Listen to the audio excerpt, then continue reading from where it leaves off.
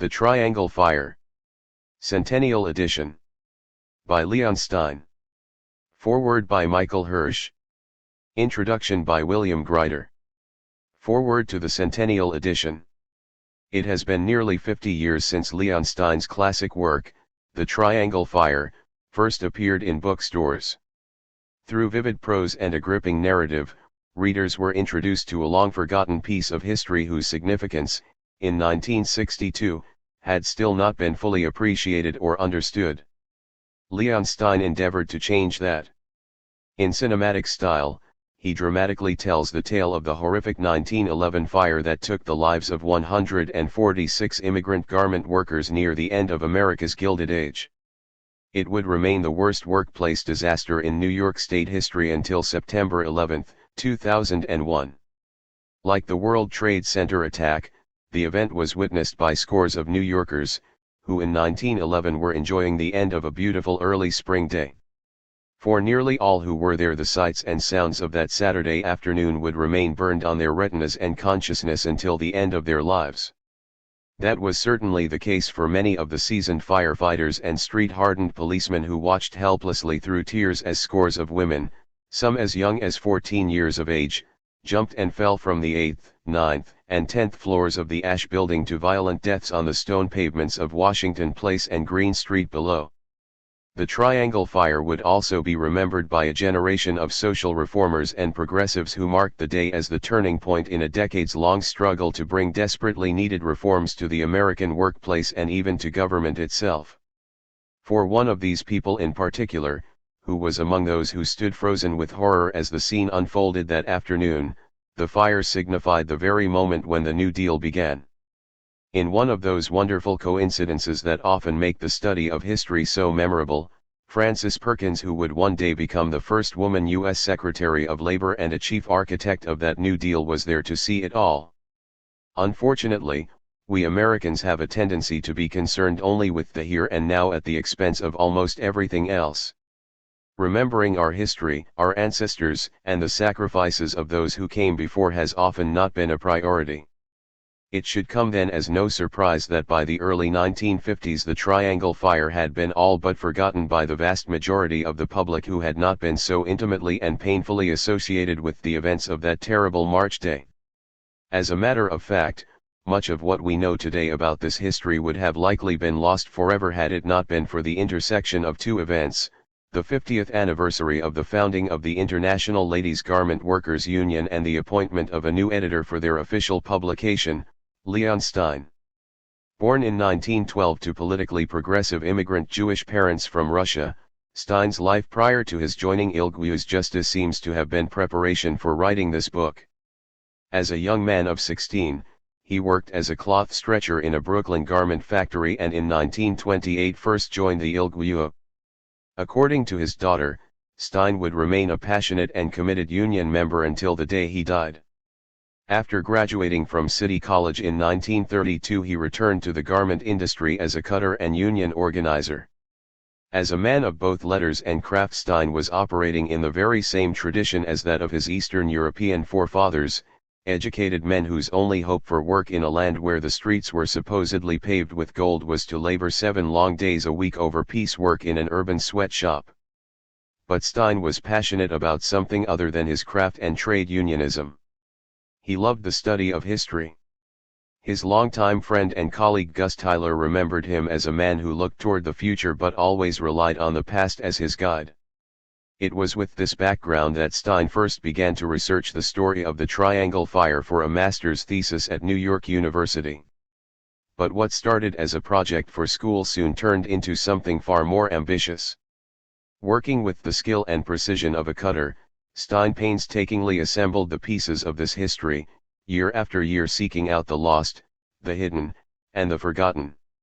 For over a decade Stein scoured archives and libraries. With the skill of a detective and genealogist, he tracked down survivors, witnesses, newspapermen, editors, policemen, firefighters, labor leaders, and the families of many who had lost loved ones in the fire. In the process, he preserved stories that these families did not or would not preserve for themselves. New to this edition of the book is a list of the people who died in the Triangle Fire, including 7 victims whose names were still unknown when the book was first published in 1962. You will find this list at the back of the book. The result of his meticulous work is a book that still stands as the definitive account of one of the nation's most important tragedies. But it is special for another reason. The Triangle Fire was the first book to place this terrible event in the context of the historic labor struggles that preceded it and the unprecedented workplace and governmental reforms that followed. Perhaps most important, because of Leon Stein's work, Americans would know what the country was like at the turn of the last century and how much the Triangle Fire had been responsible for the vast changes that were to come. The America of 1911 was a place where the rights of business interests and property owners were sacrosanct and where workers were viewed as a disposable and easily replaceable commodity. It was a country whose government, courts, and people believed it was somehow un-American to impose regulation on business of any kind, a country where workers did not have the right to strike, where the families of those injured on the job had to place their children in orphanages to survive, where those too old or sick to work had to enter an almshouse or even commit suicide so as not to burden their families or starve to death in the streets. This was Gilded Age America, a place of nearly pure and absolutely cruel laissez-faire capitalism. For years it had been the dream of social reformers and good government progressives to temper the system, and although they had some success in the areas of housing and public health, workplace reforms remained a distant dream. Then came the Triangle Fire, and the dam against reform began to break.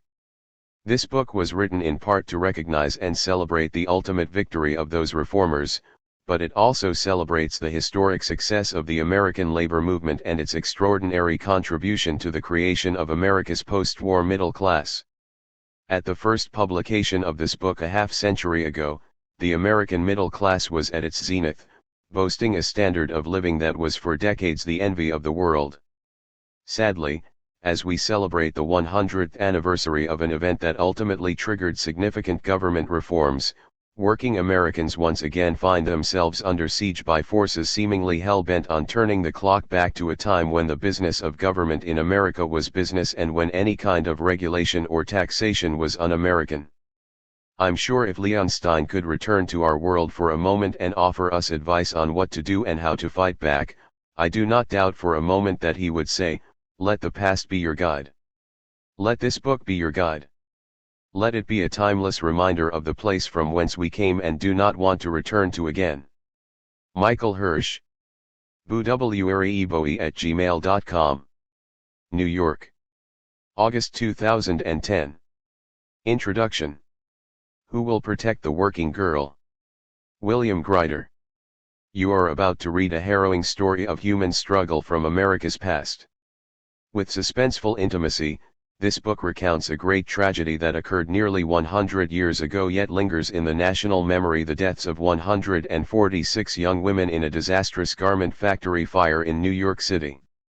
The Triangle Fire in 1911 still gets a mention in annual editions of the U.S. Almanac because it is the worst industrial factory fire in the history of American capitalism. Leon Stein tells the story in brilliant cinematic fashion, with quick jump cuts in the action, moving from one scene to the next without the interruption of commentary. You see the events directly, as if you were standing on the street outside the burning factory. The experience is a little like watching a well-made horror film. You want to know what happens next but are afraid to find out. Only this story is terribly real and involves actual human beings who suffer and die. You will feel a quickening anxiety as the story unfolds, then anger as you begin to grasp what killed those working girls. As we learn more about these young women, we see that they were victims of extraordinary callousness and dereliction on the part of important and powerful people. The factory owners, of course, but also the city's business community, the elected officials of New York, and the various bureaucracies responsible for enforcing public safety and health standards all could be blamed, in one way or another, for the unseen dangers women faced at the Triangle Shirtwaist Company, where they manufactured the shirtwaist blouses that were the reigning fashion in the early 20th century. But, in a larger sense, New Yorkers as a whole were also culpable, as was the nation, because for many years people had generally ignored the cries of protest from these girls and from the millions of other industrial workers laboring in similarly deplorable circumstances. Many of these workers were immigrants, typically trapped in miserable and dangerous working conditions, struggling for a meager livelihood in their new country. Americans, meanwhile, kept their distance. They viewed the newcomers as dirty and dangerous, peculiar foreigners who spoke strange languages and lived in congestions of squalid housing, then and now often called ghettos. The jobs the immigrants performed were vital to America's booming manufacturing, yet most Americans barely knew these people existed. Those who did were often wary and contemptuous. Does this sound familiar? The very same conditions have returned in our own time, both within the United States and around the world. Sweatshops are back in Manhattan, operating illegally with new immigrant workers and within blocks of the site of the old Triangle factory. Sweatshops are operating across the nation in sectors from food processing to apparel. At the same time, the young working girls of Asia, Mexico, Central America, and elsewhere are now manufacturing the goods we buy, from expensive name-brand sports shoes to designer jeans to toys and high-end electronics. They are often paid pitiful wages and subjected to degrading, sometimes dangerous, working conditions. Aside from the modern technologies, the main differences in American sweatshops today are the names and faces of the new immigrants. A century ago, they were overwhelmingly European, Italian, Irish, Polish, or, like the Triangle workers, Jews who had fled Russia or the Ukraine for the promise of freedom in American life. Today, the immigrant workers are mainly from Mexico and other Latin countries, or the Rim of Asia, from Cambodia and Vietnam to Korea and China. Joined by a multitude of U.S. citizens, especially Afro-Americans, these foreign-born workers do the dirty, low-wage jobs necessary to the economic system. And they are, likewise, ignored or despised. Why is this happening again? Weren't sweatshop conditions banned by law generations ago? What is the economic necessity of repeating old inhumanities in these modern times of great abundance? You should be asking these questions, among others, while reading this book. The grim fact is that young workers in Asia are once again dying needlessly in burning factories, and for approximately the same reasons the young women died in the Triangle fire. Most of these workers are young women. Some are mere children. And American consumers have hardly noticed. This introduction provides a context for understanding what happened at the Triangle disaster and why it became a pivotal event in American politics. But my more pressing point is that this long-ago story is savagely relevant today. We may avert our gaze and ignore the realities, just as many people did in the past, but the injustices are not going to go away on their own. Sooner or later, events will compel us to face them, just as Americans had to when they were shocked and embarrassed by the Triangle fire. While we focus our sympathies on the victims in this story, we must not reduce them to inert, hapless objects of pity. Certainly, their lives were hard, but the young women who worked at the Triangle Shirtwaist Company were like other young adults new to the big city, joyfully soaking up its excitement and absorbed in their own ambitions. A contemporary artist who sketched young workers on the streets of Manhattan's Lower East Side described them as a bevy of boisterous girls with plenty of energy left after a hard day's work. Their wages were meager, but the working girls, as they were called in those days, typically brought home income that was essential to their family's survival. Despite the hardships, it was a promising time for them, and they knew it. This was the era of America's great industrial advancement, 1900 to 1920, when new manufacturing giants in steel, automobiles, and electrical generation rose to preeminence, producing marvelous, new conveniences like cars, telephones, refrigerators, and indoor plumbing.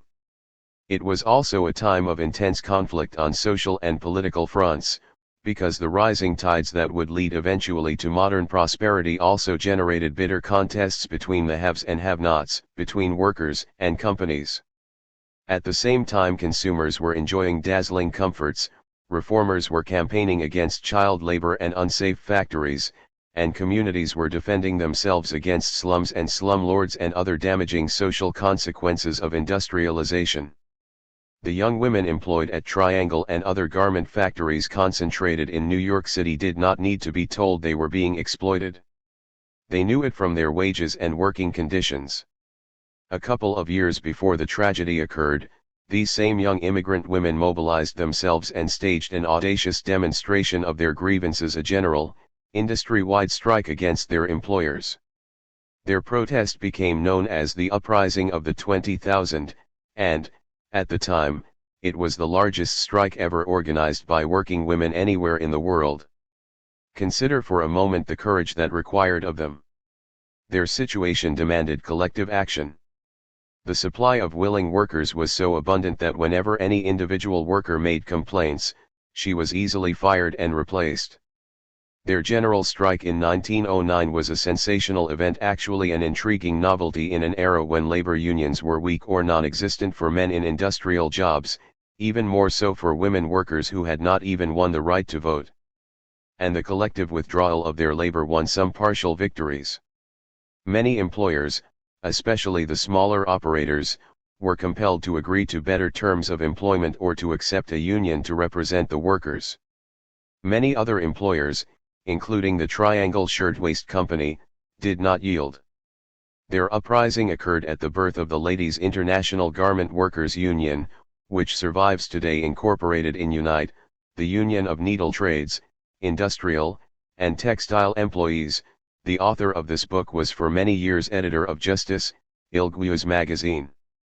The efforts of industrial workers to gain a voice and a fair share of the returns from their labor produced many similar confrontations, stretching across decades. By its nature, it was a long and tortuous struggle, and indeed continues in our time. Unite and a number of other unions are now waging a difficult fight to organize new immigrants wherever they work, from dangerous jobs in meatpacking houses in the Midwest to the modern high-rise office buildings, from New York to Los Angeles, where the janitors who mop and clean at night also need collective action to win decent wages. A century ago, against this background of social protest and labor's demands, the Triangle Fire became a galvanizing moment in American history. It provoked nationwide shock and anger, but also a humiliating sense of guilt among many citizens who had previously ignored labor's grievances. "Who will protect the working girl?" became the popular rallying demand, and it spawned a great social movement, stirred political action on many fronts, and eventually led to genuine reforms. The labor movement itself was energized and became more aggressive. Middle-class reformers were emboldened in their demands for reform laws on health, safety, and the scandal of children working in the mills and mines. Along with organized labor, reformers aroused public concern across a broad spectrum of Americans. And some leading politicians bravely took up the cause, enacting ordinances and statutes in city councils and state legislatures, especially New York's. Even so, the struggle for reform was difficult and slow, with many political setbacks.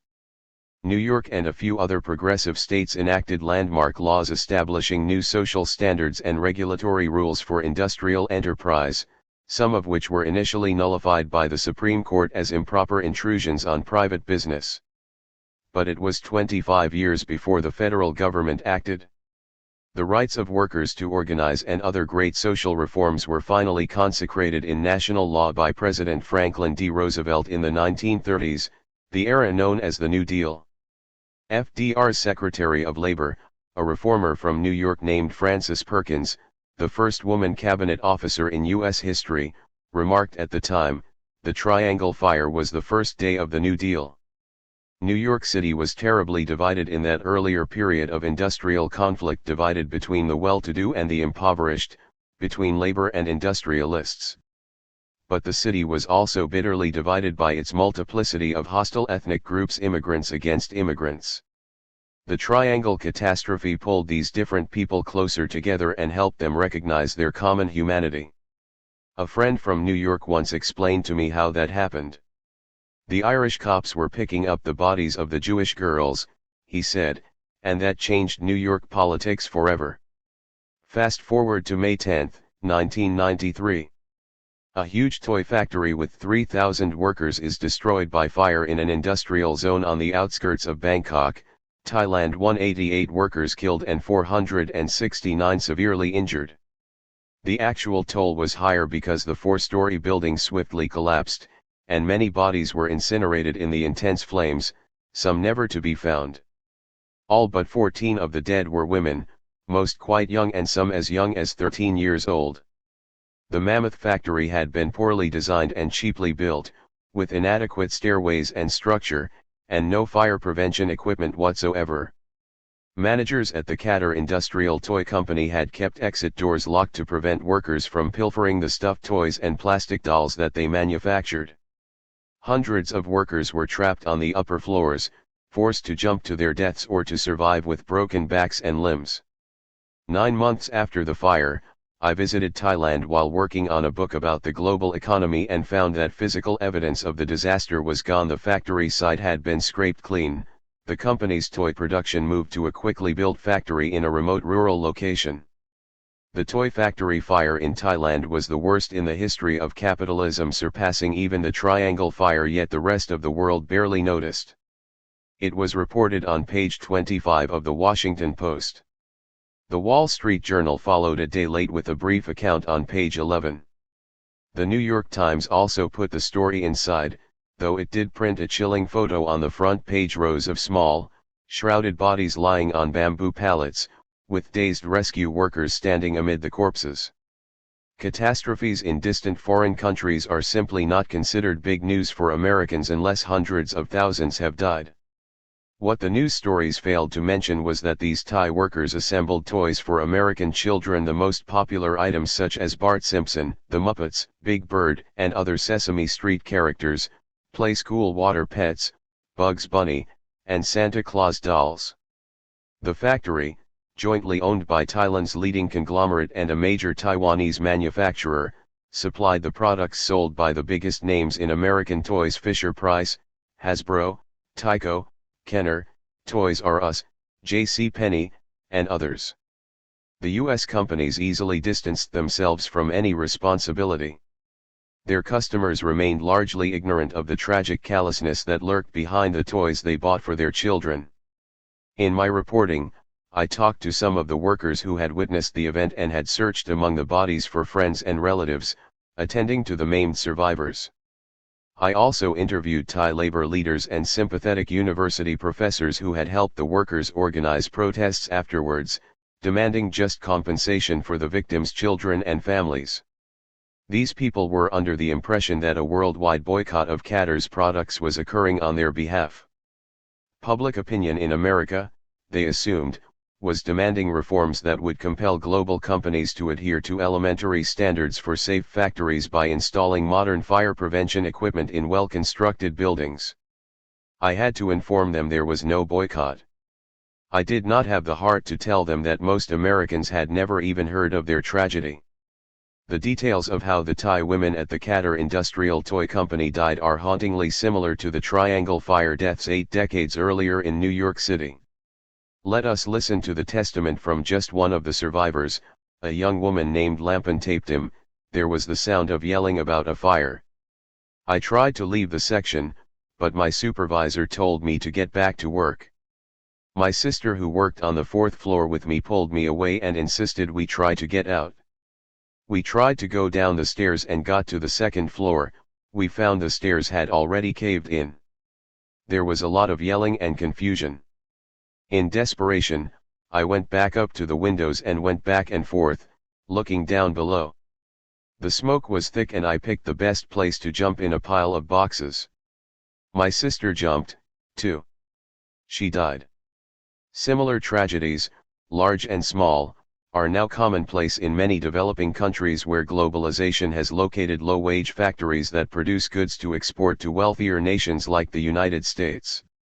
6 months after Greider, 84 women died and dozens were severely burned in a similar toy factory fire in the burgeoning industrial zone in Shenzhen, China. Earlier, in 1991, a raincoat factory in Dongguan had burned, killing more than 80 workers. Some 60 women died at a textile factory in Fuzhou province. There have been other instances. Why must these tragedies repeat themselves again and again? The People's Daily in Beijing asked. The official economic daily blamed the greed and immorality of foreign investors. Recently, I conducted a quick survey to see if these scandalous conditions had been eliminated, either by local reformers and governments or by multinational corporations insisting that their subcontractors and suppliers clean up their act. Not much has changed. In 1999, the Zhaimao electronics fire in Shenzhen left 24 dead and 40 injured. The China Labor Bulletin described it as a copycat of at least 6 similar fires in South China. 9 people, including 5 children, died in a furniture factory in Nanyang. In Bangladesh, the largest apparel factory in Dhaka burned to the ground on a Sunday night, evidently without casualties, and firefighters reported the absence of any fire prevention system. One recurring element in many of these cases is that the workers, usually young women imported from impoverished rural villages, are often housed in factory dormitories with security guards at the doors. When fire breaks out, the workers either cannot escape or suffocate from the smoke and toxic fumes. There are many more examples of such abuses in the global production system, many other dimensions of the injustice visited upon the people who are workers.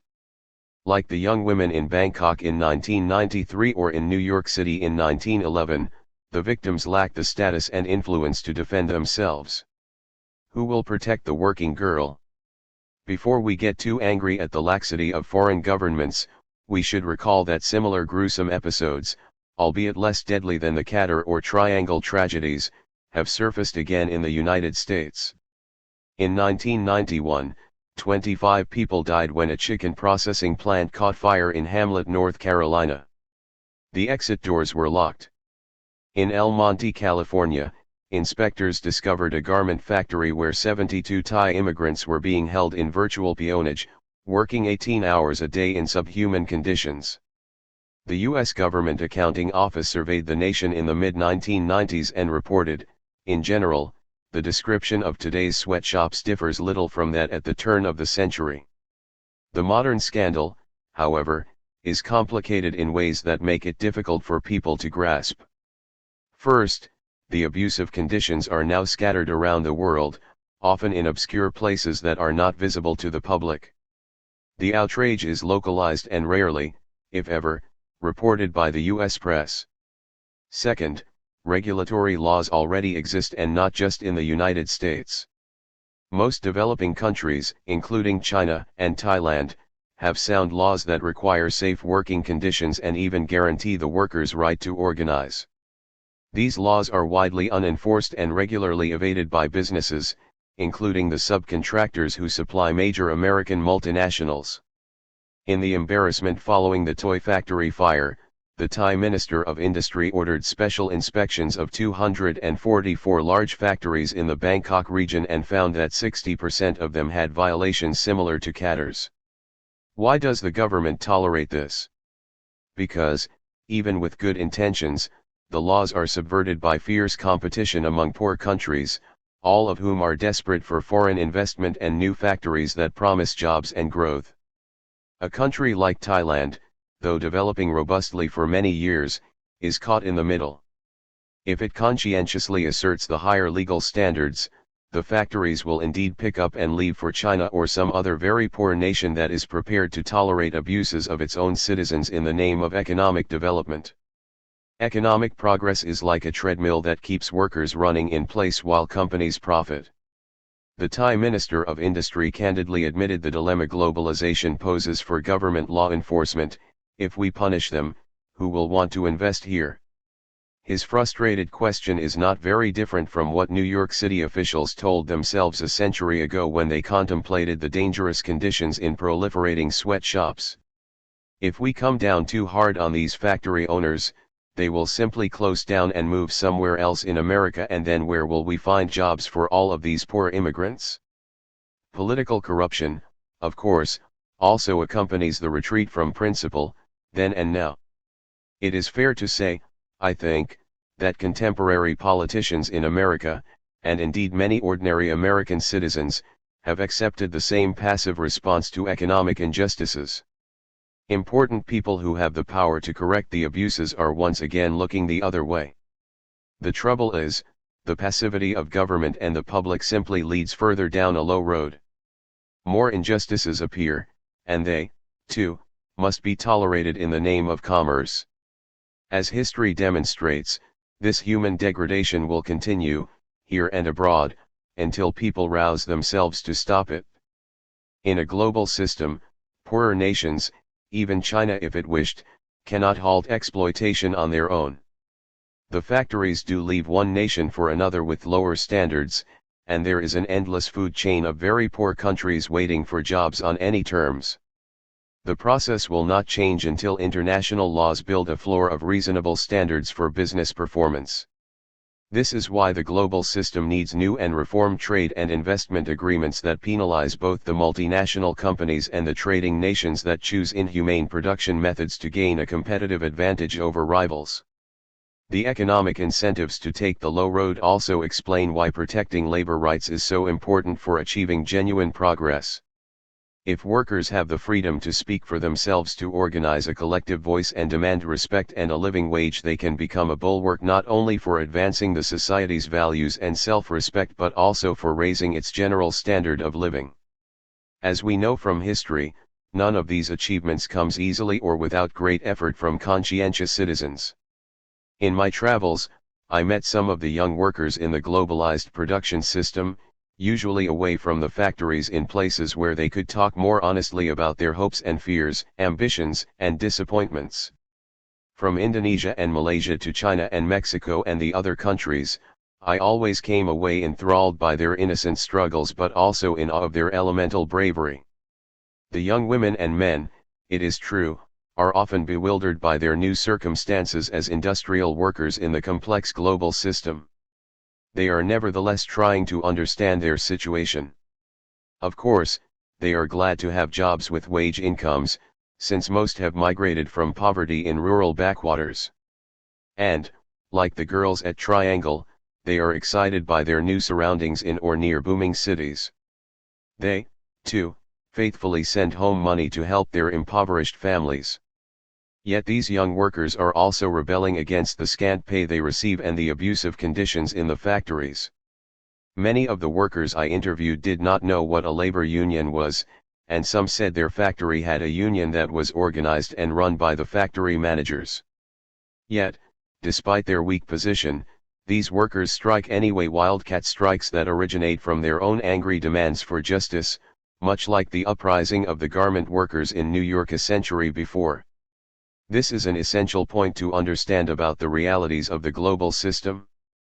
Young people in developing nations are leading thousands of such worker-led strikes, without any guidance from an organized union or other outsiders. They occur because these young people know they are being exploited, though they seldom use that word to describe their conditions. The next time you hear an economist or other experts explain that sweatshops are actually good for the poor people of the world and that any criticism of their working conditions endangers their jobs, ask about the strikes. If the workers are so grateful and happy with their situation, why do they launch so many wildcat strikes in protest? You never read much about this in the American press, but courageous workers in China even mobilize strikes, even though the penalty for the leaders can be 10 or 20 years in prison. The meaning, I believe, is quite positive for the future of the world and its gorgeous variety of people. Because the young strikers confirm that there are universal human aspirations, a thirst for personal dignity and self-advancement and just relationships that exist across the vast boundaries of geography, race, religion, and culture. The college students and other young Americans who are mobilizing now to protest against the overseas sweatshops that manufacture products for brand name multinationals like Nike are on the right track, because these students, after all, are the ones who buy the shoes and electronic toys that those young working girls are assembling in Indonesia or China or elsewhere. The American students, some of them anyway, are also beginning to recognize that social injustices are not confined to Asia or Central America. Some of the same dark practices also flourish within the United States. The students have discovered a moral question that affects their own lives: if I buy the products that afflicted workers make, do I share in the blame for what happens to those workers? This is the same question posed by the young people who died at the Triangle Factory, and Americans found they could not avoid answering it. Part 1. 1 Fire. I intend to show hell. Dante, Inferno, Canto XXIX 96. The first touch of spring warmed the air. It was Saturday afternoon, March 25, 1911, and the children from the teeming tenements to the south filled Washington Square Park with the shrill sounds of youngsters at play. The paths among the old trees were dotted with strollers. Genteel brownstones, their lace-curtained windows like drooping eyelids, lined two sides of the 8-acre park that formed a sanctuary of green in the brick and concrete expanse of New York City. On the north side of the square rose the red brick and limestone of the patrician Old Row, dating back to 1833. Only on the east side of the square was the almost solid line of homes broken by the buildings of New York University. The little park originally had been the city's potter's field, the final resting place of its unclaimed dead, but in the 19th century Washington Square became the city's most fashionable area. By 1911 the old town houses stood as a rear guard of an aristocratic past facing the invasions of industry from Broadway to the east, low-income groups from the crowded streets to the south, and the first infiltration of artists and writers into Greenwich Village to the west. Dr. D.C. Winterbottom, a coroner of the city of New York, lived at 63 Washington Square South. Sometime after 4:30, he parted the curtains of a window in his front parlor and surveyed the pleasant scene. He may have noticed Patrolman James P. Meehan of Traffic B proudly astride his horse on one of the bridle paths which cut through the park. Or he may have caught a glimpse of William Gunn Shepard, young reporter for the United Press, walking briskly eastward through the square. Clearly visible to him was the New York University building filling half of the eastern side of the square from Washington Place to Waverly Place. But he could not see, as he looked from his window, that Professor Frank Sommer, former sheriff of Essex County, New Jersey, was lecturing to a class of 50 on the 10th floor of the school building, or that directly beneath him on the 9th floor Professor H. G. Parsons was illustrating interesting points of gardening to a class of 40 girls. A block east of the square and parallel to it, Green Street cut a narrow path between tall loft buildings. Its sidewalks bustled with activity as shippers trundled the day's last crates and boxes to the horse-drawn wagons lining the curbs. At the corner of Green Street and Washington Place, a wide thoroughfare bisecting the east side of the square, the Ash Building rose 10 floors high. The Triangle Shirtwaist Company, largest of its kind, occupied the top 3 floors.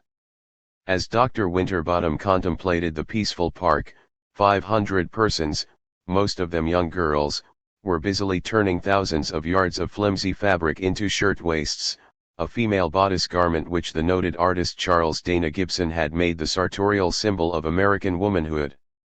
1 block north, at the corner of Green Street and Waverly Place, Mrs. Lena Goldman swept the sidewalk in front of her small restaurant. It was closing time. She knew the girls who worked in the Ash Building well, for many of them were her customers. Dominic Cardiane, pushing a wheelbarrow, had stopped for a moment in front of the doors of the Ash Building freight elevator in the middle of the Green Street block. He heard a sound like a big puff, followed at once by the noise of crashing glass. A horse reared, whinnied wildly, and took off down Green Street, the wagon behind it bouncing crazily on the cobblestones. Reporter Shepard, about to cross from the park into Washington Place, also heard the sound. He saw smoke issuing from an 8th-floor window of the Ash Building and began to run. Patrolman Meehan was talking with his superior, Lieutenant William Egan. A boy ran up to them and pointed to the Ash Building. The patrolman put spurs to his horse. Dr. Winterbottom saw people in the park running toward Washington Place. A few seconds later he dashed down the stoop carrying his black medical bag and cut across the square toward Washington Place. Patrolman Meehan caught up with Shepard and passed him.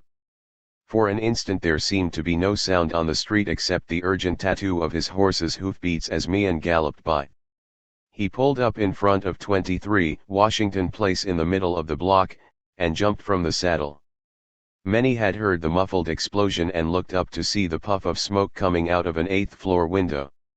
James Cooper, passing by, was one of them. He saw something that looked like a bale of dark dress goods come out of a window. "Someone's in there all right. He's trying to save the best cloth," a bystander said to him. Another bundle came flying out of a window. Halfway down the wind caught it and the bundle opened. It was not a bundle. It was the body of a girl. Now the people seemed to draw together as they fell back from where the body had hit. Nearby horses struggled in their harnesses. "The screams brought me running," Mrs. Goldman recalled. "I could see them falling. I could see them falling." John H. Mooney broke out of the crowd forming on the sidewalk opposite the Ash Building and ran to Fire Box 289 at the corner of Green Street. He turned in the first alarm at 4:45 p.m. Inside the Ash Building lobby, patrolman Meehan saw that both passenger elevators were at the upper floors. He took the stairs 2 steps at a time. Between the 5th and 6th floors he found his way blocked by the first terrified girls making the winding descent from the Triangle shop. In the narrow staircase he had to flatten himself against the wall to let the girls squeeze by. Between the 7th and 8th floors he almost fell over a girl who had fainted. Behind her the blocked line had come to a stop, the screaming had increased. He raised her to her feet, held her for a moment against the wall, calming her, and started her once again down the stairs. At the 8th floor, he remembers that the flames were within 8 feet of the stairwell. "I saw 2 girls at a window on the Washington Place side shouting for help and waving their hands hysterically. A machinist, his name was Brown, helped me get the girls away from the window. We sent them down the stairs. The heat was unbearable. It backed us to the staircase," Meehan says. Together with the machinist, he retreated down the spiral staircase. At the 6th floor, the policeman heard frantic pounding on the other side of the door facing the landing. He tried to open the door but found it was locked. He was certain now that the fire was also in progress on this floor. "I braced myself with my back against the door and my feet on the nearest step of the stairs. I pushed with all my strength. When the door finally burst inward, I saw there was no smoke, no fire. But the place was full of frightened women. They were screaming and clawing. Some were at the windows threatening to jump. These were Triangle employees who had fled down the rear fire escape. At the 6th floor, one of them had pried the shutters open, smashed the window and climbed back into the building. Others followed. Inside, they found themselves trapped behind a locked door and panicked. As he stumbled back into the street, Meehan saw that the first fire engines and police patrol wagons were arriving. Dr. Winterbottom, in the meantime, had reached Washington Place. For a moment he remained immobilized by the horror. Then he rushed into a store, found a telephone, and shouted at the operator, "For God's sake, send ambulances." The first policemen on the scene were from the nearby Mercer Street station house of the 8th Precinct. Among them were some who had used their clubs against the Triangle girls a year earlier during the shirtwaist makers' strike. First to arrive was Captain Dominic Henry, a man inured to suffering by years of police work in a tough, two-fisted era. But he stopped short at his first view of the Ash Building. "I saw a scene I hope I never see again. Dozens of girls were hanging from the ledges. Others, their dresses on fire, were leaping from the windows. From distant streets came piercing screams of fire whistles, the nervous clang of fire bells. Suddenly, they were sounding from all directions. In the street, men cupped their hands to their mouths, shouting, 'Don't jump! Here they come!' Then they waved their arms frantically. Patrolman Meehan also shouted. He saw a couple standing in the frame of a 9th-floor window. They moved out onto the narrow ledge. I could see the fire right behind them. I hollered, 'Go over!' But 9 floors above the street the margin of choice was as narrow as the window ledge. The flames reached out and touched the woman's long tresses. The two plunged together. In the street, Watchers recovering from their first shock had sprung into action. Two young men came charging down Green Street in a wagon, whipping their horses onto the sidewalk and shouting all the time, "Don't jump." They leaped from the wagon seat, tore the blankets from their two horses, and shouted for others to help grip them. Other teamsters also stripped blankets, grabbed tarpaulins to improvise nets. But the bodies hit with an impact that tore the blankets from their hands. Bodies and blankets went smashing through the glass deadlights set into the sidewalk over the cellar vault of the Ash building. Daniel Charnin, a youngster driving a Wanamaker wagon, jumped down and ran to help the men holding the blankets. They hollered at me and kicked me. They shouted, "Get out of here, kid. You want to get killed." One of the first ambulances to arrive was in the charge of Dr. D. E. Keefe of St. Vincent's Hospital. It headed straight for the building. One woman fell so close to the ambulance that I thought if we drove it up to the curb it would be possible for some persons to strike the top of the ambulance and so break their falls. The pump engine of Company 18, drawn by 3 sturdy horses, came dashing into Washington Place at about the same time. It was the first of 35 pieces of firefighting apparatus summoned to the scene. These included the fire department's first motorized units, ultimately to replace the horses but in 1911 still experimental.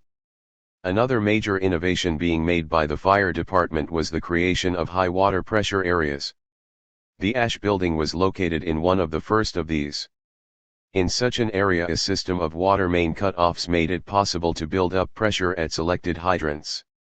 At Triangle, the Gansevoort Street pumping station raised the pressure to 200 pounds. The most modern means of fighting fires were available at the northwest corner of Washington Place and Green Street. A rookie fireman named Frank Rubino rode the Company 18 pump engine, and he remembers that we came tearing down Washington Square East and made the turn into Washington Place. The first thing I saw was a man's body come crashing down through the sidewalk shed of the school building. We kept going. We turned into Green Street and began to stretch in our hoses. The bodies were hitting all around us. When the bodies didn't go through the deadlights, they piled up on the sidewalk, some of them burning so that firemen had to turn their hoses on them. According to Company 18's Captain Howard Ruch, the hoses were soon buried by the bodies and we had to lift them off before we could get to work. Captain Ruch ordered his men to spread the life nets. But no sooner was the first one opened than 3 bodies hit it at once. The men, their arms looped to the net, held fast. The force was so great it took the men off their feet, Captain Ruch said. Trying to hold the nets, the men turned somersaults and some of them were catapulted right onto the net. The men's hands were bleeding, the nets were torn and some caught fire. Later, the captain calculated that the force of each falling body when it struck the net was about 11,000 pounds. Life nets? Asked Battalion Chief Edward J. Worth. What good were life nets? The little ones went through life nets, pavement, and all. I thought they would come down one at a time. I didn't know they would come down with arms entwined 3 and even 4 together. There was one who seemed to have survived the jump. I lifted her out and said, "Now go right across the street." She walked 10 feet and dropped. She died in 1 minute. The first hook and ladder Company 20 came up Mercer Street so fast, says Rubino, that it almost didn't make the turn into Washington Place. The firemen were having trouble with their horses. They weren't trained for the blood and the sound of the falling bodies. They kept rearing on their hind legs, their eyes rolling. Some men pulled the hitching pins and the horses broke loose, whinnying. Others grabbed the reins and led them away. The crowd began to shout, "Raise the ladders." Company 20 had the tallest ladder in the fire department. It swung into position, and a team of men began to crank its lifting gears. A hush fell over the crowd. The ladder continued to rise. One girl on the 9th floor ledge slowly waved a handkerchief as the ladder crept toward her. Then the men stopped cranking. The ladder stopped rising. The crowd yelled in one voice, "Raise the ladders." But the ladder had been raised, Rubino says. It was raised to its fullest length. It reached only to the 6th floor. The crowd continued to shout. On the ledge, the girl stopped waving her handkerchief. A flame caught the edge of her skirt. She leaped for the top of the ladder almost 30 feet below her, missed, hit the sidewalk like a flaming comet. Chief Worth had arrived at the scene at 4:46 1/2, had ordered the second alarm to be transmitted at 4:48. 2 more alarms were called, one at 4:55 and a fourth at 5:10. In the first 2 minutes after his arrival, the chief had assessed the situation. He directed his men to aim high water pressure hoses on the wall above the heads of those trapped on the ledge. We hoped it would cool off the building close to them and reassure them. It was about the only reassurance we could give. The men did the best they could. But there is no apparatus in the department to cope with this kind of fire. The crowd watched one girl on the ledge inch away from the window through which she had climbed as the flames licked after her. As deliberately as though she were standing before her own mirror at home, she removed her wide-brimmed hat and sent it sailing through the air. Then slowly, carefully, she opened her handbag. Out of it she extracted a few bills and a handful of coins, her pay. These she flung out into space. The bills floated slowly downward. The coins hit the cobblestones, ringing as she jumped. 3 windows away one girl seemed to be trying to restrain another from jumping. Both stood on the window ledge. The first one tried to reach her arm around the other. But the second girl twisted loose and fell. The first one now stood alone on the ledge and seemed oblivious to everything around her. Like a tightrope walker, she looked straight ahead and balanced herself with her hands on hips hugging the wall. Then she raised her hands. For a moment she gestured, and to the staring crowd it seemed as if she were addressing some invisible audience suspended there before her. Then she fell forward. They found her later, buried under a pile of bodies. She was Celia Weintraub and lived on Henry Street. Life was still in her after 2 hours in which she had lain among the dead. William Shepard, the United Press reporter and the only newspaperman on the scene at the height of the tragedy, had found a telephone in a store and dictated his story as he watched it happen through a plate glass window. He counted 62 falling bodies, less than half the final total. Thud dead. Thud dead. Thud dead. Shepard began his story. I call them that because the sound and the thought of death came to me each time at the same instant. As he watched, Shepard saw a love affair in the midst of all the horror. A young man helped a girl to the windowsill on the 9th floor. Then he held her out deliberately, away from the building, and let her drop. He held out a second girl the same way and let her drop. He held out a third girl who did not resist. I noticed that they were all as unresisting as if he were helping them into a streetcar instead of into eternity. He saw that a terrible death awaited them in the flames and his was only a terrible chivalry.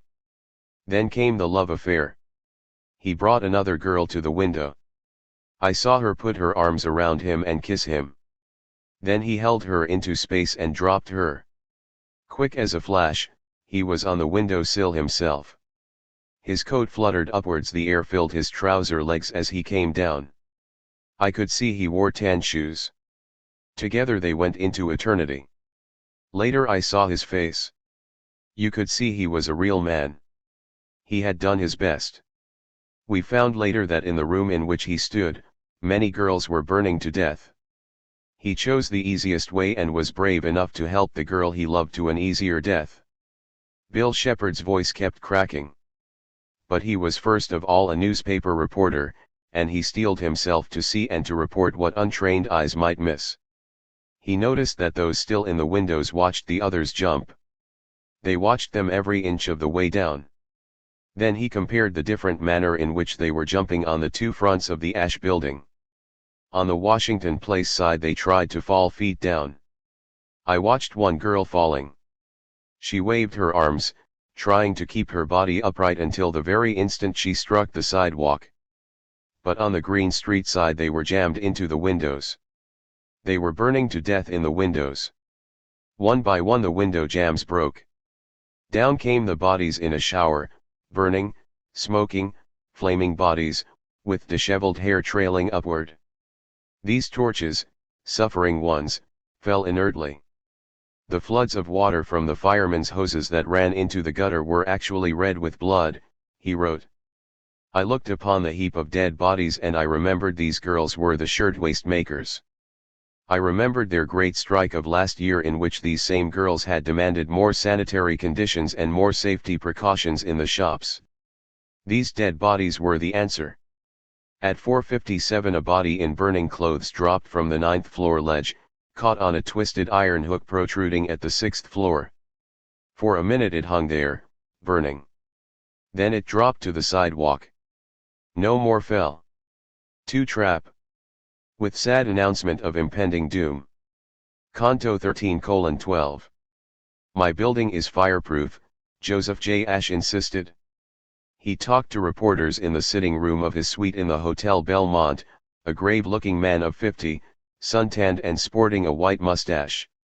He and his wife had just arrived in the city en route from St. Augustine, Florida, to their home in Saugatuck, Connecticut.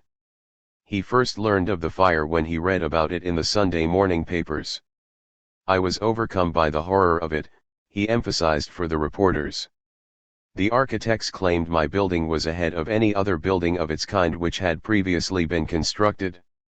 First plans for the construction of a building at Green Street and Washington Place were filed in April, 1900, by an architect named John Woolley.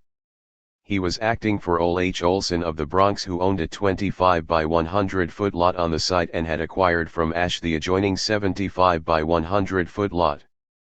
But Ashe changed his mind, took over the combined site from Olson, and decided to build for himself. His architect, Julius Franca, filed new plans with the building department on April 28, 1900.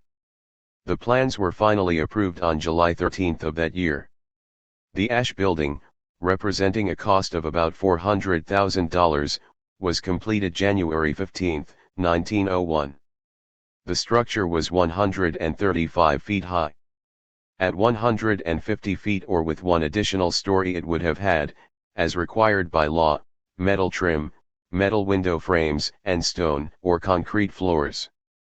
At 135 feet its wooden trim, wooden window frames, and wooden floors were legal. The law required only a single staircase in a building in which the floor space at each level was less than 2,500 square feet. If the single floor measured more than that but less than 5,000 square feet, the building was required to have two staircases. There would be an additional stairway for each additional 5,000 square feet. By this measure, the Ashe Building with an interior area of 10,000 square feet per floor should have had 3 staircases. This flaw was noted by Rudolph P. Miller, then an inspector for the building department over which he had risen to be director by 1911. On May 7, 1900, he wrote to architect Franca that an additional continuous line of stairway should be provided. The architect asked for an exception because the staircases are remote from each other and, as there is a fire escape in the court, it practically makes 3 staircases, which in my opinion is sufficient. Miller also insisted that the fire escape in the rear must lead down to something more substantial than a skylight. The architect replied with the promise that the fire escape will lead to the yard and an additional balcony will be put in where designated on the plan. Both staircases were in vertical wells with their steps winding once around a center between floors. The steps were of slate set in metal and measured 2 feet 9 inches in width but were tapered at the turns. The walls were of terracotta. Only the Green Street staircase, with windows between floors facing the backyard, had an exit to the roof. The windowless Washington Place stairs ended at the 10th floor. At each floor, a wooden door with a wired glass window, opened into the loft. Section 80 of the state labor law required that factory doors shall be so constructed as to open outwardly, where practicable, and shall not be locked, bolted or fastened during working hours. But in the Ashe Building, the last step at each landing was only 1 stair's width away from the door. Therefore it was not practicable for the doors to open outward. Therefore all of them opened in. The Ashe Building's 3rd staircase, its single fire escape ended at the 2nd floor, despite Miller's requests. But, as Manhattan Borough President George McEnany pointed out after the fire, the law doesn't compel any sort of building to have fire escapes. It leaves enormous discretionary power with the building department. The dangers implicit in this situation were underscored by Arthur E. McFarlane, an expert in fire prevention and fire insurance. He charged that in many instances speculative builders decided to build their loft buildings without any fire escapes at all. Others put them in the air shaft which, in case of fire, becomes its natural flue. Others bolted on the antique, all but vertical, 18-inch ladder escapes such as could not legally have been placed upon even a 3-story tenement house. The city's Board of Aldermen was aware of the danger. In 1909 it spent time studying the problem and ended up with proposed revisions of the building code, one of which would have required street-side fire escapes on buildings of the ash type. The entire effort, however, was tripped up by a fight that started with rival interests controlling the production and sale of fireproof materials. The board divided along parallel lines and stalemated all action on the matter. I have never received any request or demand from any department or bureau for alteration to the building, nor has any request or demand been received by me for additional fire escapes, nor has the fire escape on the building ever been unfavorably criticized to me by any official, Mr. Ash continued in his Belmont Hotel suite. And, slicing the air with his right hand, he added, I never gave the matter any thought. There was no law requiring fire sprinklers in New York City factory buildings. Fire Chief Edward F. Croker argued that there had never been a loss of life in a sprinkler-equipped building. These devices, attached to the ceiling, had heat fuses which automatically could set off an alarm and at the same time release heavy sprays of water in the area where heat from a fire had accumulated. Chief Croker admitted that installation of sprinklers would add about 4% to construction costs. But he stressed his opinion that sprinklers increase the renting value of a building and so decrease the price of insurance as to pay for themselves within 5 years. Sharing this opinion, and on the basis of his own investigations, Fire Commissioner Rhinelander Waldo had ordered sprinklers to be installed in a number of warehouses. 3 weeks before the Triangle conflagration, the Protective League of Property Owners held an indignation meeting. The League's counsel, Pendleton Dudley, then issued a statement charging that the fire department was seeking to force the use of cumbersome and costly apparatus. The League insisted that the order was arbitrary and imposed a burden of unnecessary expense and that the action was unreasonable, mischievous, and misleading, the Tribune reported. And the Herald noted that the owners claimed the order amounted to a confiscation of property and that it operates in the interest of a small coterie of automatic sprinkler manufacturers to the exclusion of all others. Chief Croker restrained his anger.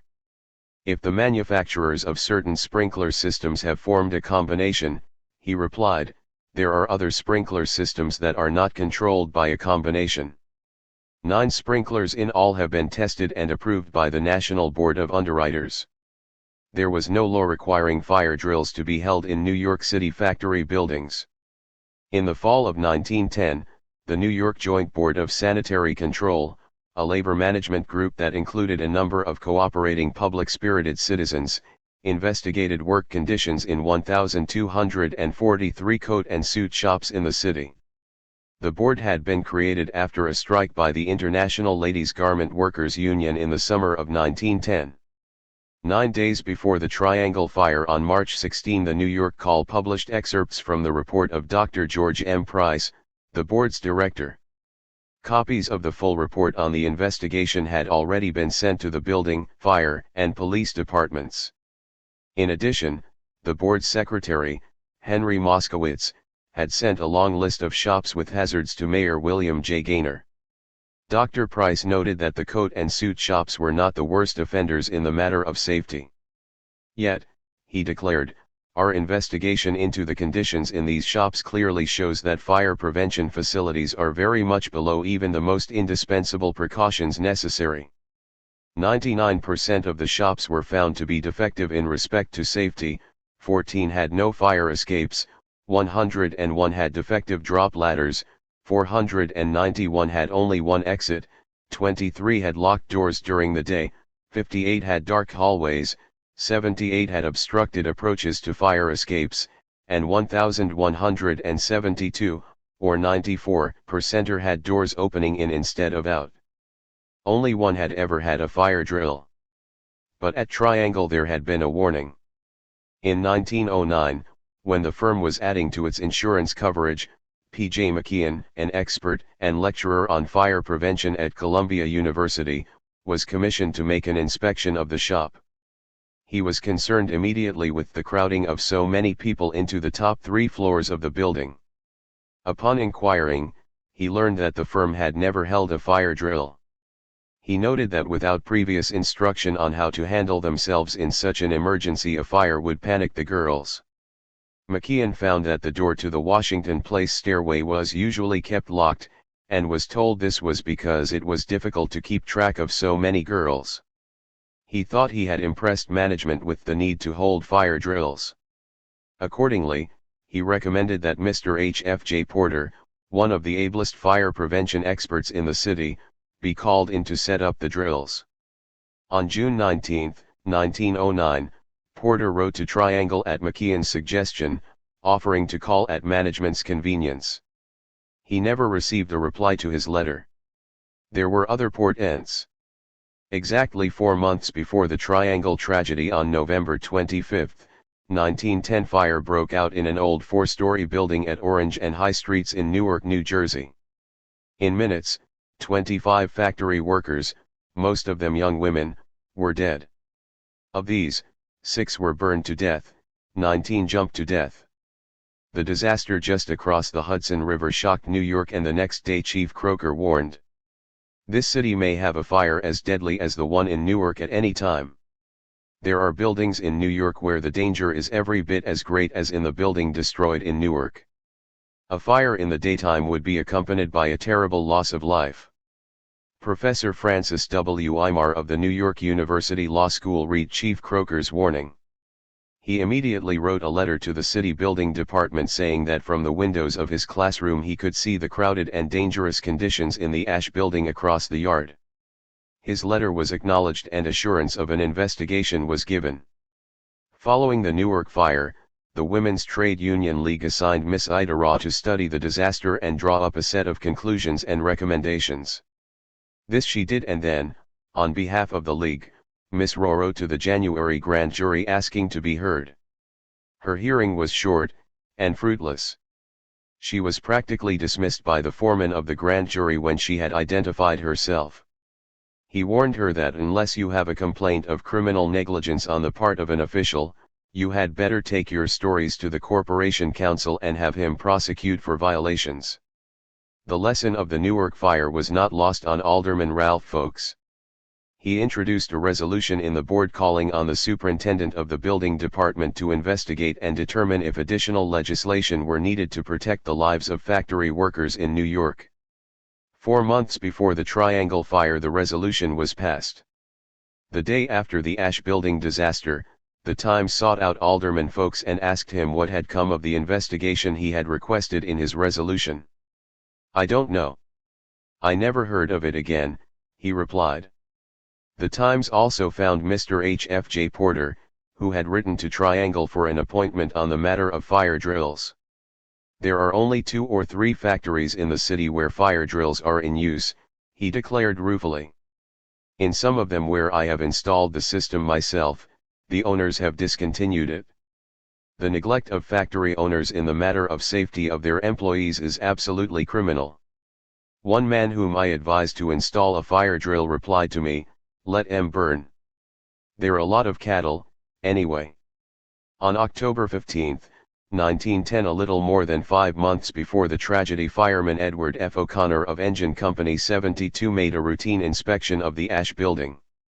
Under the definitions of the existing codes, he had to report that the fire escape was good, the stairways were good, the building was fireproof. He noted that an 8 by 10 foot tank on the roof had a capacity of 5,000 gallons of water and that there were 259 water pails distributed over the building's 10 floors for emergency use. In the decade since the construction of the Ash building, About $150 million had gone into the building of similar structures in Lower Manhattan. Greater height meant greater returns on land values. By September 1909, the greater city had 612,000 employees in 30,000 factories, 50,000 more workers than in all of Massachusetts at that time. And, early in 1911, the Women's Trade Union League reported that about half the total number was employed above the 7th floor. That was just about the height beyond which the finest firefighting force in the country could not deal successfully with a fire. Yet so strong was the feeling of safety in the new buildings that not a single new building or factory law was enacted in the entire decade. Even the number of required stairways, for example, continued to be geared to the area of a single floor with no regard to the number of floors in the structure or the number of workers in the building. Indeed, the day after the Triangle Fire, Albert G. Ludwig, Chief Inspector and Deputy Superintendent of the Building Department, inspected the Ash Building. Then he declared, "This building could be worse and come within the requirements of the law." Joseph J. Ash was right. In his hotel suite, he leaned forward and assured the reporters, "I have obeyed the law to the letter. There was not one detail of the construction of my building that was not submitted to the building and fire departments. Every detail was approved and the fire marshal congratulated me. And that is why, high above the city's streets, beyond the reach of firefighting equipment, without benefit of fire sprinklers, proper fire escapes, or fire drills, 500 employees of the Triangle Shirtwaist Company on that March 25, having heard the bell marking the end of their workday, began to rise from their machines and their work tables with the utmost confidence in their own security and safety. 3/8. Now we descend by stairways such as these. Canto 17:82. I rang the bell, said Joseph Wexler, 8th floor watchman for the Triangle Shirtwaist Company. He stood beside the time clock attached to the Green Street partition, near the single exit on that side of the shop. I was supposed to look in the girls' pocketbooks, every girl's pocketbook. I got ready. I rang the bell. What time was it? Quitting time on Saturday was 4:45 p.m. But Triangle, like Congress, sometimes manipulated its control clock in order to keep working. On that Saturday, Fire Department Central received the first alarm from Box 289 at 4:45 p.m. At 4:45 1/2 p.m., 2 telephone calls from 23 Washington Place reported a fire. But the first entry on the matter in the daybook of the 8th Precinct reads, SGT. James Kane and 8 patrolmen left for duty at Washington Place fire 4:30 p.m. What time was it? It was the time before sundown when bearded Jews in the East Side tenements were beginning to chant the prayer marking the end of the Sabbath. It is called the Havdalah, which means the Great Divide. Its joyous words praise the Lord for creating the Sabbath and setting it apart from all the other days of the week. Crossing back over the Great Divide and returning to the stretch of ordinary days is marked by the performance of an act forbidden during the holy day. As the sun sets, he who prays pours a small portion of ritual wine into a platter and touches fire to it. The Sabbath ends. And the flames flare up. Those Jewish workers who had brought a strong religious faith with them to the New World and had held on to it paid for their piety. While others remained bent over their sewing machines on Friday afternoon, these stole glances at the sun and when it began to dip, pushed back their chairs, rose from their work and departed losing time and earnings. For those on whom the grip of faith had loosened, the sundown meant little. At Triangle, the Sabbath was not set apart. There was work for those who wished to work on Saturdays, and often even on Sundays. Wexler rang the quitting bell. From where he stood, he could survey the entire shop floor, a huge square measuring about 100 feet on each side.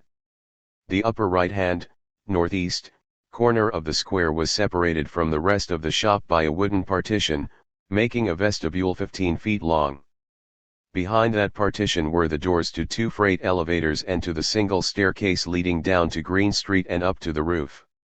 When we stepped out of the freight elevators in the morning, says Joseph Granick, who worked at Triangle as a garment cutter.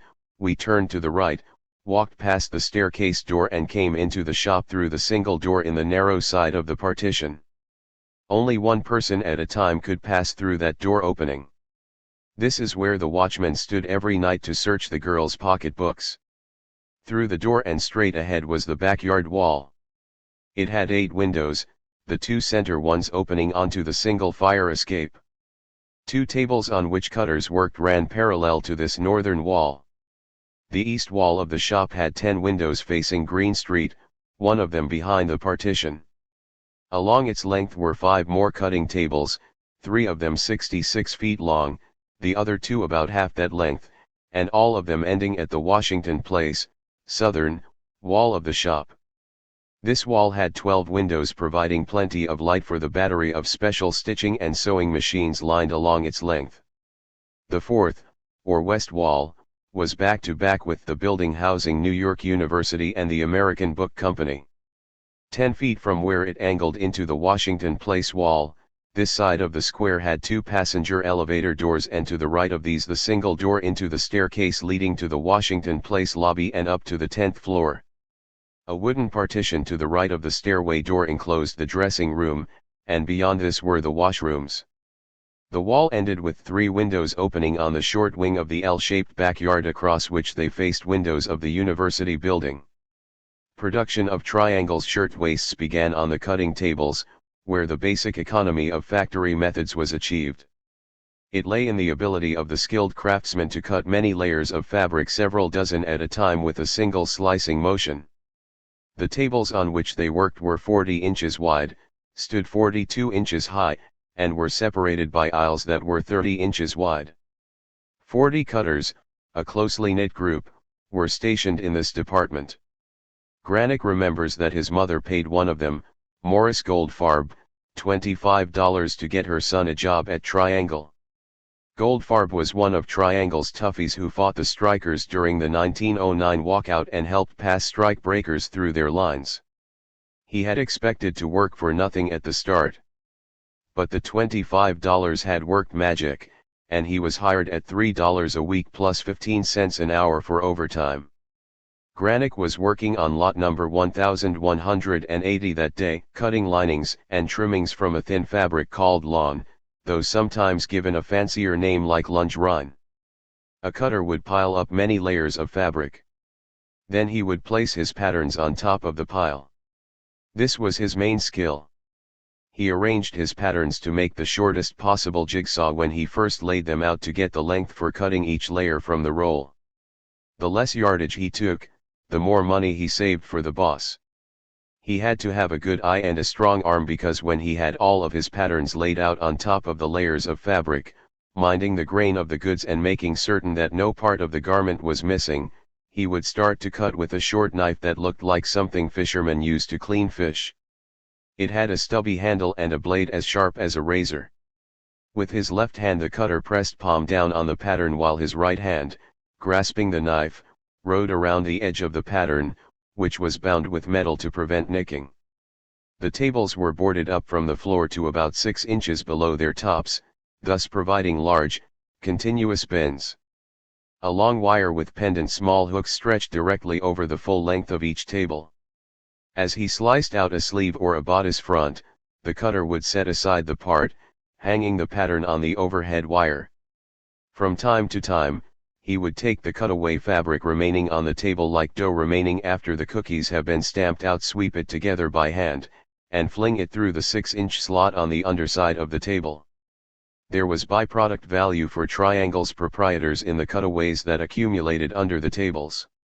They were purchased regularly by a dealer named Louis Levy. Between March 25, 1910, and March 25, 1911, he removed the accumulated cutaways 6 times. "I waited for an accumulation," said Levy. "The last time I removed the rags before the fire was on January 15, 1911. They came from the 8th floor. Altogether, it was 2,252 pounds. Granick had received his week's pay and was walking toward the Green Street exit where Wexler was stationed when he encountered Eva Harris, the sister of Isaac Harris, one of Triangle's 2 owners. Eva Harris said she smelled something burning. I looked to the cutting tables. At the second table, through the slot under the top, I saw the red flames. Eva Harris turned and ran toward Dinah Lifshitz sitting at her desk in the corner of the shop near the 3 western windows. Dinah handed out the work to the special machine operators on the 8th floor. Next to her desk stood short, stocky Samuel Bernstein, Triangle's production manager, who was related by marriage to both of its owners. I heard a cry, Bernstein said. It was Eva Harris. She was running toward me from the middle of the shop. She was hollering, "There is a fire, Mr. Bernstein." I turned around. I saw a blaze and some smoke at the second table from the Green Street windows. As I ran across the shop toward the fire, some cutters were throwing pails of water. Another Bernstein, William, a cutter, had grabbed a pail of water that stood near the last window and had thrown it on the fire. But it didn't do any good, he asserted. The rags and the table were burning. I went around the partition into the freight elevator vestibule to get another pail of water. But when I tried to go back in, the narrow doorway was blocked with people rushing to the stairs. Cutter Max Rothen had just hung his patterns on the long overhead wire, having finished the day, when he felt a punch in the back. He turned around and there was Bernstein the manager, his face white from fright. At the same time there were cries of fire from all sides. The line of hanging patterns began to burn. Some of the cutters jumped up and tried to tear the patterns from the line, but the fire was ahead of them. The patterns were burning. They began to fall on the layers of thin goods underneath them. Every time another piece dropped, light scraps of burning fabric began to fly around the room. They came down on the other tables and they fell on the machines. Then the line broke and the whole string of burning patterns fell down. The smoke grew thicker. Those still in the loft began to choke and cough. A half-dozen men continued to fling pails of water at the fire. But the flames seemed to push up from under the table right to the top, Granick recalls. I began to look for more water. I thought there might be more pails on the Washington Place side. I began to run there, then I stopped and looked back. I saw in a flash I could never make it. The flames were beginning to reach the ceiling. Now the flames were everywhere, consuming the fabric and beginning to feed on the wooden floor trim, the sewing tables, the partitions. The heat and the pressure were rising. The windows began to pop, and down in Green Street, Dominic Cardiani heard a sound like a big puff. Samuel Bernstein stood near the flames and cried out for more pails of water. One of the elevator operators came running with a pail. He left the elevator door open. It made a terrible draft. The wind blew right through the place. We found it was impossible to put the fire out with pails. Then Bernstein remembered there were hose lines hanging in the stairwells. I saw Louis and Ehrman, the assistant shipping clerk from the 10th floor. I hollered, "Louis, get me a hose." Somehow Send Ehrman managed to reach a hose in the Green Street stairwell. He fought his way back into the loft, dragging the hose behind him. He reached out the nozzle to Bernstein. As I took the hose from him, I said, "Is it open?" But it didn't work. No pressure. No water. I tried it. I opened it. I turned the nozzle one way and then another. It didn't work. I threw it away. Send Ehrman tried to work the hose. So did Solly Cohen, another shipping clerk. They had as little success as Bernstein. Then a third man tried. He was a little fellow, I don't even remember his name, he was an assistant machinist, new in the factory. He came toward me dragging the hose. He handed it to me, Bernstein continued. I tried it again. I hollered, "Where is the water, where is the water?" He answered, "No pressure, nothing coming." Who was the boy? All I know is that he was lost in the fire. He was pulling me by the hand and screaming.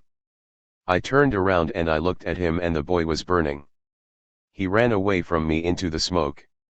The machinist, Louis Brown, was in the men's room just north of the dressing room when he heard the cry of fire. He dropped the soap with which he was washing his hands and ran into the shop. The first thing he saw was Bernstein standing on one of the tables with a pail of water. He ran to join him. When Mr. Bernstein saw me, he hollered, "Brown, you can't do anything here. Try to get the girls out." I saw the girls all clustered at the door to the Washington Place stairway and I ran in that direction. Realizing that the fire was now beyond control, Bernstein jumped down from the table and hurried to the Green Street vestibule, where he concentrated on getting the girls out. I wouldn't let them go for their clothes even though it was spring and many of them had new outfits.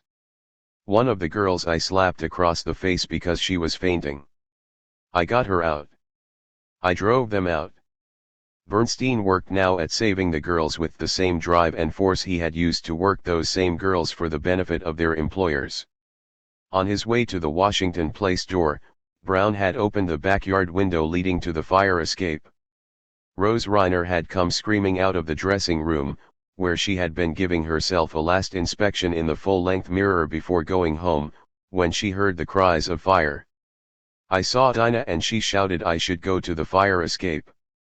As I climbed through the window, I saw Mr. Brown trying to open the Washington Place door. I went out onto the fire escape.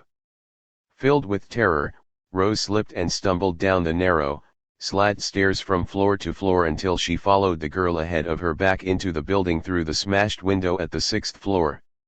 I went down. More I don't remember.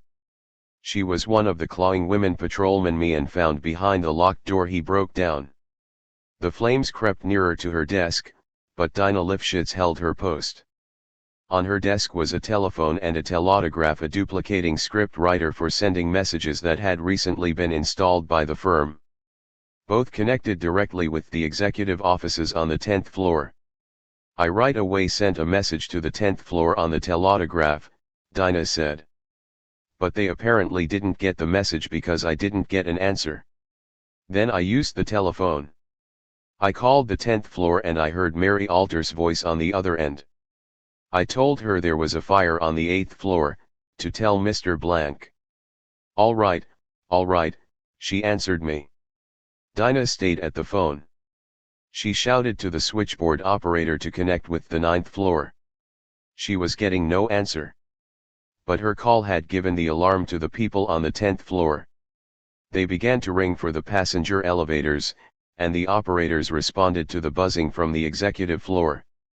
The cars began to pass the 8th floor. The girls crushed against the 8th floor elevator doors could see the cars going up. Some of the girls were clawing at the elevator doors and crying, "Stop, stop. For God's sake, stop," Irene Sivos remembered. I broke the window of the elevator door with my hands and screamed, "Fire, fire, fire." It was so hot we could scarcely breathe. When the elevator did stop and the door opened at last, my dress was catching fire. The car could not hold all who tried to crowd in. Irene Sivos jumped on top of the girls already in the car just as she saw the door closing. Someone grabbed her long hair and tried to pull her out, but she kicked free and rode to safety. One of those on whom she landed was Celia Saltz. When the fire had started, she was still at her machine. All I could think was that I must run to the door. I didn't know there was a fire escape. I even forgot that I had a younger sister working with me. The door to the staircase wouldn't open. We pushed to the passenger elevators. Everybody was pushing and screaming. When the car stopped at our floor, I was pushed into it by the crowd. I began to scream for my sister. I had lost her, I had lost my sister. Celia fainted in the car, but in the crush remained on her feet. When she regained consciousness, she was stretched out on the floor of a store across the street from the Ash building. I opened my eyes and I saw my sister bending over me. I began to cry, I couldn't help it. My sister, Minnie, was only 14. While one group of terrified girls struggled to get into the elevators, another small crowd fought to get through the Washington Place stairway door. Some ran from the elevator to the door. Then back again. Josephine Nicolosi recalls that when she reached the door to the stairs, some 30 girls were there. They were trying to open the door with all their might, but they couldn't open it. We were all hollering. We didn't know what to do. Then Louis Brown hollered, "Wait, girls, I will open the door for you." We all tried to get to one side to let him pass. Crushed against the door was Ida Wilinski, exerting all of her strength in a futile effort to push the crowd back. All the girls were falling on me and they squeezed me to the door. 3 times I said to the girls, "Please, girls, let me open the door. Please." But they did not listen to me. I tried to keep my head away from the glass in the door. Then Mr. Brown came and began to push the girls to the side. Brown remembered that when he reached the area of the door he found all the girls screaming. I tried to get through the crowd. I pushed my way through and tried by main strength to scatter them. But they were so frantic they wouldn't let me through. As I tried to push them to the side, they pushed back. At such a time, 1,001 thoughts go through your mind. All I could think was, why don't they let me through? Why don't they understand that I am trying to get them out? I finally got to the door. There was a key always sticking in that door and I naturally thought that they must have locked the door. So I turned. All I tried to do was to turn the key in the lock. But the key wouldn't turn to unlock the door. It did not turn. So I pulled the door open. It didn't open right away. I had to push the girls away from the door. I couldn't open it otherwise. They were packed there by the door, you couldn't get them any tighter. I pulled with all my strength. The door was open a little while I was pulling. But they were all against the door and while I was pulling to open it they were pushing against it as they tried to get out. They were closing the door by their pushing and I had to pull with all my might to get it open. Brown finally got the door open, and the screaming girls squeezed themselves into the narrow, spiral staircase, pushing and falling in their fright. Brown tried to calm them as he stood at the door. Then the line downward seemed blocked. Squeezing his way halfway down to the 7th floor, he found Eva Harris slumped on the stairs in a faint. At this moment, Patrolman Meehan came panting up the stairs, lifted the girl against the wall, brought her round, and sent her down. Sylvia Riegler was right behind Brown when he helped pick up Eva Harris. She had been in the dressing room when the fire started. She had just put on her white velvet hat when her friend, Rose Fibouche, ran into the room screaming, took her by the hand, pulled her into the shop, and began to drag her toward a window. I saw men pouring water on the fire at the cutting tables. The wicker baskets where the lace runners worked were beginning to burn. I was scared. Rose was pulling me and screaming. Suddenly, I felt I was going in the wrong direction. I broke loose. I couldn't go with her to the windows. This is what saved my life. Always, even as a child, even now, I have had a great fear of height. I turned back into the shop. Rose Fibouche, my beautiful, dear friend, jumped from a window. I saw Brown get the door open. Somebody pushed me through. I don't remember how I got down. I was cold and wet and hysterical. I was screaming all the time. When we came to the bottom the firemen wouldn't let us out. The bodies were falling all around. They were afraid we would be killed by the falling bodies. I stood there screaming. 2 men carried Sylvia across the street into a store and stretched me out on the floor. She had swallowed so much smoke that they tried to pour milk into her for its emetic effect. But for one who had known hunger, milk could have only one purpose. They gave me a lot of milk to drink to give me back my strength, is the way Sylvia Riegler remembered it almost half a century later. But I couldn't hold it. All the time I could see through the store window the burning bodies falling. On the 8th floor the flames had cut across the shop. Now they rose like a wall, cutting Bernstein and Dinah Lifshitz off from the Washington Place door. The corridor through the flames to the Green Street door was perilously narrow. It was getting dark with smoke and there sat my cousin Dinah trying to get upstairs on the telephone or on the writing machine, Samuel Bernstein said. She was getting no answer. She screamed fire through the telephone and she screamed it so loud I stopped her. She would have scared the girl on the other end. We weren't getting the message through to the 9th floor. Remember, we had to make contact through the 10th floor switchboard. I said, for God's sake, those people don't know. How can we make them know? Dinah Lifshitz cried, I can't get anyone. I can't get anyone. Bernstein realized the moment of decision had come. I said, Dinah, we are the last ones, and I ordered her to drop the phone and get out. I remembered I had relatives on the 9th floor and they were all very dear to me. I ran through the blaze and the smoke to try to get to the 9th floor. I don't know how I got into the Green Street staircase. But I could not get into the 9th floor. 20 feet from the door on that floor was a barrel container of motor oil. I suppose that was burning. I don't know. The blaze was so strong I could not get into the 9th floor. Then I ran up to the 10th floor. I found it was burning there, too. On the other side of the flames, on the opposite side of the 8th floor, Machinist Brown and Patrolman Meehan came back up to the 8th floor to make certain everyone was out. We yanked 2 girls out of a window and got them to the staircase, Brown said. I went back to the window to see if anyone else was there. The people in the street saw me. They raised their hands and yelled for me not to jump. When I saw that, I decided it was time for me to turn around and get out. But I couldn't find my way out anymore. It was so black with smoke that I couldn't see.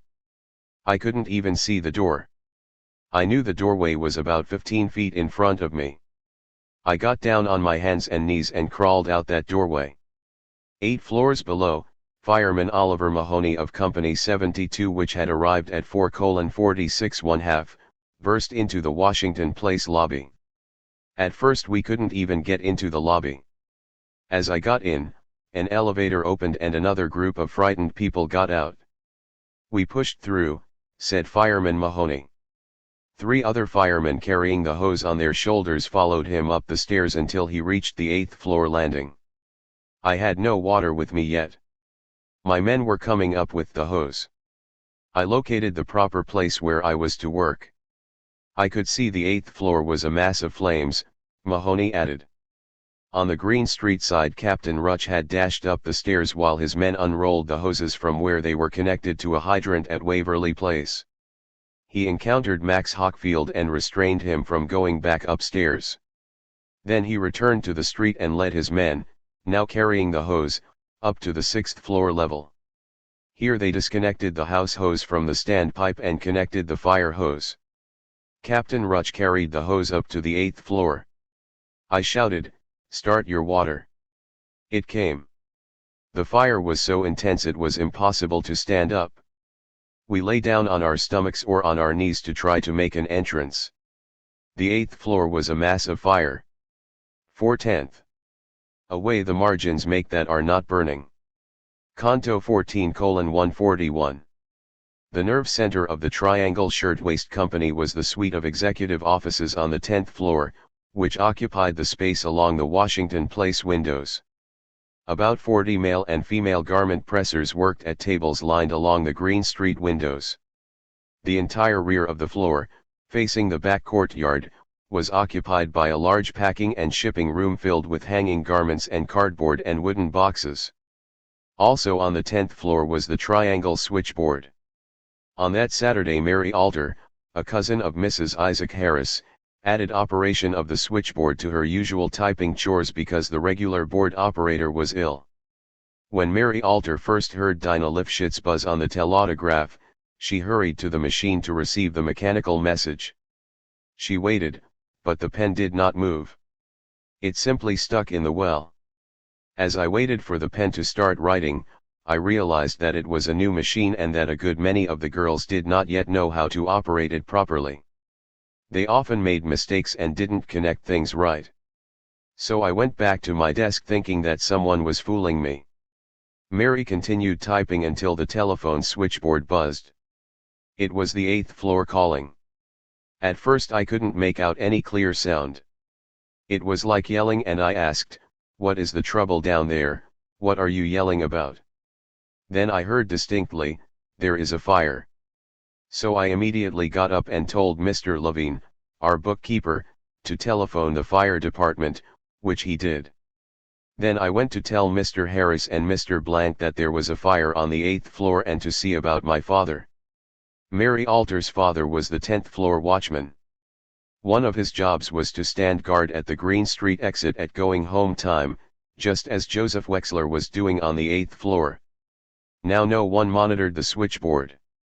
At her 8th floor desk, Dinah Lifshitz held onto the phone, shouting into its mouthpiece for the 9th floor, getting no answer. "I did not ring up the 9th floor," said Mary Alter. The bookkeeper, heeding Mary's order, ran into Mr. Blank's office, where there was a phone with a direct outside line. "I called fire headquarters but they had already received word of the fire so I hung up," he said. Levine put down the receiver and turned to leave when he saw two children standing in a corner of the office, intently watching him. They were Blank's two daughters, Henrietta, aged 12, and Mildred, aged 5. Their nursemaid, MLLE. Heiress man, had brought them downtown for a shopping trip their father had promised. Mrs. Blank was in Florida with the other children. Levine told the children to stay in the office where the nursemaid had deposited them while she went to find Blank. The bookkeeper had seen smoke rising outside the windows and had decided to get back to his own office to put the record books into the safe. The person in charge of the shipping room was Edward N. Markowitz, and he had also seen the smoke. He was suddenly struck by the realization that on the floor below there were more than 250 persons crowded among the machines and tables. He ran to the Green Street exit and down the stairs. Markowitz managed to get through the 9th floor entrance to the shop just as the first wave of fright had washed over the girls. They were standing with a sort of dazed look on their faces. They were beginning to push toward the exit and I shouted to them, "Go nice. There is a fire. Go easy." I don't know how long I stood in that doorway cautioning the girls. I would put my hand on their shoulders to calm them and I would say, one at a time, and go to the stairs and get out. The girls in the rear of the crowd began to press forward. Markowitz waved them toward the fire escape near where they stood and shouted to the watchman to guide them through the windows. Then he remembered he had left his order book on the 10th floor. That book was very valuable to the firm. I went back to the 10th floor and found it. I had the book in my hand when I turned and saw Mr. Blank standing there in the middle of the floor. He was holding his little daughter in his arm and he held the older one by the hand. He didn't seem to know which way to turn. Blank had been in the shipping room Markowitz's department when he heard a cry, "The taxi is here, Mr. Blank." It reminded him of his promise to the children, and he found them waiting in his office where Levine had made the call to the fire department. Blank remembered that somebody ran in and said, "Mr. Blank, there is a little fire on the 8th floor." He left the children and started for the Green Street side. Then it occurred to him that the children might be frightened, so he went back to get them. At the front passenger elevator the car came up. All the pressers, all the girls were screaming, "Save us, save us." I told the elevator man, "Take these girls down and come right up again." But while the people were pushing in, my little girl, the 5-year-old, was swept into the car. I grabbed hold of her hand and pulled. I just got her out of the elevator and I held her close to me. The elevator operator took them down, as many as he could, and I stood there for about half a minute, seeing if he would come up again. The minute was too big for me. I started for the other side of the shop. When I saw that I was passing the door to the Washington Place stairs, I turned the handle, thinking I will go down this way. I heard Mr. Harris someplace in the shop hollering, "To the roof, to the roof." I thought I will be smarter and go down this way. I opened the door. There was so much smoke. I knew the children would not be able to stand the smoke. I grabbed the two children and ran as far as the middle of the room, holding them. When I got to the middle of the room, I stopped. The smoke and the flames seemed to be coming from all sides. As the bewildered Blank stood clutching his children in the center of the turmoil, up the stairs and through the smoke came Samuel Bernstein, clear-headed and determined to save as many as possible. He had tried to enter the 9th floor only minutes after Markowitz had left it, but by that time it was impossible to get beyond the Green Street vestibule. The flames had come to the door in the partition. Breathlessly, Bernstein had then hurried up to the 10th floor. At first glance he saw that they were all running around like wildcats. I shouted that the only way out was over the roof. I saw Louis Silk, a salesman for a textile firm, standing on a table trying to knock out a skylight. Near the table was Mr. Blank with his 2 children. One of them was screaming. I went over to Mr. Blank and told him, "The only way you can get out is over the roof. But you better be quick about it." Eddie Markowitz took the younger child and Mr. Blank held the older one and we began to fight our way out of there. When Markowitz saw Blank paralyzed by uncertainty, he dropped his order book and picked up the smaller child. I pulled him by the coat and I said, "Come along, Mr. Blank." We went right through the loft to the Green Street stairs. I could feel the flames in back of me. I could feel the heat of them as we went to the roof. Blank's partner, Isaac Harris, had posted himself at the Washington Place elevators where he remained to guide the girls until he realized that the elevators seemed to have stopped running. At this point, I started to holler, "Girls, let us go to the roof." We all rushed to the Green Street stairs. The smoke was getting heavy and the room was getting dark. When the girls shrank back from the smoke, Harris urged them on, "Go, one of you, 2 of you. If you can't all go, better at least one should get out." Harris led the way up the stairs. Halfway up between the 10th floor and the roof was the window facing the rear yard and through it blew a blast of flame. The girls turned up their coat collars or shielded their faces with their muffs. They reached the roof, their clothing scorched, some with their hair smoldering. On his way to the roof, Bernstein found Lucy Wesolowski in a fainting condition. He helped her up. Lucy was one who had tried to calm the girls by shouting that everyone would be saved if they would stop trying to pile into the staircase altogether. In fact, on the 10th floor, where there were about 70 people working, all were saved except one. She was Clotilda Turdanova. She tore her hair and ran from window to window until finally, before anyone could stop her, she jumped out. She was young and very pretty.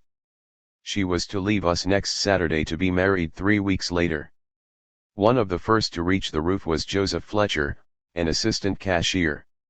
He approached the edge of the roof and cautiously peered over the side. I looked down the whole height of the building.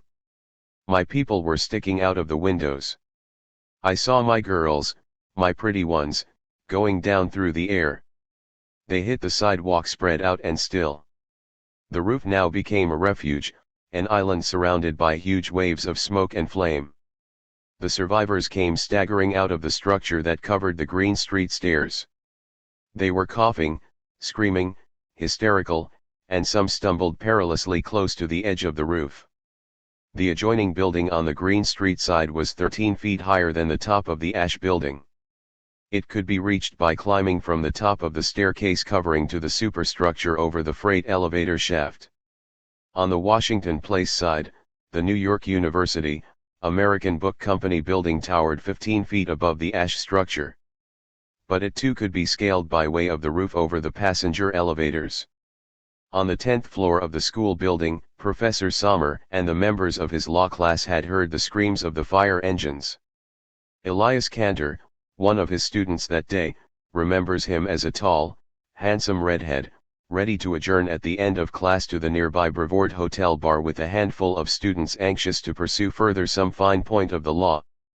Professor Sommer halted his discourse and hurried to the adjoining faculty room which had a window facing the rear courtyard. "Some of the boys followed me," the professor said, "and we saw that the 10-story building across the areaway was on fire. The areaway was filled with smoke. We heard ear-piercing shrieks as the girls in the factory appeared at the windows. The screams of the engines and the girls were also heard in Professor Parsons' horticulture class on the 9th floor. He dismissed his class of 40 girls at once, and while they gathered up their notes and books, he also ran to the rear window. I was shocked by a sight more terrible than I ever could have imagined. I saw a fire escape literally gorged with girls. A great tongue of flame reached out for them. For a moment, James McCadden, a service worker in the school building, stood beside the professor. I saw a girl come to the edge of the roof and stand for a minute, looking down. She jumped. Her hair was in flames. I couldn't look any more. On the floor above, Professor Sommer and George DeWitt, one of the students who had run with him to the rear window, rushed back to the lecture room and summoned the young men to follow them to the roof. There they found ladders left by painters who had been working on the roof during the week. We put one across the space between the coping of our building and the skylight above the elevator shaft on the Washington Place side, said DeWitt. Then they lowered a second ladder from the top of the elevator shaft to the ash roof. Now they formed a line up to the school roof with Charles Kramer, Frederick Newman, and Elias Cantor starting the slow procession of the frightened women from the ash roof. While the students continued their rescue operation on the Washington Place side, others set up a scaling relay at the Green Street side. There somebody reached down and took Max Blank's little girl and pulled her up. Then he handed up the older one, and after that he himself climbed up or was pulled up, he didn't remember which. Harris had led a group from the 10th floor in a rush up the stairs past the open window. The fire was blowing right in that window, and once on the roof, he climbed to the adjacent Green Street building. He and another man ran to the door on that roof. We found it locked. So we smashed the skylight and hollered for help. A man came up and brought a ladder. Harris then ran back to the edge of the higher building. Down on the ash roof he saw Bernstein and Lewis and Ehrman struggling with a salesman named Teschner weighing about 250 pounds who, according to Bernstein, was shivering like a fish and crying like a baby, and threatening to jump. Together, the three raised him to safety. At another time Bernstein had pushed one man up, and when he got to the next roof he began to run away instead of staying there and helping the rest of us. I yelled, "For God's sake, stay and help us push these other people up." He came back and helped until there were only a few left on the ash roof. I saw the flames were coming right onto the roof on the Green Street and areaway sides. And nobody was there anymore to push me up.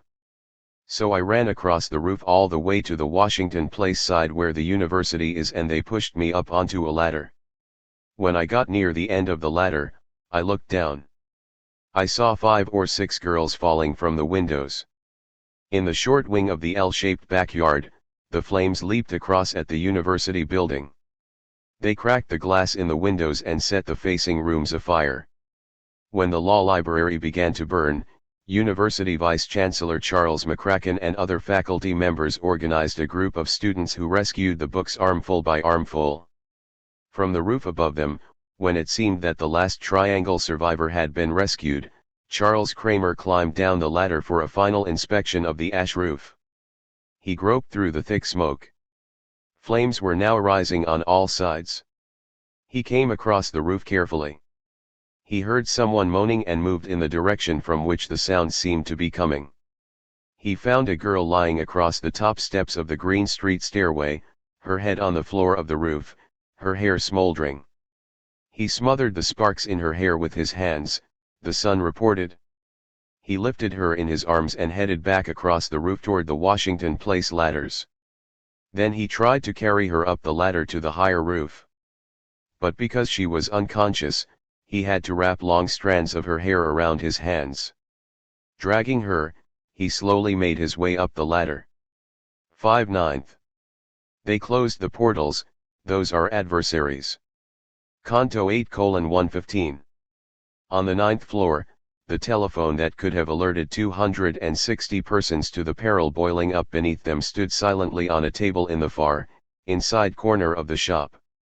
At this table, Mary Leventhal distributed the bundles of cut work brought up from the cutting department on the floor below. The sewing machine operators who stitched the parts together worked at 240 machines that filled almost the entire area of the 9th floor. These were arranged in 16 parallel rows running at right angles from the Washington Place wall. Each row had 15 machines and was 75 feet long. At their far end, the lines of machines left an aisle 15 feet wide in the space between the exit to the Green Street freight elevators and the windows facing New York University across the backyard.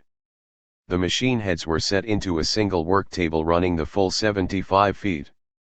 Every two tables faced each other across a common work trough 10 inches wide and 4 inches deep which connected them. The two rows thus connected formed a plant of 30 machines, and there were 8 such plants on the floor. Under each central trough, at about 8 inches from the floor, a rotating axle, spanning the full 75 feet, drew rotary power from a motor at the Washington Place end of the plant. At that side there was no through passage from aisle to aisle. Only at the far end of the machine lines was such passage possible.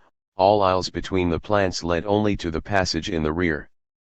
15 workers sat on each side of the plant, rocking in the rhythm of the work. During working hours, the horizon for each was marked by the workers facing her across the trough, one a little to the right, the other slightly to the left, and by the wicker basket on the floor to her right where she kept the bundle of work to be completed.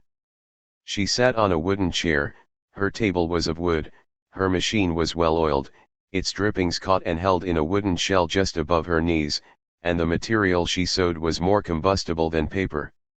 Each machine head was connected by leather belts to a flywheel on the rotating axle from which it drew motive power. The machine operators bent to their work as they fed the fabric parts to the vibrating needle in front of them. Leaning forward, each seemed to be pushing the work to the machine. In turn, the rapid stitching made a rasping whir as the operator pressed her treadle to draw power, and as if satisfied, the machine passed the work through, sending it sliding and stitched into the center trough. At her table, pretty, blonde Mary Leventhal prepared for the end of the workday by checking the book in which she kept the record of work distributed and work returned by the operators. At her elbow stood the telephone, its yawning mouthpiece mounted on a tube-like standard with the receiver hanging on a hook at the side. Because Saturday was payday, Mary and Anna Gullo, the forelady, had just finished distributing the pay envelopes. Mary went back to her table and I went toward the freight elevators where the button was for ringing the quitting bell. I rang the bell, Anna Gullo said. The machinists pulled the switches and suddenly the rasp of the machine stopped. Now the huge room filled with talk as the operators pushed back from their machines. The chairs scraped, locking back to back in the aisles and with the wicker baskets filling the long passageways to the rear of the shop. The work week was over. Ahead was an evening of shopping or fun and a day of rest. Most of the workers good-naturedly accepted the slow progress up the aisles and around to the dressing room and the exit. Only a few impatient ones jostled ahead to be first out. Max Hockfield had learned that the way to beat the crowd was to avoid the crush in the dressing room and in the rear area of the shop. He kept his coat hanging on a nail protruding on the shop side of the Green Street partition. When Anna Gullo reached out for the bell button, he was right beside her and out of the door as she rang the signal. He was the first worker from the 9th floor to learn that a furnace had flamed up underneath. When he reached the 8th floor, he could see it was all in flames. Nobody was on the stairs. He ran down another half flight and looked into the courtyard. I saw people coming down the fire escape. I stopped. I was confused. I had never been in a fire before. I didn't know what to do. Hockfield continued down the steps, then stopped. His sister Esther was still on the 9th floor. He turned to run back up. But somebody grabbed me by the shoulder. It was a fireman. I shouted at him, "I have to save my sister." But he turned me around and ordered me, "Go down, if you want to stay alive." This had been the first week for Max and his sister on the 9th floor.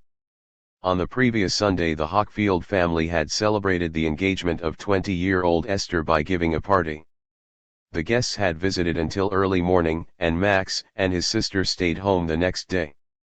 When they came to work on Tuesday, they found that their machines on the 8th floor had been assigned to 2 other workers. Mr. Bernstein told us if we wanted to work we would have to go to the 9th floor. That's how we came to be up there. Maybe if my sister wasn't engaged she would be alive. The flames invaded the 9th floor with a swiftness that panicked most of the girls but paralyzed others.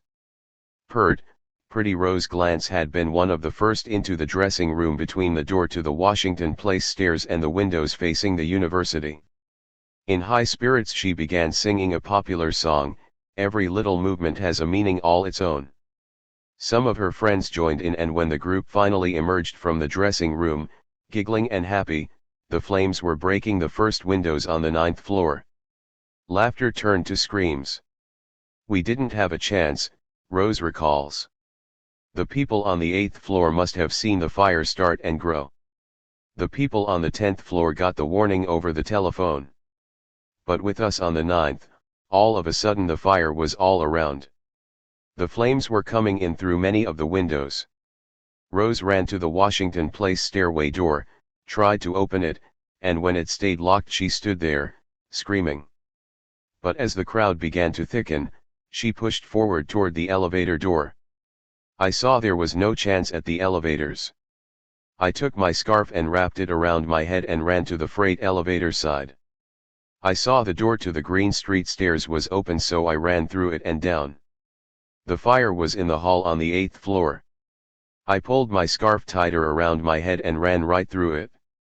It caught fire. I have a scar on my neck." She made it down the 9 floors, meeting the first group of firemen as she neared the freight entrance at street level. There, firemen stopped her from going into the street as they were also doing in the Washington Place lobby with those who had come down from the 8th floor. Finally, the firemen escorted us out. I stood in the doorway of a store across the street and watched. I saw one woman jump and get caught on a hook on the 6th floor. I watched a fireman try to save her. I wasn't hysterical anymore, I was just numb. Where was Mary Leventhal? Her telephone did not ring to give the alarm. But Anna Gullo, as soon as she heard the screams of fire, ran across the rear of the shop toward Mary's desk. Then she was swept along with the frantic crowd heading for the Washington Place door. At the door she tried to exert whatever authority she could command as a forelady. She shouldered the frightened girls aside and tried to open the door. The door was locked, she says. Trapped, she soon shared the terror of those around her. She fought her way out of the crowd and ran to a window on the Washington Place side and tried to open it. The window stuck, so she smashed the glass with her hand. Somewhere in the confusion she had picked up a pail of water, and thrown it at the flames. But the flames came up higher, Anna says. I looked back into the shop and saw the flames were bubbling on the machines. I turned back to the window and made the sign of the cross. I went to jump out of the window. But I had no courage to do it. Now Anna sought her sister. She headed back across the rear of the shop toward the Green Street doors, shouting for her sister, Mary. There were others who cried out for dear ones. Joseph Brenman worked with his 2 sisters on the 9th floor. Unable to find them, he pushed his way dazedly through the struggling crowd in the rear, calling for the younger of the 2, Circa, where are you, Circa? Anna fought her way to the Green Street door. I had on my fur coat and my hat with 2 feathers. I pulled my woolen skirt over my head. Somebody had hit me with water from a pail. I was soaked. At the vestibule door there was a big barrel of oil. I went through the staircase door.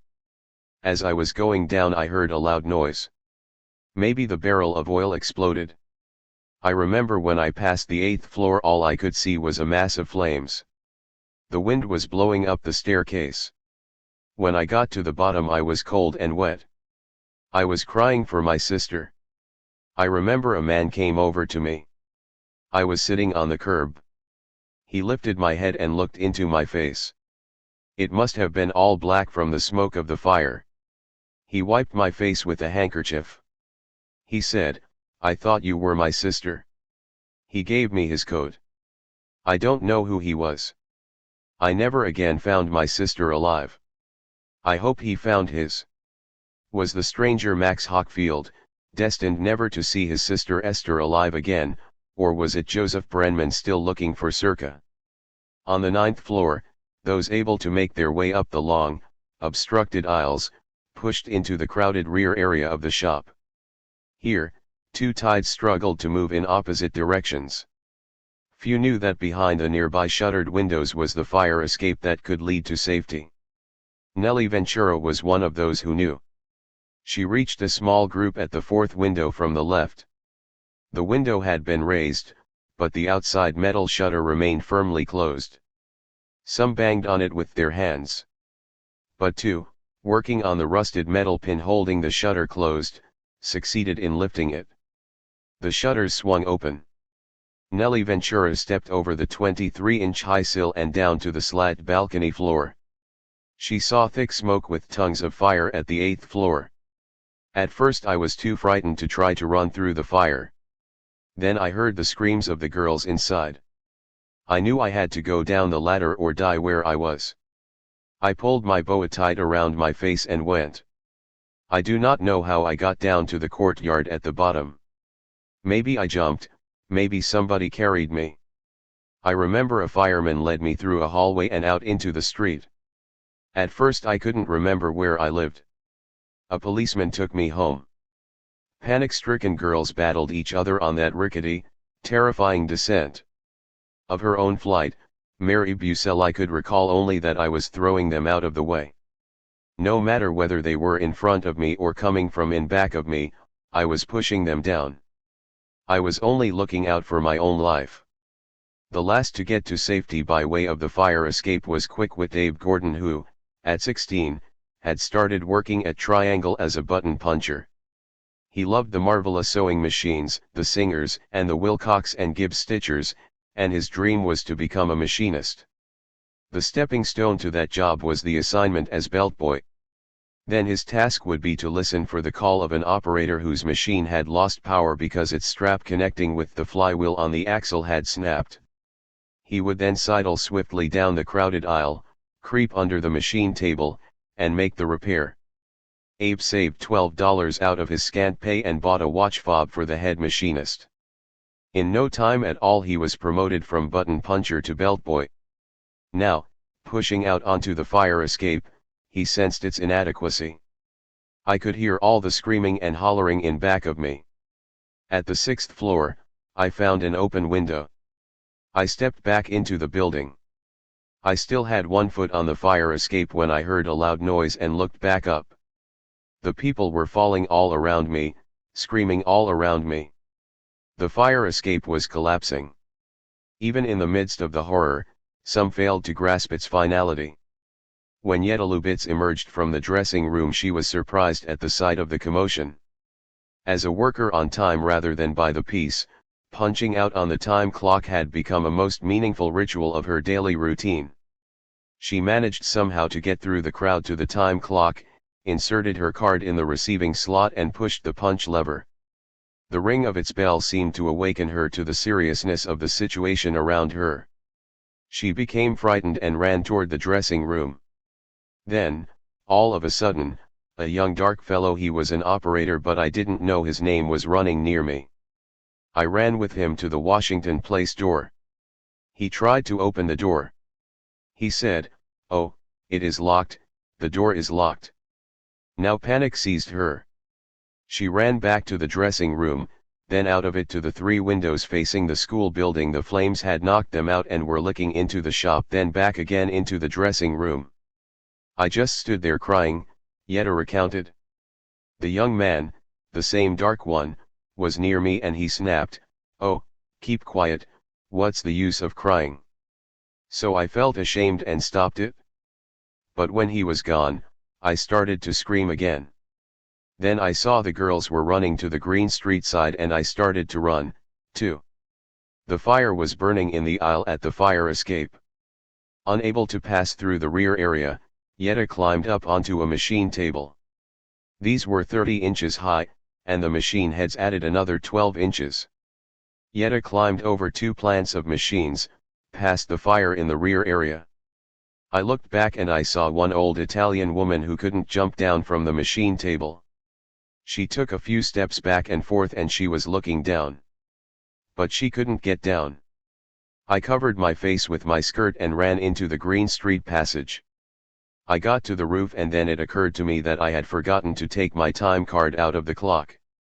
The dressing room, adjacent to the door to the Washington Place stairs, became for some the final place of decision, for others a temporary refuge before death. Lena Yala remembered it as being filled with smoke, everybody was talking or screaming, some in Jewish and some in Italian were crying about their children. When Ethel Monick looked up from her machine, she saw fire coming in all around us. I saw women at other machines become frozen with fear. They never moved. But Ethel, only 16, moved. She ran to the Washington Place stairway door, and when she saw it was locked, backtracked into the dressing room. I was looking for something with which to smash the door. It was wired glass on top. In the dressing room men and women were laughing, but in a strange way I could not understand at that time. I yelled at them to stop laughing and to help me find an unused machine head to smash the door. When she left the dressing room, Ethel ran to a window, resolved to jump. Then I saw in my mind how I would look lying there on the sidewalk and I got ashamed. I moved back from the window. Ethel headed back to the elevators. The escape routes were closing off. Ida Nelson, clutching her week's pay in her hand, ran to the fire escape windows. She looked out and all she could see was heavy smoke laced with flames. I don't know what made me do it, but I bent over and pushed my pay into the top of my stocking. Then I ran to the Green Street side and tried to get into the staircase. In the few minutes since Anagullo had gone down the stairs, that route had been cut off by fire. Now Ida Nelson saw that I couldn't get through. The heat was too intense. I ran back into the shop and found part of a roll of piece goods.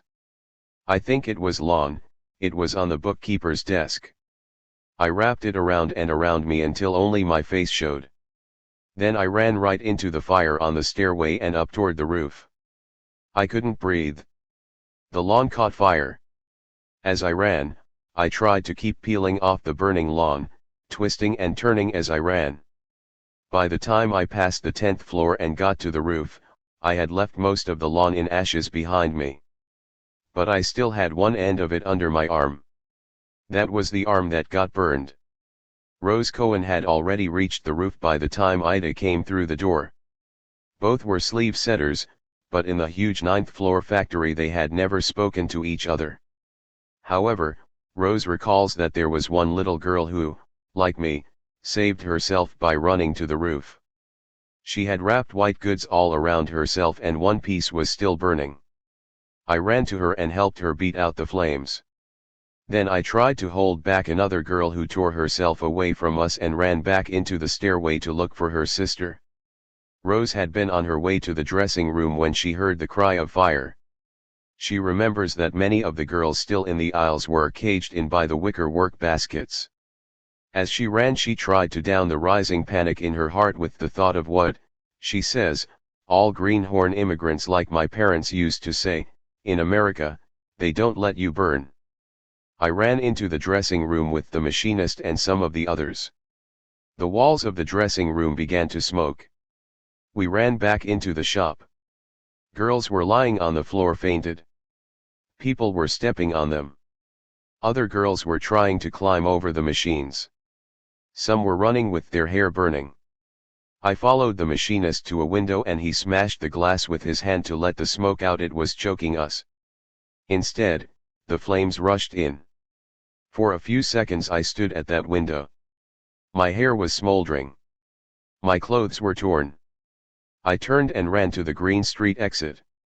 I put my hands on my smoldering, long hair and I started up the stairs. On the 10th floor, I went in through the door. The place was empty. All I could hear was the fire burning. Here, I thought, I would die. Here was the end. I didn't realize that right above me one more floor was the roof. Then I heard someone calling, "Come to the roof.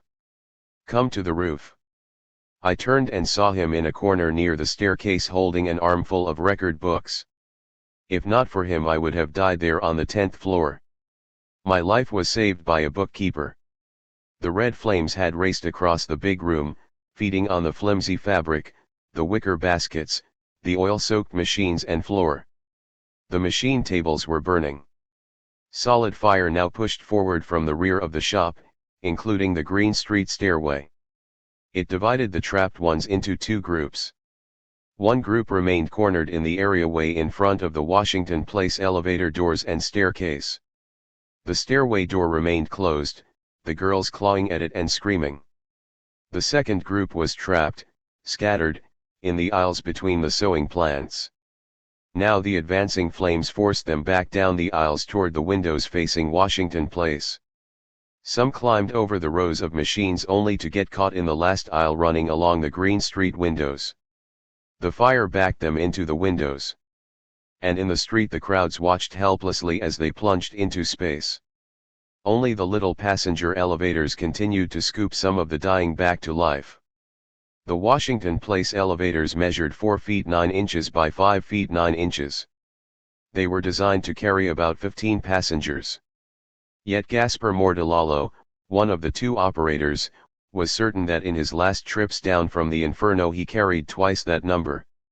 He and Joseph Zito, both in their 20s, had been sitting in their cars at street level, waiting for Triangle, the only firm in the building still working at that hour, to check out.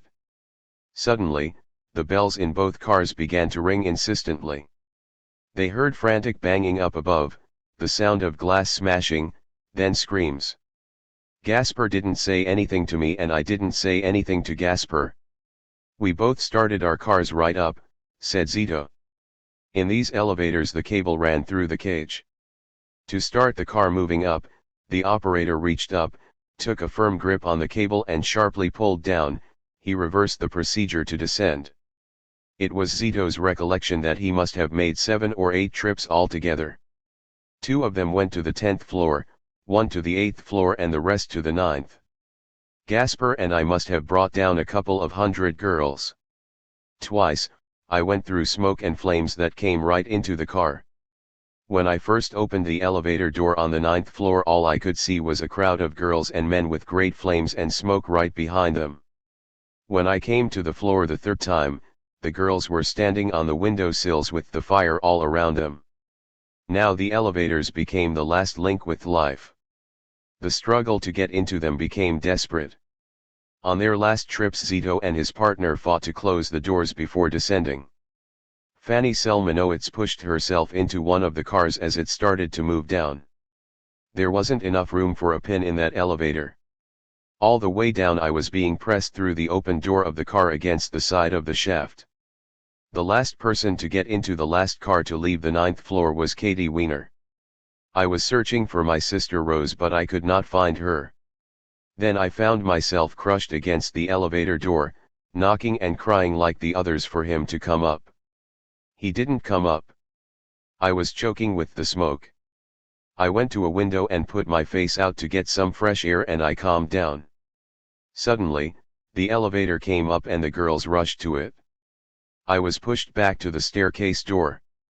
I was crying, "Girls, girls, help me." But they kept pushing me back. The elevator started to go down. The flames were coming toward me and I was being left behind. I felt the elevator was leaving the 9th floor for the last time. I got hold of the cable that went through the car and swung myself in, landing on the girls' heads. All the way down, Katie Weiner remembers, I was on the people's heads. I was facing downward and my feet were extending out into the shaft. As we went down, my feet were hurting horribly, my ankles were hitting the doors and I was crying, "Girls, my feet, my feet." Crushed in that elevator on that last trip was Josephine Pano. She screamed all the way down. Through all of the panicked rush to the elevators she had held firmly to the skirt of her daughter, Mrs. Jane Bucalo. But in the final surge that carried her into the car, her grip had broken. As the elevator began its descent, she caught sight of her daughter's fear-torn face in the crowd being left behind. She screamed and struggled to raise an arm in an effort to reach out to her daughter. But her arms were pinned to her side by the crush. When we got to the bottom, she remembered, girls were crying all around me as they trampled each other to get out. But I could not hear the cries of my daughter. She tried to run up the stairs and fought the policeman in the lobby until she fainted. Where the elevator had been, there was now only a gaping hole. Sarah Kammerstein stood at the edge and watched the car slip slowly downward. I thought the elevator was falling. It didn't seem to be driving down but only sinking slowly under too much weight. That's why I hesitated. But when I saw it was still at the 7th floor, I knew it wasn't falling. I made the decision of my life. I threw my coat down onto the roof of the elevator and jumped for it. Sarah Kammerstein blacked out.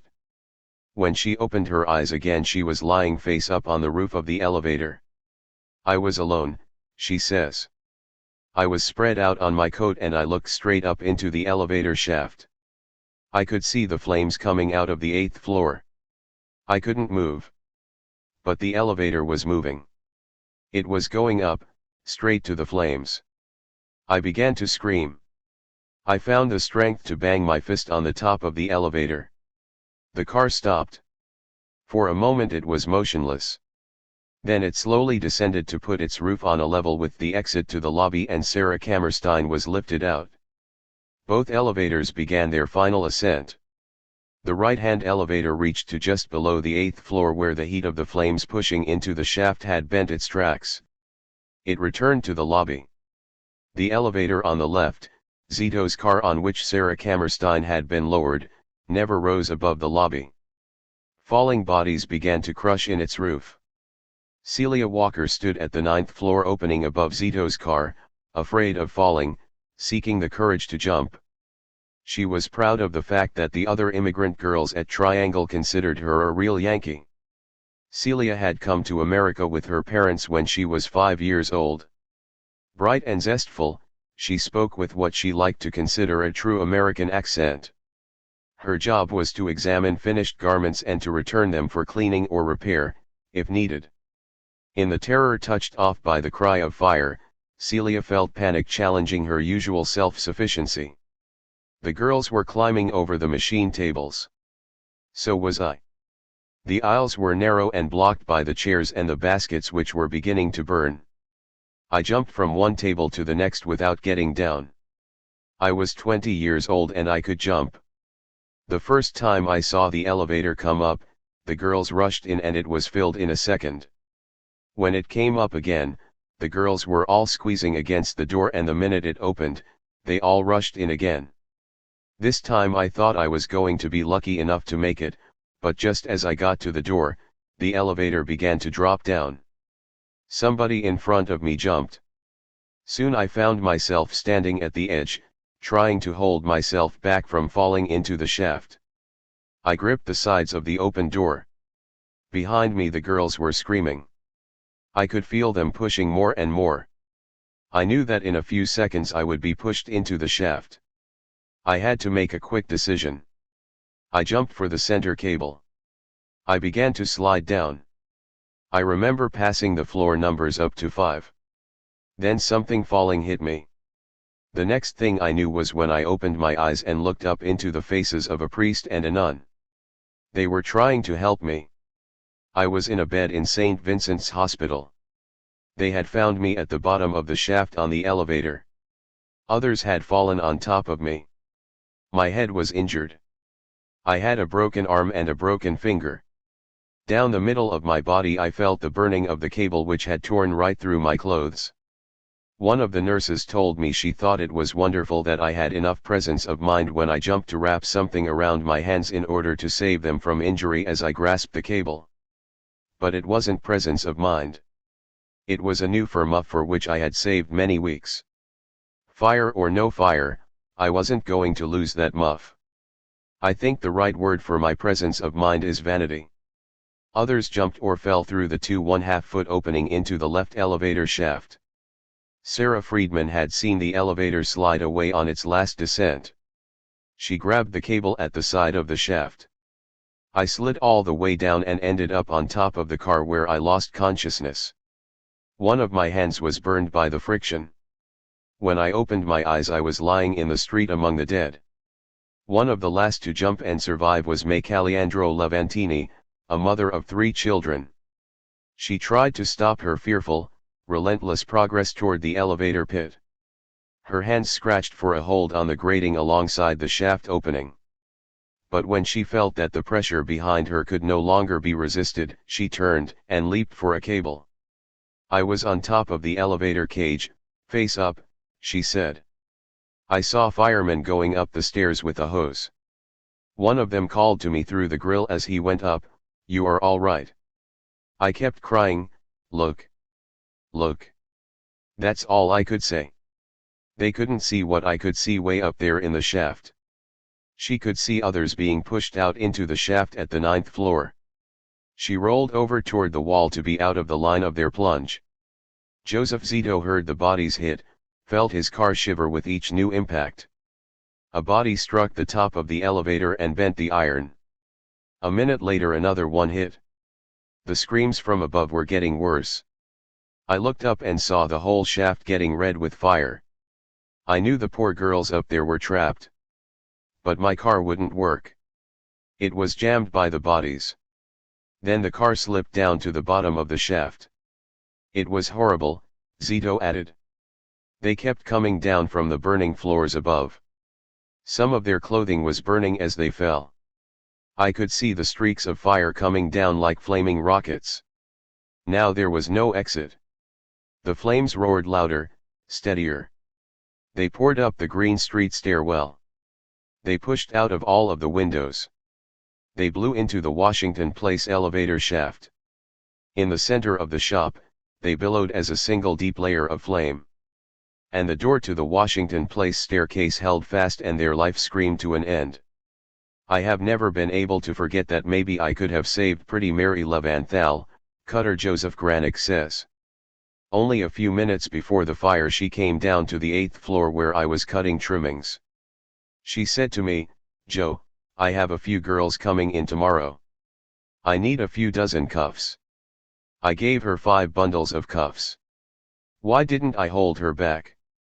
Why didn't I talk to her a little longer? Why didn't I argue with her? If she had stayed only a few more minutes she would have escaped with us. But, no. She went back to the 9th floor to die. 6 Escape. For never to return here, I believed. Canto 8:96. The city came running. On the east side, the old women heard the screams of the fire engines, distant and shifting like wild beasts dashing through the labyrinth of narrow streets. They threw their knitted shawls over their heads, wrung their hands, and ran. The clang and screams of the engines converging from all sides on Washington Place made thousands pause. On nearby 14th Street, Saturday afternoon crowds in front of the department stores and the Academy of Music at Irving Place heard the terrible sounds. In the tenement canyons south of Washington Square, and in the offices along Lower Broadway, the insistent engine whistles announced an unknown catastrophe. Wherever they were in the streets, people looked skyward and knew the place of disaster. Faces turned toward the pillar of black smoke steadily rising in the sky. Thousands began to race the screaming engines toward the Ash Building. They came by 3rd Avenue elevated and by 5th Avenue double-decker buses. In the more remote reaches of the east side they boarded streetcars or commandeered rides on horse-drawn wagons. As they drained toward Washington Place, groups coalesced into crowds overflowing the sidewalks, running in the cobblestone streets, parting only to let the galloping fire horses dash through. They turned the final corner breathlessly, horrified as they saw the flames, speechless and dumb on first viewing the Holocaust, then making the sounds of helpless terror and grief as they saw the bodies on the sidewalk. But a few ran the other way. These had escaped the flames in the Ash Building. Wildeed, disheveled, they had come staggering out of the building, had seen the bodies of friends and co-workers twisted on the sidewalk, and had fled for the sanctuary of home. Anna Doherty ran. Her long hair had come loose, her clothing was torn and smoke-smudged. She ran through Broadway near Wanamaker Store, said the herald, and gave to a large shopping crowd the first intimation of the fire. Hysterically she darted between the streetcars and the horse-drawn wagons on the busy street, shouting all the time to the people watching her in astonishment. "Don't let them hurt me! Don't let them hurt me!" Traffic stopped. Kind hands led her to the sidewalk. She struggled weakly with a policeman who tried to help her. Then she sobbed out her name, told where she lived, and was led away by a group of women. Dora Appel had come out of the 8th floor Washington Place staircase door, stumbling downward to the street. There she saw the smashed bodies of her shopmates. "I couldn't stay there." She doesn't remember how she got home to Broome Street. "I walked. I remember coming to my house. I was numb. I walked up the stairs, through the apartment to my bedroom and threw myself across the bed. There she lay in a sleep of exhaustion. She awoke to the sound of crying on the other side of her bedroom door. It was my friend from the next apartment. She was crying for me, pleading to know if I was home. I ran to the door and threw it open. I called to her, 'I am here. I am alive.' Oh, how she ran to me. We were together till early morning. The families around us talked and talked. But we too couldn't stop crying." Rose Cohen had also sobbed herself to sleep on her bed in the dark bedroom of a long railroad flat on Lewis Street. No one was home when she arrived. In her sleep she heard shouting and opened her eyes to the darkness. Down the long line of rooms, in the kitchen, her cousin Harry was shouting and crying. He had made the rounds, looking for Rose and had been unable to find her. He feared the worst had happened. My mother asked him what had happened. He began to tell her about the fire. I got up from the bed and began the long walk to the kitchen, passing through one room after another as in a dream. Finally, I stood in the kitchen doorway, supporting myself by holding onto the doorframe. Then everything broke apart. My mother took one look at me and collapsed to the floor. I began to cry and scream hysterically. I couldn't stop crying for hours, for days, says Rose. Afterwards, I used to dream I was falling from a window, screaming. I remember I would holler to my mother in the dark, waking everybody up, "Mama. I just jumped out of a window." Then I would start crying and I couldn't stop. When Ethel Monick started for home on the east side, her clothing was torn and soiled, her face was dirty. She reeked with the odor of smoke. In her heart, the terror she had seen contended with the punishment she anticipated. Her father was strict. Every morning he doled out 15 cents to her, a nickel to go to work, a nickel to come home and a nickel for lunch. Late and disheveled, she opened the door to the apartment. Before she could speak, her father began to berate her, shouting this was no time, this was no way for a respectable girl to come home. I got a licking from my father while my mother stood in a corner respecting his anger. He kept calling me names and I kept crying, but, Pa. He wouldn't listen to me and commanded me to go to bed. I guess while I was sleeping they found out the truth because when I got up they were all standing around me, smiling and kissing me. Josephine Nicolosi, half blind from shock, had come out of the Washington Place lobby with her friend Francis Locastra. Both lived as neighbors on Elizabeth Street. Confused, they linked arms and started for home. A boy from our block named Frank must have been at the fire. He saw us, took one girl on each arm, led us home. Frank had a reputation of sometimes taking a little too much to drink.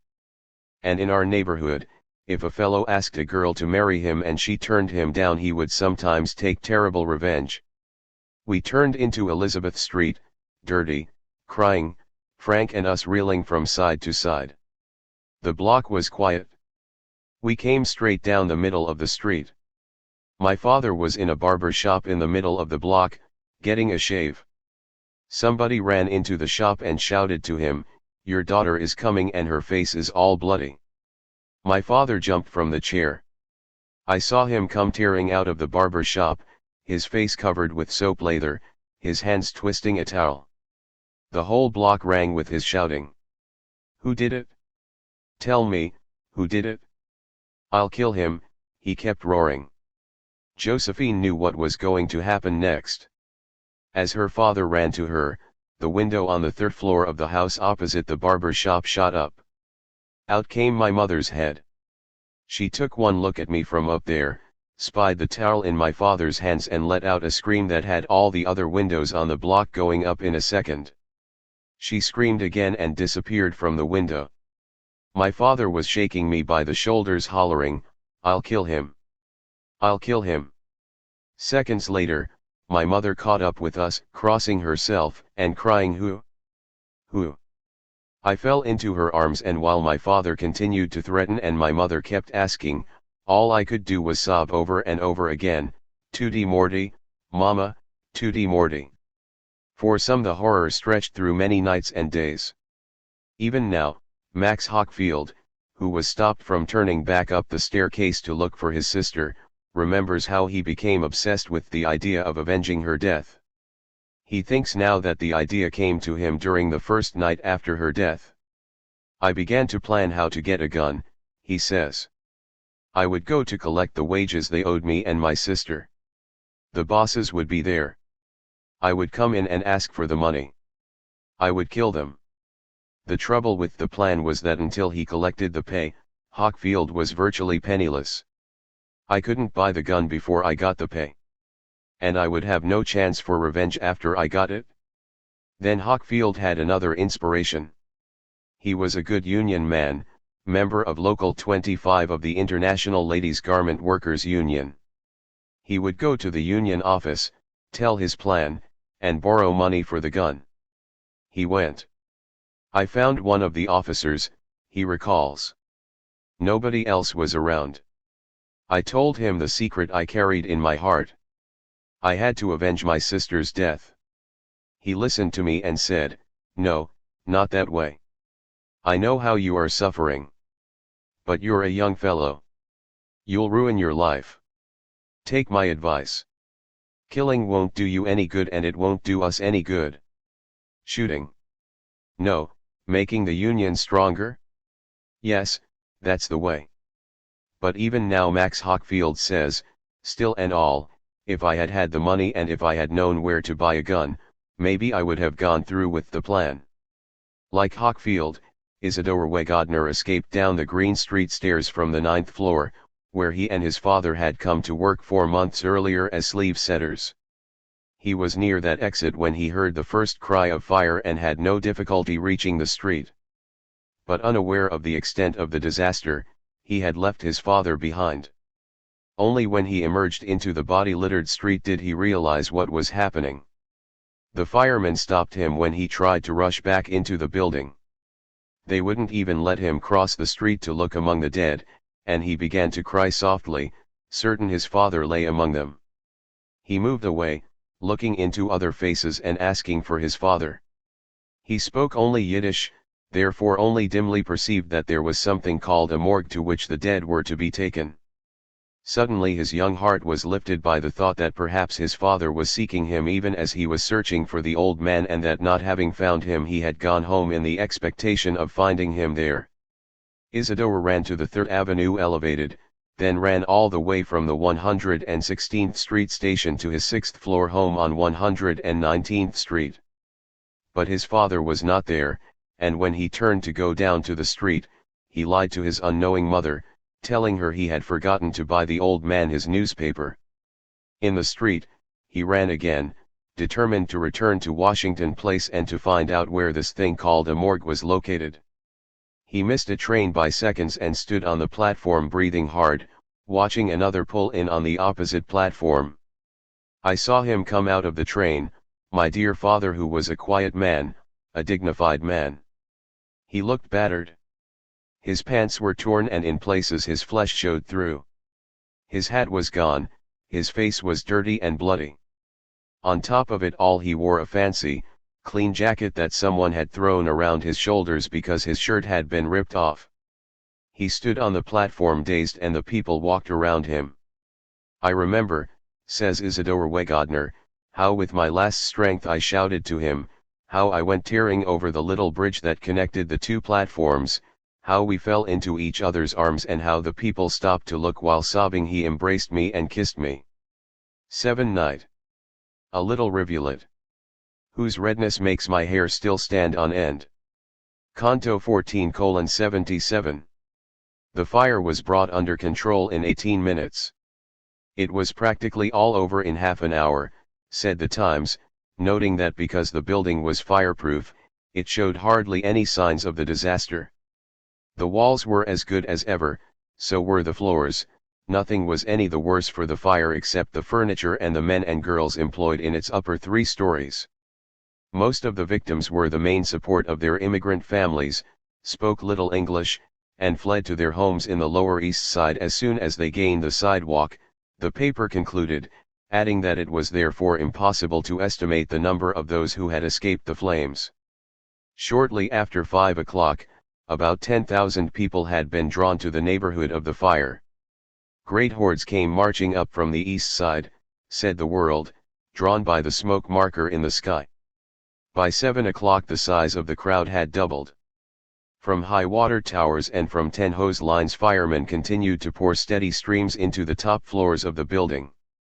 The water smacked the face of the building with a loud sound, it filled the air with a heavy spray, it came cascading out of the windows, down the sides, out of the lobby, falling like a miniature Niagara, said the Times, and turning the gutter into a blood-stained rivulet. A pile of 30 bodies lay on the Green Street sidewalk next to the building. The water soaked them. Surgeons from Bellevue Hospital, dripping wet and cold, burrowed among the bodies, searching each for a spark of life. They dragged tarpaulins along behind them, covering the lifeless heap as they worked across it. The first medical men to arrive was a group of interns from Bellevue under the direction of Doctors Byrne, Reed, and Kempf. Soon they were joined by doctors from New York and St. Vincent's hospitals. The ambulances lined up like cabs along the curb of Washington Square East. At times, the young doctors and the policemen working with them among the dead thought they saw signs of life. Then, said the World, they would bring from under a mass of corpses a breathing woman. And as they carried her toward an ambulance, policemen, doctors, and firemen fell back. Men covered their ears with their hands to shut out her cries. The police could handle the dead, it was with the living they now had trouble. For the crowd continued to grow in size, its massed grief swaying it against the police lines which formed a circle half a mile in circumference around the Ash Building. Thousands of relatives and friends of Triangle's workers poured into the open spaces of Washington Square Park. There too came the curious, the disaster lovers, the crowd seekers. At the corner where Washington Place fronts on the square, the pressure of the crowd became threatening. They pleaded, demanded, and stormed to be let through. As time passed and more definite knowledge of the horror's proportions spread, the World reported, the pressure on the police grew greater. The lines were reinforced but the frantic beating upon them outweighed every precaution of the authorities. Then someone in the Washington Square crowd cried agonizingly the name of a girl and rushed blindly at the police ranks. It started the huge crowd. The police were swept away. 1,000 men and women had torn through the lines. The policemen rallied, closed ranks quickly, and drove the crowd back out of the cleared area. But before they had done so, men and women had rushed to the tarpaulin-covered mounds and knelt and prayed. Here and there, the World continued, a woman caught up a hat or a slipper or a fragment of a burned skirt, grasped it wildly and ran to a fireman or policeman, begging them to throw the light of their lanterns on the things. One of these women, looking at a poor, stained shoe, fell into a pool of water and was carried away struggling and utterly mad with grief as if she had surely recognized in it a daughter's possession. The policeman prepared for a repetition of the breakthrough. It came at 6:45 p.m. A portion of the huge throng, about 500 at the same end of Washington Place, pushed forward until the ropes went down and, shrieking, they swept over the policeman like a wave. The movement was checked immediately. But it was only by force that the women were held back. In more than one instance, the World added, before the women gave way before them, the policemen were compelled to use their clubs. Then there were no more breakthroughs. The crowd had been purged of its wildness. Sorrow settled down heavily on it, and the men now stood dumb and staring, the women with their hands to their mouths, sobbing, watching the pantomime of the rescuers and the savers of life, lifting and carrying the dead. It was done with great orderliness. Deputy Commissioner Driscoll, Inspectors Schmidberger and Daly, and Captain Henry of the Mercer Street Station took charge. On the east sidewalk of Green Street, across from the Ash Building, they spread a huge canvas of dark red. Working silently, in pairs, policemen carried about 40 bodies of women, charred and dripping said the sun, and laid them in rows on the canvas. There they lay, waiting for coffins. And while they waited, the police covered them gently with tarpaulins and crossed back again to the sidewalk under the windows from which the dead had leaped and began to glean the cheap belongings the girls had clutched as they fell through space. There were leather handbags, broken combs, hair ribbons, some dimes and cents, parts of clothing, the Sun reported. In the gutter water, a policeman picked up what appeared to be a necklace but which under the electric light proved to be a rosary. On the sidewalk, a russet shoe with all buttons gone, its heel half ripped off, evidence that the girl who had worn it had caught her heel on a wire or projection when falling and it had been torn from her foot. In the street, a patent leather Oxford, its laces still tied in a knot and hanging over its edge, a soiled garter. A fur-trimmed hat with what had once been a gay red rose. The coffins arrived. Worming their way between the clutter of ambulances, mounted policemen, patrol wagons, and throbbing fire engines, the Sun reported, came men bearing rough brown coffins on their shoulders. The police had sent to the morgue for 75 or 100 coffins. But all they had was 65. They began to pile the occupied coffins into the patrol wagons and ambulances. As soon as a carrier had its load, it moved off, its bell clanging. The silent crowd, pressed against the police lines, silently parted, opening a single lane for the passing dead or dying. The city's hospitals filled with the near dead. In the galloping dash to the hospitals, interns nursed their charges in the ambulances, applying splints and tourniquets, seeking to keep alive the small flicker of life but often finding it extinguished upon arrival. More serious than the broken bones, said the Sun, were the cases of those who were badly burned about the face and body. They were quickly wrapped in oil-soaked bandages and taken to operating rooms. All the victims were suffering from shock, and this, the Sun added, was just as liable to result seriously as was a fracture or a burn.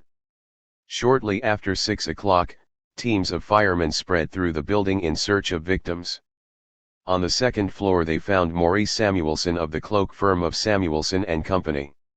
He had heard a commotion in the street and had gone to the front window of his office to see what was causing it. He opened the window. Without warning, a body shot by. Several more came rushing down in the next few seconds. When the firemen found him, Samuelson was still standing at the window, immobilized by horror, frozen by fear. He whispered to them hoarsely that he could not move. Gently, the firemen led him to the street. By 6:20, a team of firemen led by Chief Croker himself worked its way into the 3 top floors of the building. The woodwork on the 10th floor was still burning. Fireman Charles Loff was one of the first to enter the 9th floor from the Washington Place stairs. He stumbled on bodies. I found 2 in a little crevice behind the dressing room. I found 11 bodies in front of the dressing room, said Fireman Loff. At the same time, Captain Rutch got to the 9th floor from the Green Street side. He reached the Washington Place side of the shop, about 6 windows from the Green Street side. Window frames were still burning. In my hurry, I stepped on something soft, Captain Rutch remembered. I looked down and saw it was a body. I saw 3 or 4 others next to it. Exploring the 3 floors, Chief Croker saw sights that utterly staggered him, that sent him, a man used to viewing horrors, back down into the street with quivering lips, the World reported. In the drifting smoke, he had seen bodies burned to bare bones, skeletons bending over sewing machines. Other firemen dug their way into the rear courtyard to which the ash building's single fire escape descended. The backyard was L-shaped. The smaller wing on the west side had 3 windows facing the New York University building. The longer portion of the yard, running the full length of the north wall of the ash building, was 75 feet long and 25 feet wide. Of the 8 ash windows facing this part of the rear yard on each floor, the 2 center ones, the 4th and 5th windows, served as exits to the single fire escape. A tenant in the Waverly Place building backing on the same courtyard said that iron shutters on these 2 windows, on every floor, had been closed for months. Triangle employees like Ethel Monick, for example, who had come to work for the firm in the fall, had therefore never seen the fire escape. The balcony of the fire escape was 14 feet 6 inches long and 3 feet 6 inches wide. Each window facing it, when fully open, provided a clearance about 54 inches square. The ladder leading from floor to floor was 18 inches wide, cutting into the balconies 4 inches from their outer edge and 20 inches from the wall of the building. The dark bottom of the courtyard was divided lengthwise by a cement wall. On top of the wall, which separated the ash yard from the adjacent yards, was a 6-foot-high iron fence, topped in turn with 4-inch spikes. The fire escape ended abruptly at the 2nd floor. The remainder of the descent was by a drop ladder 12 feet 9 3/4 inches long. Hanging free from the 2nd floor, the ladder ended 5 feet 9 1/2 inches above the glass skylight of a ground floor extension pushed out into the yard. A decade earlier, Building Department Inspector Miller had directed that ash construction plans be modified so that the fire escape lead down to something more substantial than a skylight. The architect had promised, "The fire escape will lead to the yard." The firemen found the skylight smashed. Its iron framework was twisted and broken. Pausing to look skyward as they gathered up the bodies from the dark pit of the yard, they saw the twisted structure of the fire escape, loosened from the side of the building, its top-story gooseneck ladder to the roof torn away from the side of the building. At each of the 3 triangle floor levels, the iron window shutters, as Fireman Loff later described them, were sprung and warped. They had blocked the escape to life with almost the same finality as a locked door. The Evening Journal attempted a reconstruction of the horror on the fire escape. A girl climbing out of the 9th floor window onto the fire escape, it reported, passed down the stairs to the 8th floor safely and turned into the treadway. So far, she was all right. But in order to reach the steps leading down to the 7th floor, she must follow this little gangway across the windows to a similar platform opening leading down to the 7th floor from the far side of the platform. The heavy sheet iron shutters opening outward were in the way. Not only did they open outward until they completely blocked the gangway, but they also buckled back in the direction of the wall so that they ran out in a V shape from hinges at the window to the railing of the treadway. At each window, the shutters opened like 2 arms. In each case, one arm ended flush against the short side railing of the fire escape, extending at right angles to the building.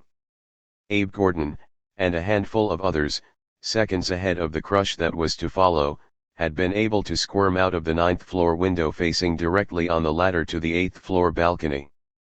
Despite the heat and panic, they had somehow managed to bypass the shutters on the 8th floor. But by the time Gordon reached the 6th floor window through which he re-entered the building, 2 terrible developments tipped the scale. The fire had driven a mass of panic-stricken women onto the fire escape. On both the 8th and 9th floor balconies, the inner halves of the shutters, which were supposed to swing back flat to the face of the building in the space between the 2 windows, actually were locked outward. The shutters were held in place by a heavy iron rod, continued the Evening Journal. The rod should have been held fastened on the shutter by a hook. But this time it had not been hooked. Instead, it dropped down through the iron treads or cleats of the gangway, and unless a girl got down on her knees and pulled out this heavy bar, the advance to the next steps would be impossible. The condition of the fire escape shows that the girls got down to the 8th floor and that the heavy bar holding the shutters was so firmly caught in the cleats of the treadway that they could go no further. The fire escape grew heavy with its human load. At one of the 9th floor windows some of the women and girls, finding their way blocked, turned and tried to go up the ladder to the 10th floor. But the fire blazed from the 10th floor windows which opened on the packing and shipping room. There was no escape that way. Those who came out of the other 9th floor window had started down to the 8th floor only to be stopped in a long line blocked by the jammed shutter at the 8th floor landing. On both floors, small groups struggled to get past the shutters in front of the open windows. The screaming mass of people became immobilized. Then, out of all 6 triangle windows fronting on the fire escape the flames roared forth. The heat and the weight of the struggling bodies bent the iron slats and railings, twisting them from the 10th floor down, crumpling them against the side of the building and dumping the flaming human load to the yard below. A.D. Feldstein, manufacturer of hats and caps in the Waverly Place building which backed onto the courtyard, heard screaming and ran to his rear window. "I hope I never again hear anything like it," he said. "It looked to me like a big pile of rubbish coming out of the windows, off the fire escape. Down they came, crashing through the skylight and setting the room underneath afire. As the fire-crazed victims were thrown by the collapse of the fire escape," the Herald added, "several struck on the sharp-tipped palings. The body of one woman was found with several iron spikes driven entirely through it. Darkness had closed in. At 6:45 a crew of firemen finished rigging 2 block and tackle hoists from the roof near the corner of the building. Others, in the interior of the building, continued to gather the bodies. A fire engine with a searchlight had been stationed on Green Street and another on Washington Place, their rays busily searching the faces of the building. On the upper floors, the firemen wrapped the bodies, sometimes 2 and 3 at a time. They had run out of nets and began using tarpaulins. The bundles of dead were carried to the gaping corner windows, where they were hooked onto the block and tackle. They came slowly down on both sides of the building corner. As each body was started downward, the World wrote, the bright beam of a searchlight picked out its dark outline and followed it to the street. A fireman was on duty at each window it passed in its descent. He reached out and swung it clear of the sills. On the sidewalk a squad of policemen reached up as each body came to the end of its spotlighted journey. The hellish performance was greeted only by the wailing of the bereaved men and women and children who had come to search for their own, which, said the American, made a plaintive note above the hum and chug of the engines. At about 8:15 p.m. Battalion Chief Worth and a group of firemen working on the ground floor of the burned building near the Green Street entrance heard faint cries for help. Listening intently, they decided the cries were coming from below. Carrying lanterns, they went down to the basement, where they splashed through water up to their hips. Boxes floated around them. Their lanterns cast only short rays into the darkness, so they decided to use a device by which miners locate trapped companions. They broke up into 2 parties and started in opposite directions to circle the basement. At the same time they set up a system of connecting shouts by which to take a bearing on the victim they sought. They finally placed his cries as coming from the southwest corner of the building. They broke through 3 partitions and battered down an iron door to reach him. He was in the bottom of the elevator shaft. At first, they saw only his head, directly over the cable drum on which the elevator cables were wound. Just above him was the floor of the elevator that had slipped down from the lobby level. His name was Hyman Meschel, the Times reported. Crazed by fright and blackened by soot, he was sitting helplessly on the elevator cable drum with his body immersed almost to the neck in water which was slowly rising in the basement. The flesh on his hands had been torn from sliding down the elevator cable. His knuckles and forearms were full of glass splinters. His face was swollen and charred by the heat. His eyes bulged from his head and he whimpered monotonously like a timid and spirit-broken animal, the Times added. Several times Chief Worth shouted to him, "Get up! We've come to help you." Meschel made no reply. When they reached him, they carried him head-high through the dark, flooded cellar and up to the street. He was rushed to St. Vincent's. He had been in the rising water for 4 hours. In the hospital his wounds were treated and he was massaged in order to restore circulation to his paralyzed legs. Then he was able to tell how he had ended up nearly drowned in a blazing building. He was working on the 8th floor when the fire started. In the excitement he had run to the Washington Place elevator. The door to the elevator was closed. Somehow, he beat in the glass upper portion of the shaft door and swung himself over the lower half. In the shaft, he could see the underside of the elevator above him. He grabbed one of the cables and began to descend hand over hand. But he grew faint and began to slip, tearing the flesh from his hands. He dropped to the bottom of the elevator shaft. How long he lay there he did not know. But when he regained consciousness, he found he was lying in rising water. He could hear it splashing from a great height. Dazed, bruised, bleeding, he began to climb up the side of the elevator pit. But grease pots and wiping cloths on the pit embankment had caught fire, and it seemed to him that there were flames all around. He crept back into the elevator pit where he crouched in the water to escape the unbearable heat.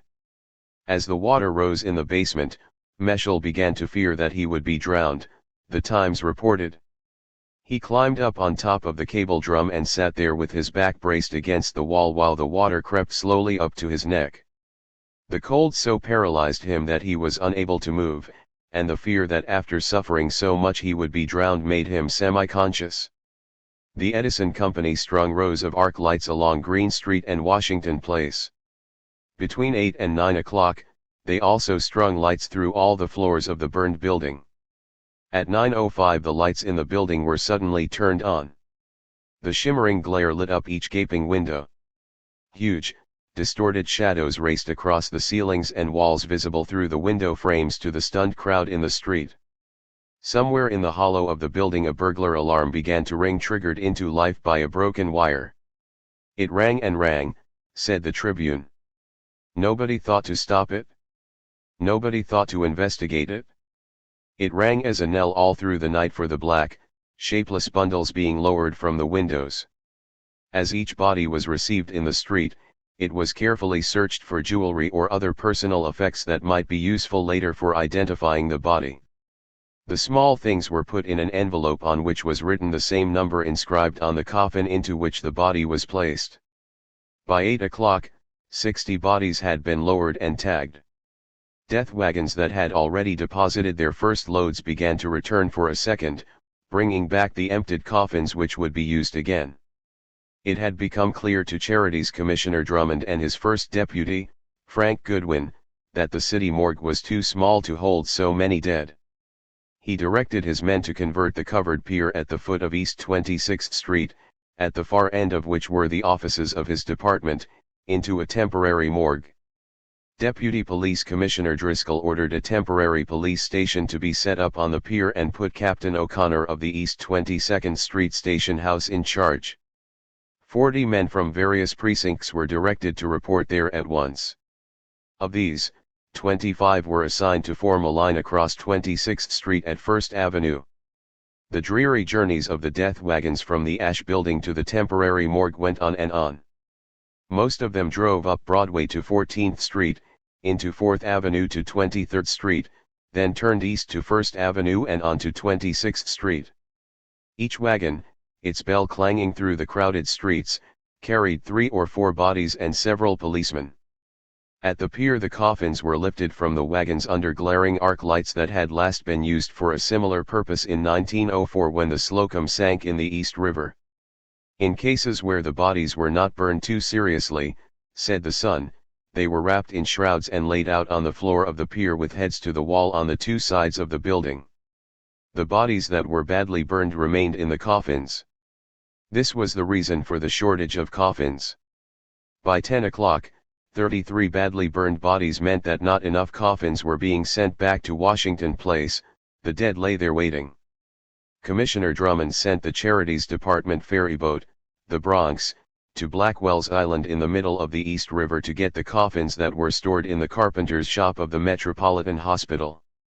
The steamer returned with 200 at about 10:30 p.m. and from that time on there was no delay for lack of coffins, the Sun added. There was also a shortage of manpower on the pier. Commissioner Drummond called on William C. York, superintendent of the municipal lodging house on East 25th Street, for as many men as he could muster to handle the bodies in the emergency. At about 10 o'clock, Superintendent York, heading a double line of 24 derelicts, came marching through the entrance of the temporary morgue. Throughout the long night, this group of the city's disinherited lifted the bodies, cared for the dead. At the Ash Building the mocking burglar alarm continued to ring. At 11:15 another body was lowered from the 9th floor. When it reached the street a helmeted fireman leaned out of the 9th floor window and shouted to those below, "That's all on the upper floors." At 11:30 o'clock, Chief Croker wearily told the reporters, "My men and I have gone through every floor, every room in the building. We have gone through the basement, we have gone through the heirs shaft at the rear of the building. Every body has been removed." It was, the World summed up, the most appalling horror since the Slocum disaster and the Iroquois Theater fire in Chicago. Men and women, boys and girls were of the dead that littered the street, that is actually the condition, the streets were littered with bodies. At intervals throughout the night, the very horror of their task overcame the most experienced policemen and morgue attachés. The crews were completely changed no less than 3 times. The Mercer Street station house of the 8th Police Precinct was only 3 blocks from the Ash Building. It became the first focal point of the frenzy of those who sought but could not find their loved ones. They had been kept at a distance while doctors and firemen worked on the bodies on the sidewalk. Under police escort, they were taken to the Mercer Street station house. Before the overwhelming proportions of the disaster were realized, the station house had been designated as a headquarters, and the first injured were brought there. Then an order was issued that no more injured were to be brought to the station house. A line of policemen covered the entrance and inquirers were told to proceed to the morgue. But from 6 o'clock on, crowds of women kept coming into the precinct building. Even after the doors were shut, the crowd of crying mothers and sisters was lined up by twos, and when admitted, were asked to give the names of those they sought and then to go to the morgue, the Sun reported. Mention of the morgue made the women hysterical. A policeman opened the door of the section room to come out. In a wink, added the Sun, the crowd had burst into the patrolman's sitting room, vainly looking for bodies. The women screamed and beat their foreheads on the desk rail. One of those who stormed the precinct house was Gussie Horowitz, a tucker who had escaped from the 8th floor. Back and forth, she elbowed her way through the crowd, calling her brother's name. Rose Katz grabbed her arm. "Your brother Morris is all right," she shouted to Gussie above the din. "He came down from the 8th floor with me. He was a little hurt. He sent me to look for you." The blotter of the Mercer Street station house confirms the fact that while the bodies were being transported to the morgue on the pier, the small objects which had linked them to life were brought to the police station. Some of the first of these were turned in by Patrolman Meehan, who had come galloping down Washington Place even before the arrival of the first fire engine. The daybook entry on Meehan ends on a practical note that comes as a relief in all the horror. At 4:55, while putting an unknown woman who had been injured in the fire into an automobile, he caught his coat and tore the tail of same. By 9 p.m. the miscellany of scraps of lost lives entered on the precinct record included: one lady's handbag containing rosary beads, elevated railroad ticket, small pin with picture, pocket knife, one small purse containing $1.68 in cash, handkerchiefs, a small mirror, pair of gloves, 2 thimbles, a Spanish comb, one yellow metal ring, 5 keys, one fancy glove button. Under property found by Fire Chief Ed Croker, the following is listed: one lady's handbag containing one gent's watch, case number of movement 641-8593, and a $1 bill, 1/2 dozen postal cards, a button hook, a man's photo, a man's garter, a razor strap. Then, Patrolman Edward Clark brought to this station one portion of limb and hair of human being found at fire. Sent to morgue in patrol wagon. Toward midnight, many of the stricken moved dazedly in the circuit from Washington Place, to Mercer Street Station, to the morgue on 26th Street, and then back to Washington Place. The early morning scene at the Mercer Street station house was heart-rending, said the Times. Those who came there returned to it as a last resort, knowing that it contained none of the dead, yet hoping desperately that they might now recognize a ring or watch or purse and return with the knowledge of its number to identify a loved one at the morgue. Many turned away from the morgue and the Mercer Street station house to take positions again in the line surrounding the factory building when they found there was no trace of their lost ones among the bodies in the morgue and no trinket at the station house which would enable them to claim some body burned beyond recognition, the Times wrote. Broadway, at midnight, in the vicinity of Washington Place, was thronged with women walking up and down and wringing their hands while calling the names of their kinfolk whom they had lost. The vigil continued through the night. At dawn, the area was flooded by tens of thousands of the bereaved and the curious. The former were easy to recognize for they were wan and weary, having tramped from morgue to hospital to police station and everywhere getting the same answer, only God knows. At dawn they found their way back to the blackened building that had proven a mausoleum for so many young lives. A soft-spoken priest wandered through the crowd. This sorrow is economic as well as sentimental, he told a reporter. When he turned from the priest, the same reporter saw an old woman, standing away from the crowd, take a small file from her pocketbook. It had a death's head on it. He sprang forward and wrenched it from her fingers, at the same time calling a policeman who stood nearby. This is the sixth that tried that trick, the officer told the reporter for the American. As the early morning sun began to rise, a Salvation Army trio standing in the square opposite Washington Place struck up nearer, "My God, to Thee." Few sang. Few even wept, there were no tears left. A block away, on Waverly Place, a dozen desperate relatives stormed the police line and rushed forward toward a huge plate glass window on the street level of the building that shared the backyard with the ash structure. Their plan was to crash through the glass, rush to the roof and lower themselves down to the ash ruins. The police drove them back, begging them with tears in their eyes to be patient, said the American. Early in the morning, after pumping engines had drawn the water out of the flooded basement, the search for the missing was resumed in that area of the building. 2 more bodies were discovered hanging over the steam pipes behind the boiler. They were the bodies of 2 young women who had crashed through the Green Street sidewalk. Both bodies were mangled beyond recognition. On the right arm of one was a gold bracelet with a heart-shaped locket initialed LT. The other still wore small diamond-set earrings. Now, in the morning, Chief Croker was on the 9th floor for the 4th time since the fire. He spotted a mouse stirring in a corner. It was half drowned. He picked it up and stroked it. Then he put it in his pocket, telling the 2 firemen with him he would take the creature home. "It's alive," he said. "At least, it's alive. 8 day. A death by violence, and painful wounds. Are to our neighbor given." Canto 1134.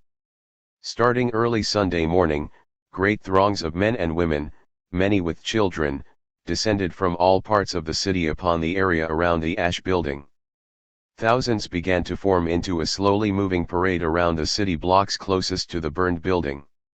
In Washington Square, others settled down for the day, selecting a place to stand, a tree against which to lean, a railing on which to sit, remaining there, immovable, even after it was announced that no more bodies could be found in the building. Shortly before 10 o'clock, Inspector Max Schmidberger drove up to where Washington Place branches off from the square and conferred with Deputy Police Commissioner Driscoll. The throng was growing larger by the minute, and the after-church and post-prandial crowds were still to come. A decision was made and the police whistles shrilled as the patrolmen firmly and steadily pushed back the crowd on all sides. When they were finished they had cleared the area bounded by Waverly Place on the north, Mercer Street on the east, West 4th Street on the south, and the edge of Washington Square on the west. The reporter for the Tribune studied the crowd, moving against the stream and at times picking a group or an individual for closer scrutiny. Occasionally, where 4 or 5 were huddled together, he heard a sob of despair and the replying murmur of consolation. Others stood conferring and pointing, trying to read from the distance the marks and signs of the disaster on the face of the building. But there were also those on whom the impact of the tragedy was lost, irresponsible young fellows with giggling girls on their arms who seemed to regard the whole affair as a festival.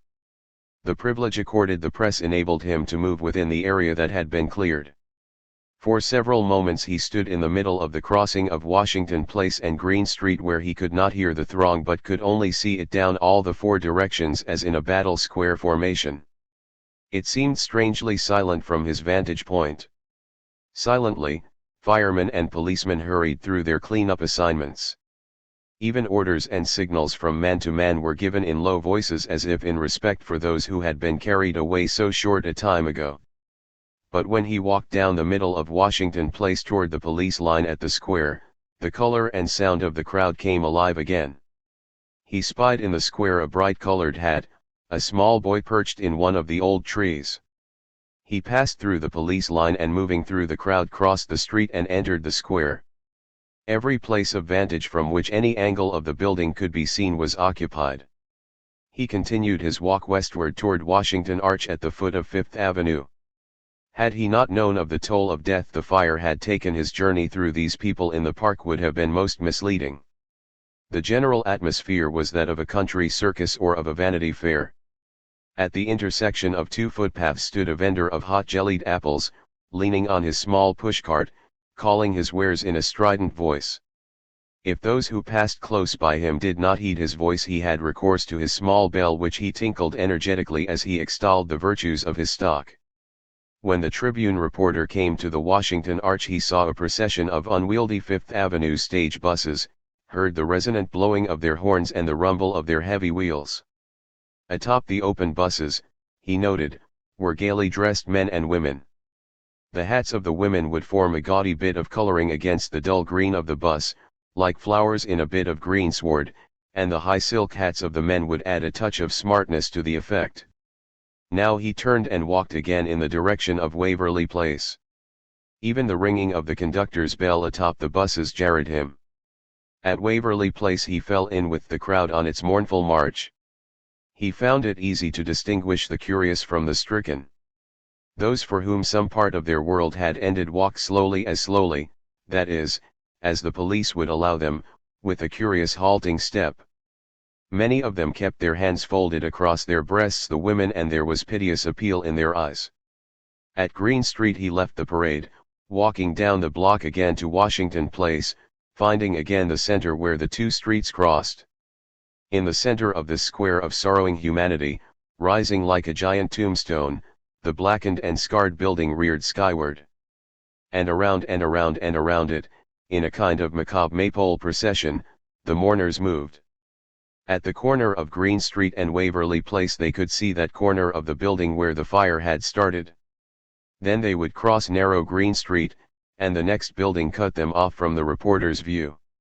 He had made a mental mark of three of them: the old woman in the full skirt with the apron over it, the apron she had forgotten to remove as she started to run, yesterday, the old man with the short beard, the bowler hat, and a jacket with a sleeve that had ripped loose at the back shoulder, the boy young enough to be wearing short pants and ribbed black stockings. In less than 5 minutes he spotted them again, this time slowly crossing Washington Place at the Mercer Street side of the cleared area. Again, they had slowed their pace, walking forward but with their eyes fixed on the building at this new angle from which they could see the place where the girls had plunged to their deaths in groups. Early in the afternoon the man from the Tribune and a reporter from the Times were allowed to tour the Ash Building. The reporter for the Times found that on the top 3 floors, the walls, floors, and ceilings were intact, as were the pillars which support the ceiling. Only the woodwork was burned away. On the 10th floor, in the area of the Triangle offices, he noticed a heavy safe and reported that officials took this as proof of the strong construction of the building, for had the flames been able to weaken the floors the safe would have gone crashing down through the building.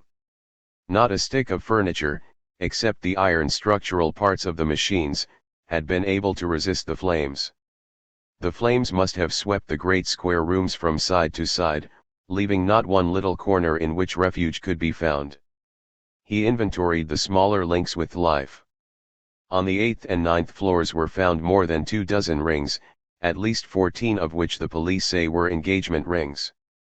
Almost a bushel of pocketbooks and handbags were taken out of the debris.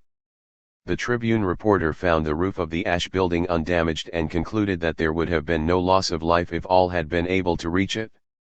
2 skylights had been shattered by the heat from below. There were a few small pools of water on the cement and gravel surface of the roof.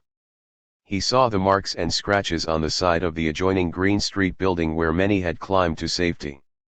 Across the smaller narrow court on the west side of the building he saw the iron shutters of the New York University Law Library hanging twisted and torn from their hinges while the glass of the windows was gone and the furniture inside seemed scorched and scarred by the terrible heat of the flames that had not penetrated the school building. He examined the Washington Place staircase, noting that the walls of the stairway shaft were unscorched and unmarked by any sign of fire except immediately around the doors where, as the fire burned its way through the doors, the whitened walls had blackened for 2 or 3 feet only.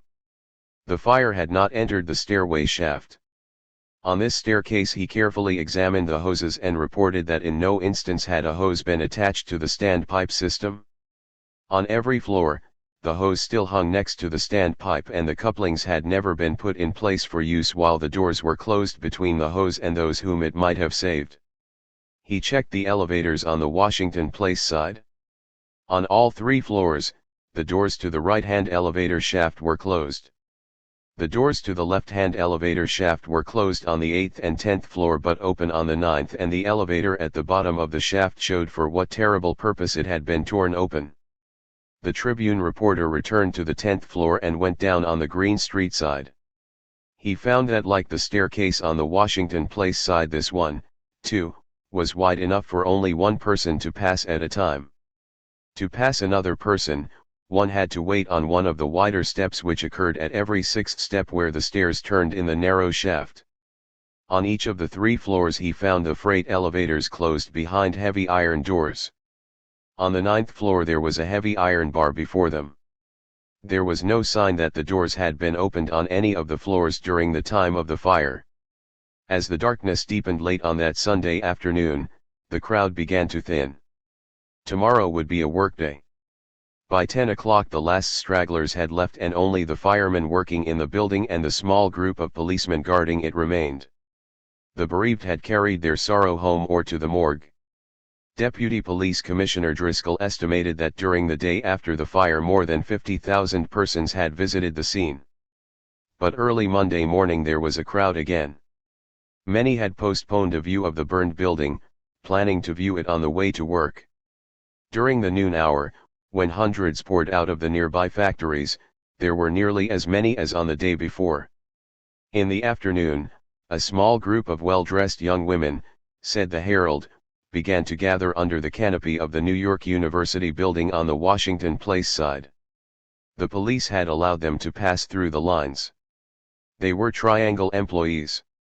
Each newcomer was warmly greeted, as if she had just returned from a long journey. In whispers and with tears this one or that related for the 100th time how narrow had been her escape from the flames and how poor Sadie or Esther or Mamie might have escaped too if she had only done thus and so. Not all of the reunions were happy ones. The Herald told of the young woman who said her name was Jenny Dedera of Brooklyn, who came through the police line and ran to a group of girls, asking if any had seen or heard of her cousin Alberta. One of the girls remembered having seen Alberta in a perilous situation on the 9th floor. While she was telling her story, Jenny Dedera threw up her hands and collapsed on the sidewalk in a swoon. An ambulance took her to St. Vincent's. And all the while, hawkers moved through the crowds. These enterprising fakers found eager customers. They had quickly assembled a stock of penny rings, glass jewelry, cufflinks, and other trinkets. These they packaged in small matchboxes and envelopes. Up and down the streets they went, crying, "Here they are. Get 'em while they last. Souvenirs of the big fire. Get a dead girl's earrings. Get a ring from the finger of a dead girl. 9 Morgue. Who is this that without death goes through the kingdom of the dead?" Canto 8:84. Behind the closed doors of the 26th Street Pier, the 30 regular morgue attendants and Superintendent York's supplementary force of indigents and panhandlers prepared the dead to meet the living. The cavernous pier, said the World, is the stage of all the abject tragedies of the city. Its floor is crossed by the insane, the paupers, the mean criminals, the helpless and the diseased on their way to the cold stone public institutions, charitable and penal, set on the islands in the river. At the time of the Slocum disaster, the 26th Street block ending at the river had been given a new name, Misery Lane. On Saturday, it had begun to fill with a growing crowd even before the first ambulances arrived. By 7 o'clock, there were 2,000 people in Misery Lane. A cordon of policemen marched across the width of the street from the pier, sweeping everyone back to First Avenue. 25 of them, with sticks drawn, remained at that point to keep the crowd from pouring down the block and into the pier. As the first dead wagons swung around the First Avenue corner, they were followed by weeping, screaming men and women who were stopped by the cordon of police. The horse-drawn ambulances and patrol wagons passed down the block and through the huge pier doors. When the wagons had deposited their freight, they backed out slowly and returned for more bodies. The derelicts and the doctors worked among the dead, the latter in the hope that someone might have survived. Coroners Holzhauser and Helen Stein arrived at 7 o'clock to join coroner's physician Weston in supervising the work. At the First Avenue police line, the pressure of the crowd increased. Mothers and wives had run frantically through the street in front of the carriers, pulling their hair from their heads and calling the names of their dear ones, the Times wrote. When they were stopped at First Avenue and 26th Street, their sobs and shrieks grew louder. As each new wagon arrived, police with drawn clubs fought to open a path. But the frantic people closed against the rear of the wagons as soon as they passed, and hands reached out for the blankets and tarpaulins covering the dead. Once a cover was torn off, revealing underneath two bodies somehow holding each other. Everywhere burst anguished cries for sister, mother, and wife, a dozen pet names in Italian and Yiddish rising in shrill agony above the deeper moan of the throng, said the Times. Inside the morgue, confusion arose over the numbering of the dead and their possessions. The police had used small colored tags provided by the Charities Department, and these were found to include some duplicate numbers. Moreover, the coroner's men had renumbered some of the bodies and the jewelry envelopes. Inspector Richard Walsh settled the problem by deciding to renumber all the bodies in one continuous count. Valuables were to be turned over to Lieutenant Sullivan for safekeeping. If a body could be identified, the lid was to be placed on the coffin and the entire thing was to be moved to one side. Until this procedure was complete, the crowd would be kept out. A reporter for the Times who had been watching these preparations came out of the pier gate on his way to a telephone. He found himself besieged. He wrote, 100 faces were turned up to him imploringly and 100 anguished voices begged of him tidings of those within. Had he seen a little girl with black hair and dark complexion? Had he seen a tall thin man with stooped shoulders? Could he describe any one of the many he had seen in there? Inside, in the deepening darkness, small groups of policemen moved from box to box. One held pencil and pad, the others carried spot lanterns. They would stoop over an open box, and one of them would pull back the sheet covering the body. Box 112, he droned to the one with the pencil and pad. Then, lifting pieces of clothing out of the box into the light of the lantern, female. Black shoes. Black stockings. Part of a brown skirt. White petticoat. On the first time around, an estimated $5,000 in cash was taken for safekeeping by the police from the bodies on the pier. In the case of bodies which seemed easy to identify, the police removed valuables in properly numbered envelopes. But where the bodies were so utterly incinerated as to make recognition impossible by other than bits of jewelry, the finger rings, necklaces and earrings were not removed, said the World. Policemen were especially assigned to guard these coffins. Outside the clamor to get in rose in waves. To relieve the pressure on First Avenue, the police allowed two lines, 4 and 5 abreast, to form down each side of Misery Lane. A rumor spread that the police would open the pier gates at midnight. It threw the people into a wild hysteria of almost joy, the Times wrote. Several women had to be taken to Bellevue for treatment, laughing and crying and struggling all the way. In an effort to placate the crowd and ease the coming ordeal in the morgue, a policeman walked the length of the waiting lines. At the sound of his voice the people strained toward him, listening. Who seeks a girl with a ring bearing the initials GS? A shriek cuts the air. An old woman breaks out of the line, staggers forward. Who seeks a girl whose pay envelope bears the name of Kaplan? By 11:30 p.m. the police in the morgue had processed 136 bodies. Smiling Dick Walsh, his face damp where he had wiped away tears, added that of this total 56 were burned or crushed beyond physical recognition. Every stitch of clothing on dozens of bodies had been burned off. The body of one girl was headless. Outside, the thousands stood shivering. The night was cold. Their anguished cries filled the air. Inside, the police, the coroner's doctors, the superintendent's little army of disinherited had finished their work. It was midnight. The great iron gates swung open. Now everything grew silent. In the crowd, only a moment ago so anxious to enter, no one stirred. A policeman called out, "Come on! Come on! It's all ready now." Slowly, an old woman with a shawl over her head started into the pier. All others remained still, their eyes on her. But when she had taken some 20 paces, suddenly the whole crowd moved. Inside the pier, policemen stationed at the coffins began to swing their lanterns over the faces of the dead, for the sputtering arc lights seemed to cast more shadows than illumination. The little shawled woman moved down the center aisle, leading the crowd. A third of the way down the line she stopped at the coffin numbered 15. She fell to her knees, cried out. The first identification had been made. Her scream stopped the crowd. Some turned as if to run away. But others pressed forward. Minutes later a dozen had found what they had sought, caught in the spotlight of a policeman's lantern. Shivering and weeping, the waiting people were admitted in groups of 20, each group accompanied by several policemen who almost immediately had their hands full.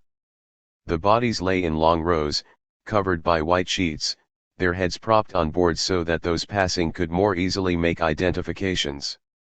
At first glimpse of the ghastly array, many fainted into the arms of policemen and nurses. Superintendent York's panhandlers brought them hot coffee. As soon as an identification was made, an officer put the lid on the coffin, tacked onto it a small yellow card on which he wrote the name of the victim, and sent the relatives, with a corresponding slip and name, to the temporary office of the coroner at the side of the pier. Permits to remove the identified bodies were then issued to them. At one time during that weird morning, the arc lights failed. In the darkness, half-crazed mourners ran about, falling over coffins. Swinging lanterns, as if floating in the air, came to them, carried by nurses or officers ready to help and to pacify. After 4 minutes, the lights came on again. 6 women and 2 men were found to have fainted. Small groups would cluster around several of the boxes, seeking for familiar features. For some, recognition was accepted silently with a sinking to the floor or fainting. Many men broke into hoarse sobs, terrible to hear. But with some it was heralded by piercing shrieks, hysterical lamentations in Yiddish or Italian that brought the nurses running and then struggling to pry despairing arms loose from the coffin. The experienced morgue attendants had arranged the bodies so that those in the worst condition were farthest from the doors. In this way it was thought the hardships for friends and family would be minimized. Desperate parents moving deeper into the long pier somehow sensed the logic of the arrangement. As they neared the end of the double row of dead, many women became hysterical. The police, thinking that an identification had been made, would start to close the coffin nearest the shrieking woman only to find they had been misled by the woman's despair, said the Times. Dominic Leone of 444 East 13th Street didn't scream. He came looking for 3 cousins and a niece, and he walked on tiptoe among the dead, as if fearful of waking them. But Clara Nussbaum straightened up from the coffin over which she had bent for a moment and ran screaming to the edge of the pier. Captain O'Connor reached her as she was climbing over the barrier below which ran the river and dragged her back. She had recognized her daughter Sadie, 18 years old. The lower part of Sadie's body had been almost totally destroyed by the flames. Commissioner Drummond ordered all the pier openings to be boarded up to prevent any more suicide attempts. The fainting and the hysterical were taken to the northeast corner of the pier, where Dr. Louis W. Schultz, General Medical Superintendent for the Department of Charities, had set up an emergency hospital. Working with him were the Mrs. Blair, Robertson, Hamilton, Cook, and Donovan, students from the New York Training School for Nurses. They were all under 20 years old. They were a legion in themselves, said the Tribune. In a scene of such horror and terror, men were glad to have those quiet, gentle-mannered women around. They soothed the terrified, took the arms of the poor, creeping, old mothers. The paper told how one nurse stood with her arm around a youngster who had brought a picture of her sister for identification. "Aren't you frightened?" the child asked as she shuddered and buried her face in the clean white linen apron. "Frightened," came the reply. "No, my little one. Why should we be frightened? The poor things can't hurt anyone." Joseph Miali of 135 Sullivan Street made the circuit of the dead 3 times. "I am looking for my sister, Bettina," he told Captain O'Connor. "She is not here." But as he turned to leave the pier, he pointed to one of the bodies and said to O'Connor that it seemed to be the same height as his sister. The captain drew a ring from the finger of the body. He showed it to Miali, who staggered backward, crying, "That is her ring." In the first hours after midnight no one came to claim number 138. She was easy to identify. She was about 37 years old and weighed about 130 pounds. The 2 policemen who had searched for some means of identification on the body were amazed to find $852 in bills. The money was pinned inside the left stocking and held fast to the leg by a band of cheesecloth. The 2 men had first seen a lump inside the woman's stocking. It was water-soaked and hard, and when they first saw it they thought it was a physical deformity in the leg. But when they cut away the stocking and the cloth, they found a roll of $1, $5, and $10 bills. In one of her pockets was a pay envelope with $10. The name on the envelope was Mrs. Rosen. Her treasure was intact. But Mr. and Mrs. Morris Bierman, of 8 Rivington Street, complained that the body of their daughter, Gussie, had been stripped of 3 rings, a watch and chain, and earrings. Gussie kept her cash in her shoe and 1 shoe was missing. The family insisted that the loss was no accident. Gussie's rings had fitted tightly on her fingers. She habitually wrapped the chain of the pendant watch twice around her neck. The remaining shoe was proof, they said, that the missing one must have been removed by force. By sunrise, 43 bodies had been identified. The official recognition accorded the dead was scant. The cards tacked to the boxes read, Anna Cohen, box number 31, Celia Eisenberg, box number 56, Julia Aberstein, box number 32. On the lid of one coffin a strong hand had written with white chalk, Becky Kessler, call for tomorrow. During the early morning, the line of those seeking admission to the pier lengthened, till it stretched from the pier to First Avenue, then down from 26th Street to 22nd Street. In the afternoon, the character of the crowd began to change. The poorly dressed men and women who had stood in line for hours for the chance to identify a relative were being replaced by more fashionably attired persons. There were, said the Sun, frock-coated young men carrying canes who laughed and chatted with well-dressed girls as the line jostled slowly toward the pier entrance, and young couples who had read the morning papers before starting for their Sunday stroll and who wished to see the dead out of curiosity. 5 young women, stopped at the entrance by a policeman, brushed him aside and ran into the pier. They were hustled out by other officers. Once an old woman emerged from the morgue supported by 2 other women. Her wrinkled face was fixed with a weird grimace, the tears ran down her cheeks, She cried aloud and threw her arms in the air, said the Tribune. And a great boisterous crowd followed her down the avenue, pointing and peering until the police drove them back. The police also had to cope with fashionable women who drove up to the police line in their cars and asked to be let through. When told they would have to take their place at the end of the line, they turned up their noses and ordered their chauffeurs to drive off. A policeman at the gate, in mid-afternoon, counted 100 persons a minute entering the morgue, 6,000 every hour. Yet the crowd didn't seem to diminish. A squad of officers went down the line in an effort to weed out those who obviously had no business there. But suppose even one of these could identify one of the bodies. The result of the weeding was a recognition of the fact that many who had come out of the morgue had returned to the line for a second visit. But the police had the satisfaction, as the World put it, of yanking out and putting to flight not less than 40 known pickpockets come for the purpose of nipping jewelry from the seared throats and charred fingers, of thumbing stealthily burned clothing in the hope of finding a purse. At 5 o'clock, Deputy Police Commissioner Driscoll arrived. He studied the endless line and said to the officers around him, "Good God!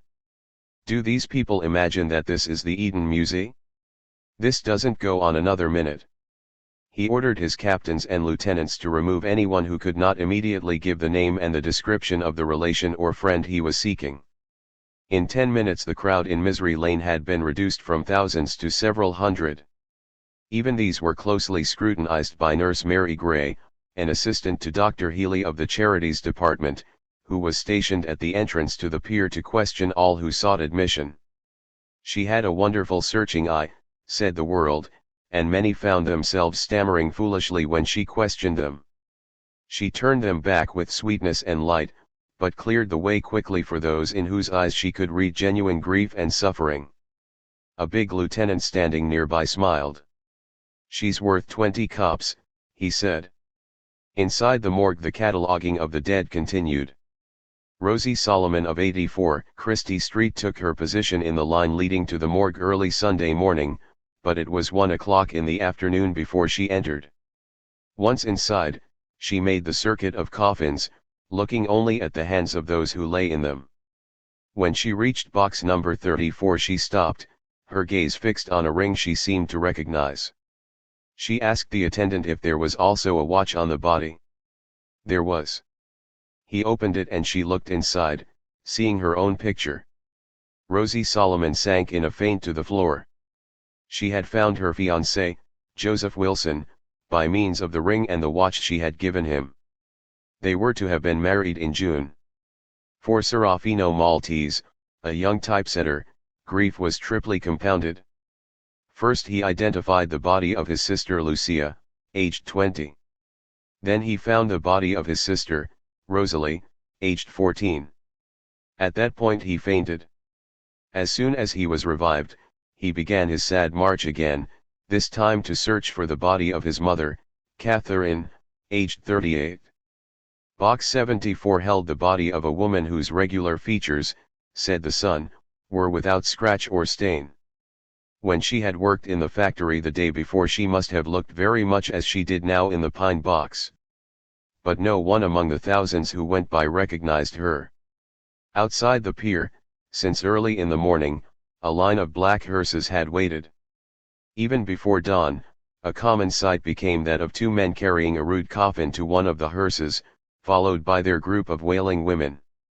All day long, the Herald reported, the somber equipages rattled over the rickety pavement, followed by the awestricken glances of the spectators.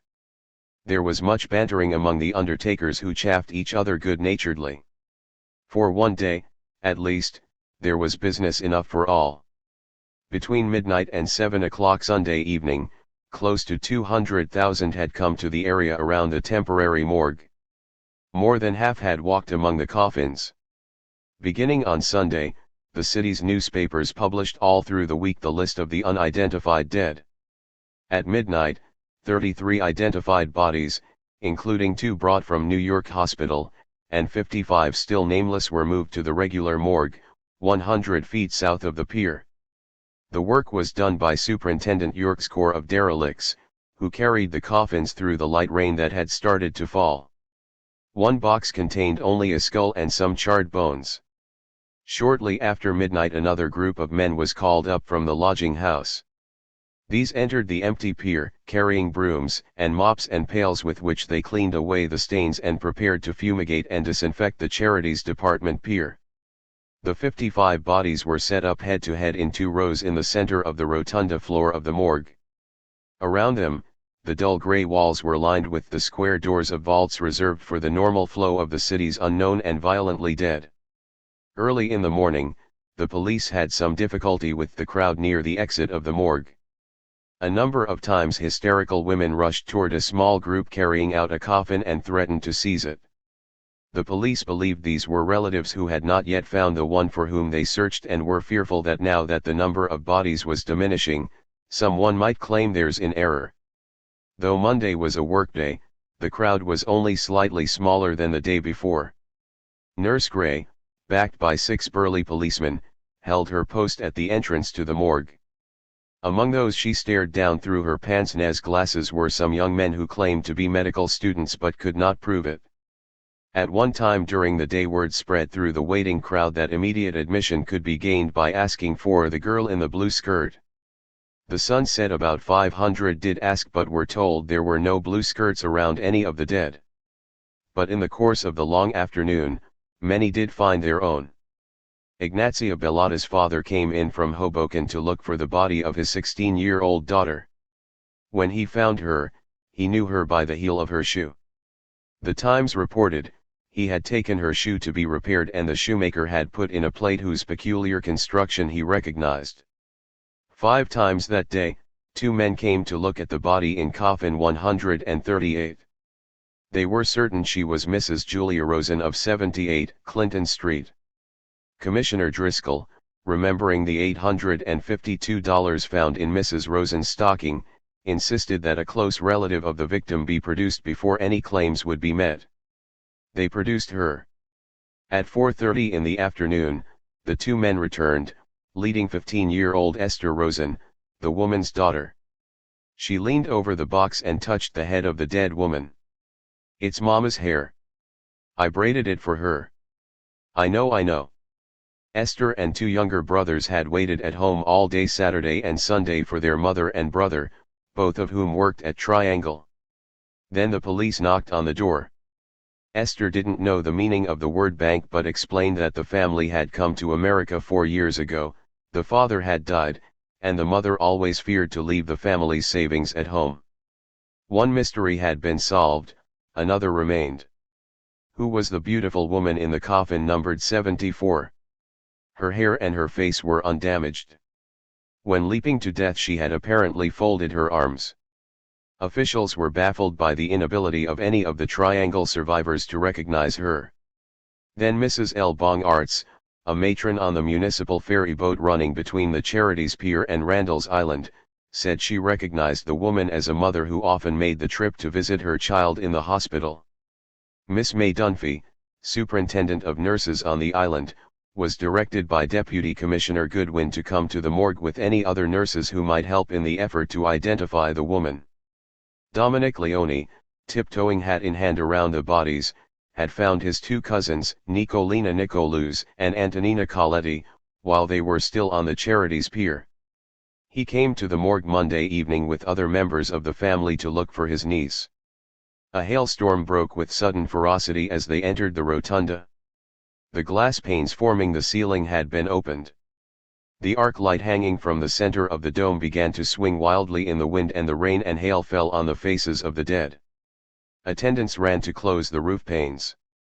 Leone and his relatives ignored the entire disturbance, quietly moving from box to box until one of the group hesitated. Where they stopped, Dominic leaned over the box, brushed aside the long hair partly covering the face. One of the women in the group cried out.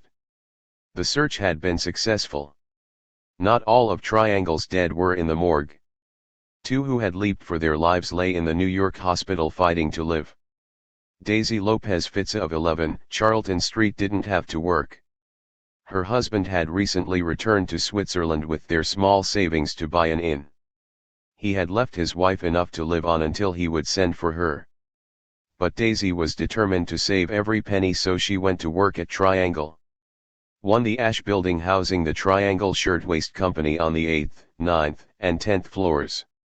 2 tons of water were poured into the ash building long after the fire was brought under control. 3 after the fire was brought under control, bodies were laid out and tagged on the sidewalk across the street from the ash building. 4 3 officers carrying personal effects of those killed in the fire. 5 friends and relatives identifying bodies in Pier Morgue after the fire. 6 crowds gather outside the ash building. 7 a room in the ash building after the fire. 8 Joseph Zito, the elevator operator who performed heroic work during the fire. 9 coroner and jury questioning employees. 10 thousands line the street waiting for the funeral procession. 11 a description of the disaster in a local newspaper. 12 the unions mourn. 13 one of hundreds of families in mourning. 14 despite earlier safety warnings, the doors were kept locked. From the New York Evening Journal, March 31, 1911. 15 Tad in the New York Evening Journal expresses the sentiments of many. 16 a commentary on safety inspections. She died. And they kept word of her death from her friend in the next ward who had also jumped. The doctors said Frida Wielakowski of 679 East 12th Street still had a chance. At 9 p.m., Monday, 28 unidentified bodies remained in the morgue. On the third day after the fire, the crowd began to form in Misery Lane shortly before dawn. It was the smallest crowd since the catastrophe. Before noon, half of the 60 patrolmen and mounted policemen on duty were sent back to their regular assignments. They had hardly passed from sight when about 1,000 factory girls, dressed mainly in black, marched into 26th Street at First Avenue. Under the impression that there was to be a public funeral of the unidentified that afternoon, they had come to pay their final respects to fellow workers. They were dispersed by the police. Benny Costello went to the shoe store on Houston Street and purchased a pair of button shoes like the single pair his sister had bought in this same store. In the morgue he identified her by matching the shoes he carried with those in the pine box. Hope of identifying the well-preserved, Italian-looking woman in box number 74 evaporated. No one from Randall's Island could recognize her. Commissioner Drummond ordered that pictures be taken of her and that they be reproduced in the city's Italian-language newspapers. In New York Hospital, Frida Wielakowski lost her fight. The police moved the jewelry and other personal possessions of the victims to the East 35th Street police station. 20 unidentified bodies remained in the morgue. 4 days after the fire, Pretty Mary Leventhal was still among the missing. Many of the workers, with whom she had been a favorite, had come to look for her. But it was Joseph Fletcher, who worked in the Triangle office, who remembered he had recently sent her to a dentist friend of his. He came to the morgue with his friend, Dr. J. Zaharia, who recognized her by a gold cap he had recently set. But Sophie Salemi's mother recognized her by the dam in her stocking at the knee of her left leg. "I mended it only the day before the fire," her mother said. "That is my Sophie."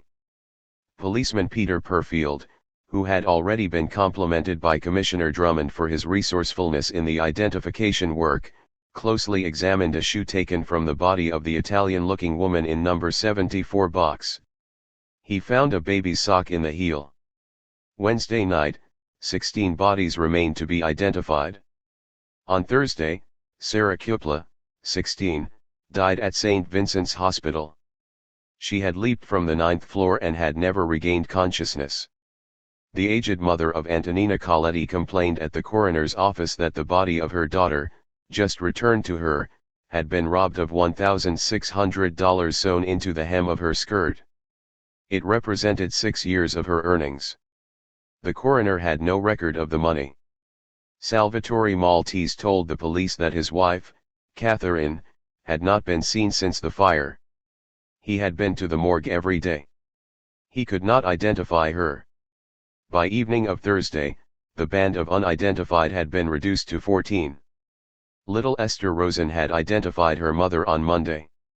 On Friday, she identified her brother, Israel, 17, by a signet ring. Joseph Levin of Newark, New Jersey, had a sister who boarded with a family on Delancey Street. They called him on Thursday to tell him that she had not been home or heard from since the fire. He came to New York Friday morning. His sister's name was Jenny. She was 19. He found her easily. She was the pretty one, the untouched one, the Italian-looking one in box 74. 10 victims remained to be identified. Joseph Brenman identified his beloved sister, Sarah Circa, as he had called her during the ninth-floor turmoil. Anna Ardito was identified. Gussie Rosenfeld was identified. 1 week after the fire, of the 146 dead, only 7 remained without names. Part 2. 10 Guilt. Whereby the heavens were scorched. Canto 17:108. At 11:20 p.m. on the day of the fire, Coroner Holzhauser and Deputy Fire Commissioner Arthur J. O'Keefe stood among the last bodies on the Green Street sidewalk waiting to be transported to the morgue. "The fire department will have to meet a terrible responsibility," said Holzhauser. "And so will some other departments," was O'Keefe's quick reply.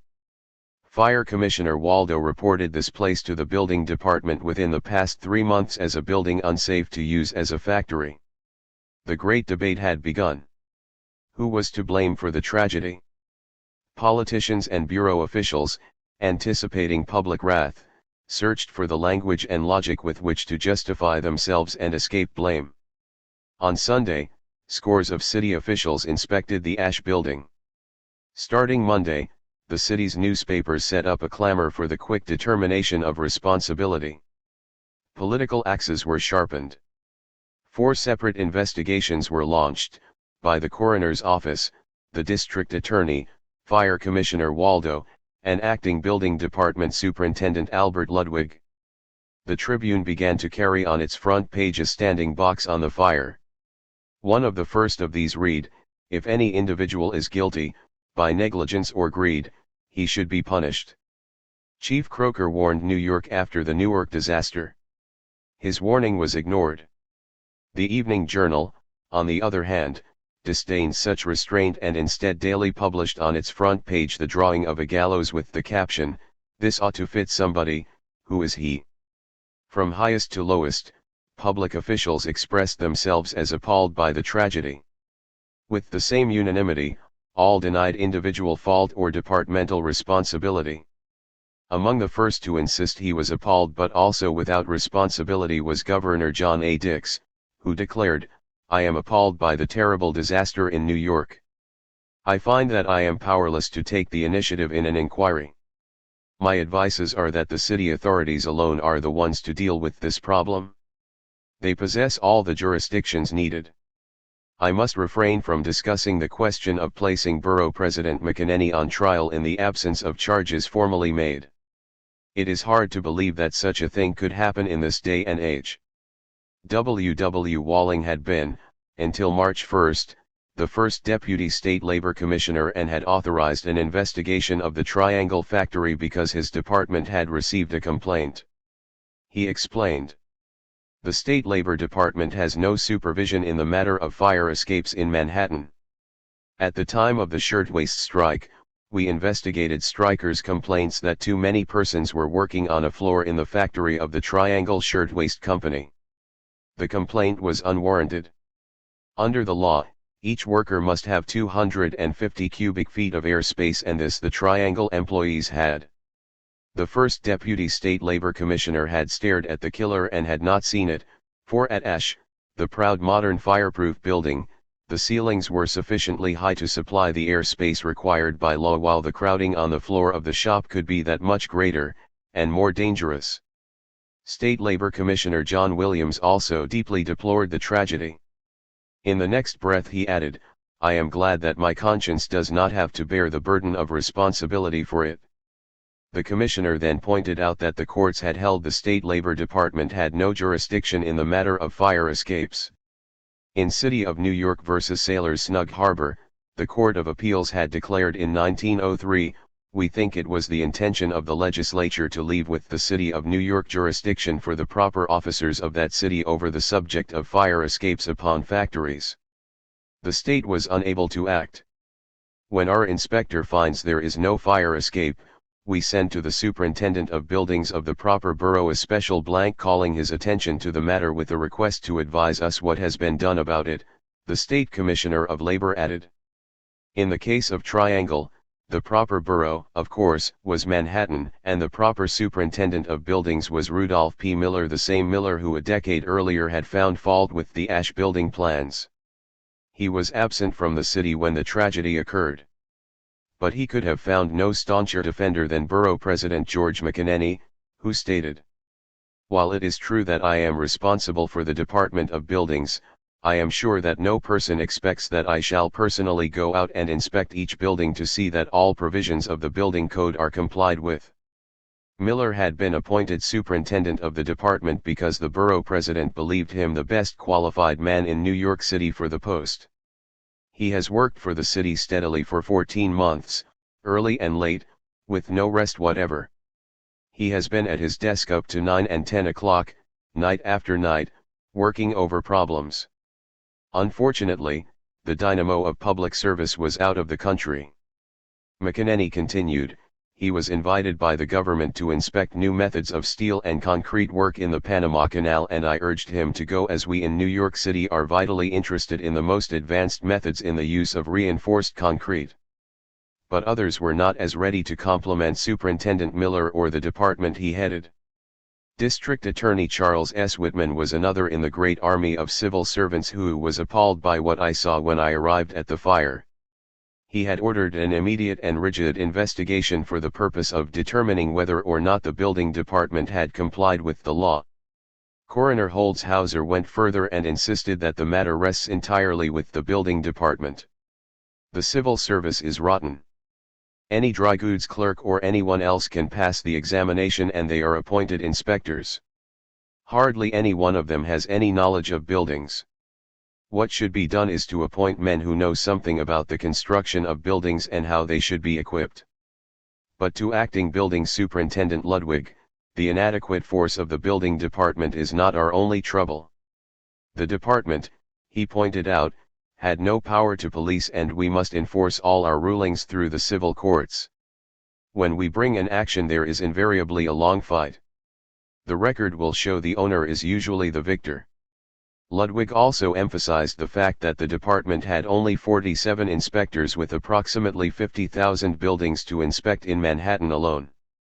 In February, 13,603 buildings were listed as dangerous by the fire department, but the building department's inspectors had been able to visit only 2,051. With more than $100 million worth of new construction annually in the area of its jurisdiction, it is impossible, Ludwig added, for us, with our limited number of inspectors, to make regular examinations of the buildings that have once been passed as filling the terms of the law. The best we can do is to look into specific complaints that are brought to us from outside sources. The acting superintendent admitted, it is quite true that the Ash building conformed to the law at the time that it was built and that there are many changes that would be demanded at the present time. It is also true that the department has the power to order any changes it sees fit to make a building conform to the law as it is at present. Nevertheless, he insisted that we do not hear of violations of the law in old buildings unless they are particularly called to our attention. Furthermore, it would often work a great hardship on the owners of the building to require extensive changes. This is especially true of fire escapes. After viewing the twisted fire escape, Coroner Holzhauser had come out of the lobby of the Ash building sobbing like a child, the Times reported. Angrily he declared, "Only one little fire escape. I shall proceed against the building department along with the others. They are as guilty as any. They haven't been insistent enough, and these poor girls who were carried up in the elevator to work in the morning, came down in the evening at the end of a fireman's rope." Acting Superintendent Ludwig again admitted that the fire escape was undoubtedly of the size and style ordered by the department at the time the building was put up, but it would not be passed today. But this was no fault of Superintendent Miller, said Ira H. Wilson, spokesman for the National Board of Fire Underwriters. There is no question that the emergency exits from the building were foolishly inadequate, Wilson admitted. But there was no evidence to show that this condition was attributable to the neglect or inefficiency of Mr. Miller. On the contrary, said Wilson, Miller could neither make laws nor control such matters. He must confine his efforts to the limits of the city statutes as he finds them. Borough President McEnany was even more insistent in his defense of Miller.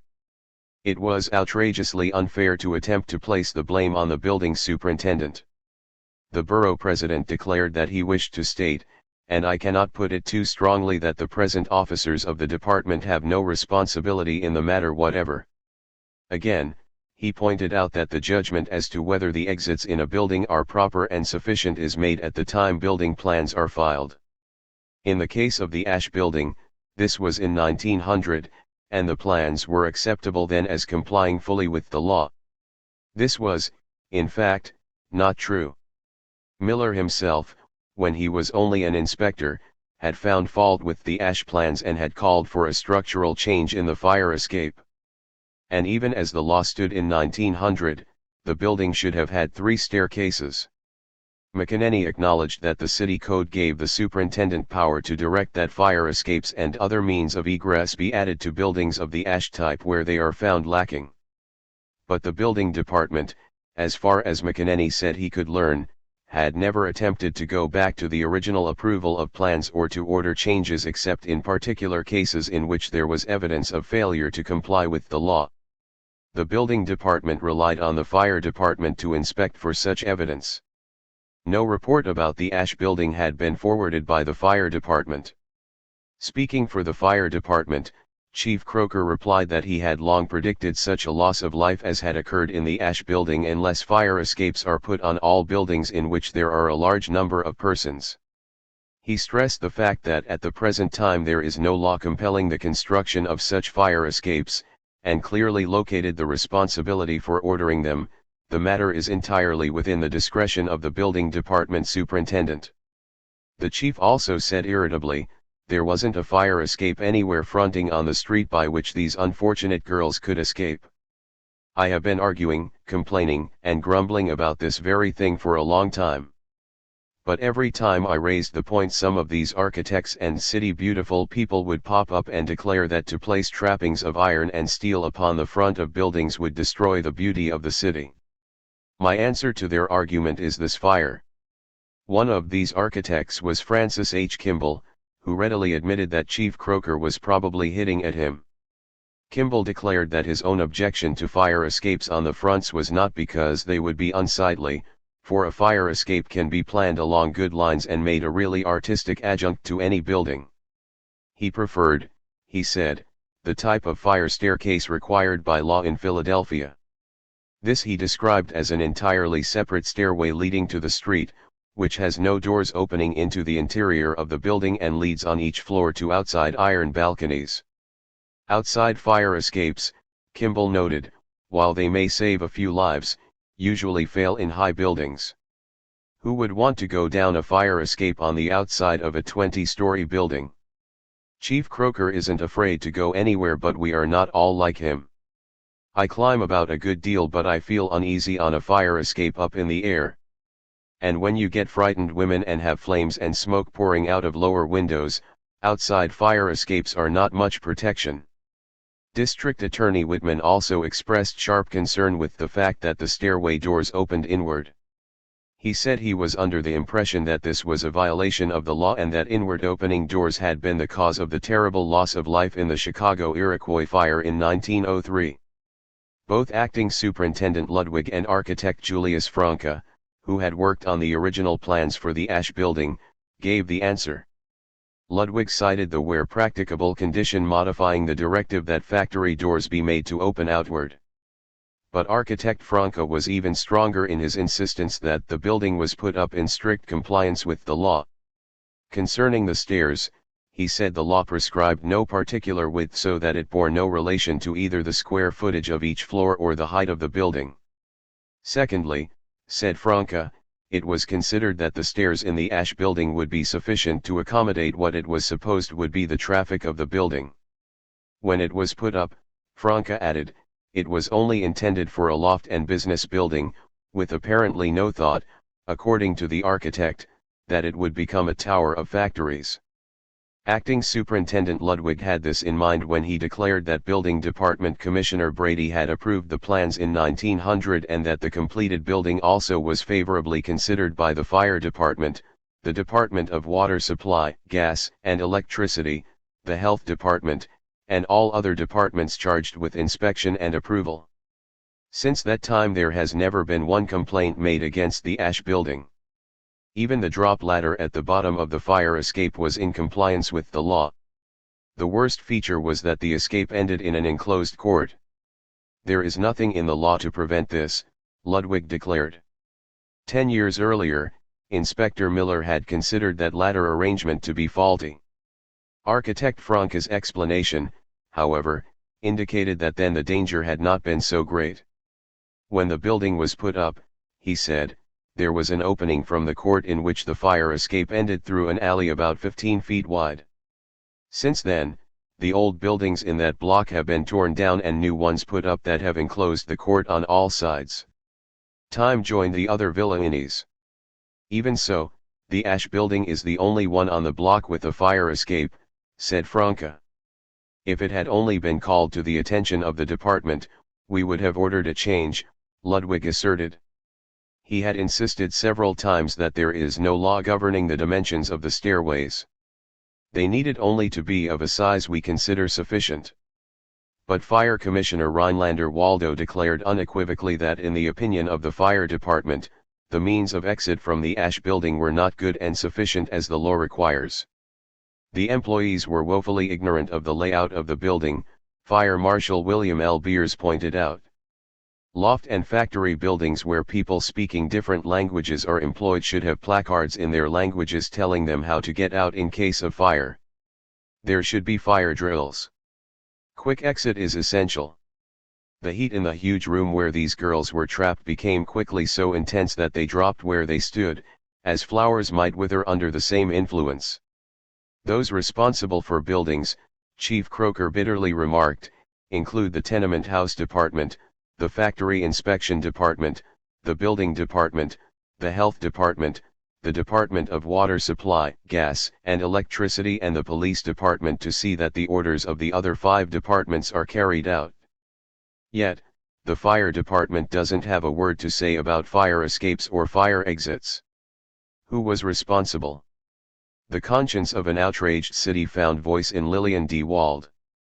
As a member of the Joint Board of Sanitary Control, she had helped draw up the report written by Dr. Price, warning of the danger in the shops.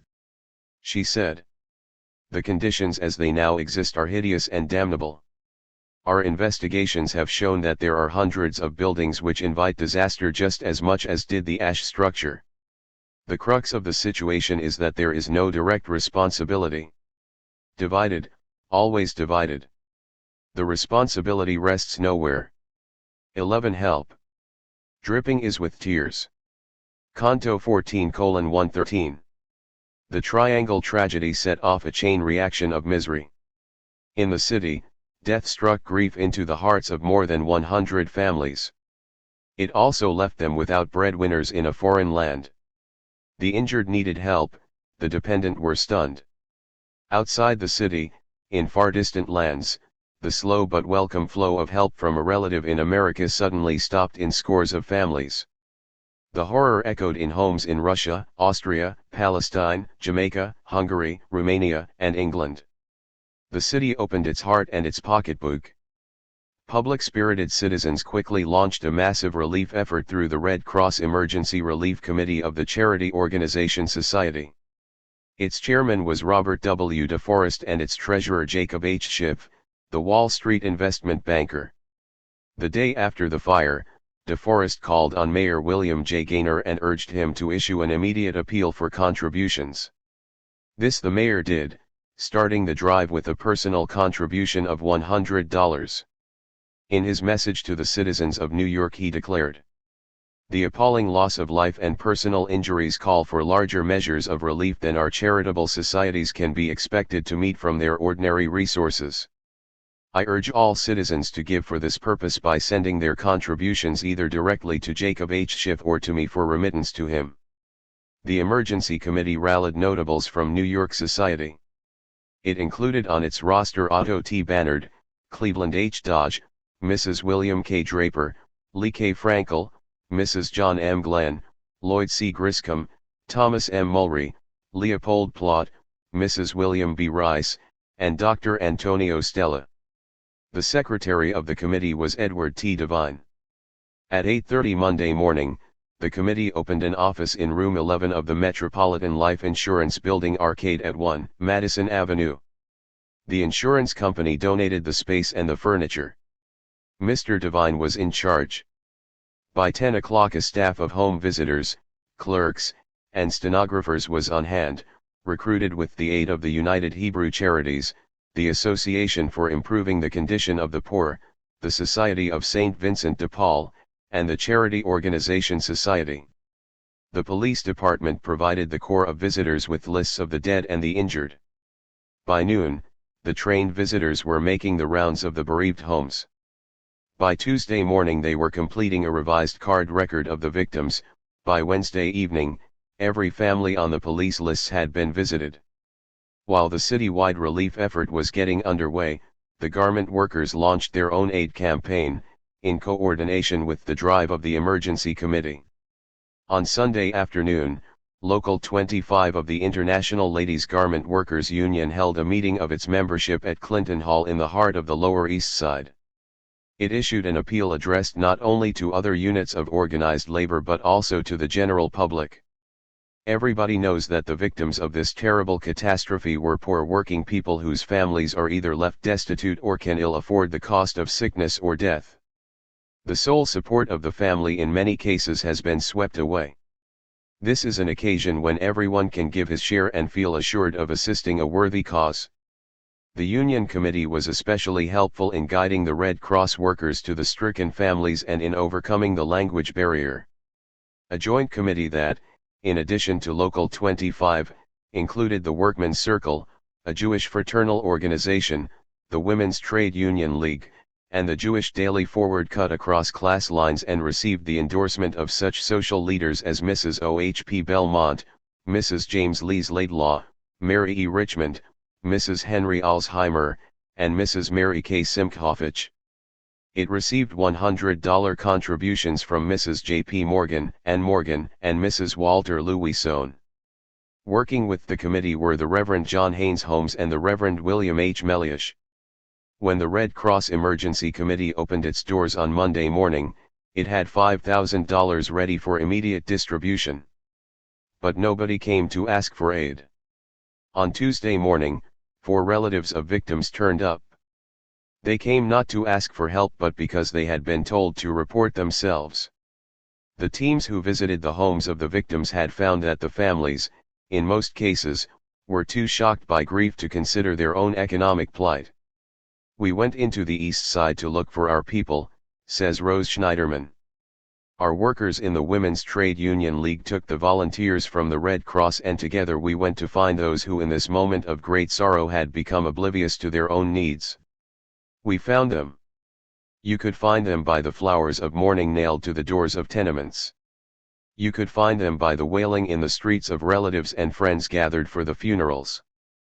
But sometimes you climbed floor after floor up an old tenement, went down the long, dark hall, knocked on the door and after it was opened found them sitting there, a father and his children or an old mother who had lost her daughter sitting there silent, crushed.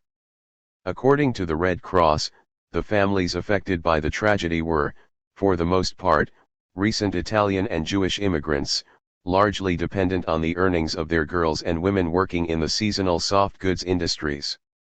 These families had never before received charitable assistance, they did not seek it now. The Red Cross described them as being, in the main, naturally self-reliant. As proof, It cited the fact that applications for assistance were received from only about half the employees who were in the fire and from very few who had not been physically injured, although information about the fund and its great size was widely spread through the papers in their own languages. In a number of cases, the committee continued, relief has been declined on the ground that the family resources were sufficient. The committee has respected and honored such self-reliance. Meanwhile, money poured in from rich and poor alike. Checks arrived from businessmen with notes of sympathy, coins were wrapped in letters scrawled by children. The Times printed as received a letter containing $10 written in the uncertain hand of a child, whose name was Morris Butler. It read, "Dear Mr. Editor, I went downtown with my daddy yesterday to see that terrible fire where all the little girls jumped out of high windows. My little cousin Beatrice and I are sending you $5 apiece from our savings bank to help them out of trouble. Please give it to the right one to use it for somebody whose little girl jumped out of a window. I wouldn't like to jump out of a high window myself." Andrew Carnegie sent $5,000 to the mayor's office. Movie producer William Fox announced that receipts on Monday, Tuesday, and Wednesday at the New York Theater, Broadway and 45th Street, would be turned over to the Relief Fund. Marcus Lahu offered the fund a day's receipts from his vaudeville theaters on 7th Avenue, 149th Street, and 3rd Avenue, the Lincoln Square, the Yorkville, the Circle, the Plaza Music Hall, and the Columbia, Bijou, and Liberty Theaters in Brooklyn. At the Hippodrome, 500 employees raffled off a gold watch at 50 cents a chance and turned the proceeds over to the fund. The Salvation Army set up coin pots at many places in the midtown part of the city. Dan Morgan, manager of Valentine Knockout Brown, the lightweight boxer, said he and several managers of fight clubs intended to hold a series of benefits for the families of the fire victims.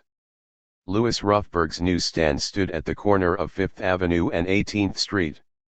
On Monday he nailed across the top of the stand a sign painted in heavy black letters, "Will give today's receipts to the Washington Place Fire Relief Fund."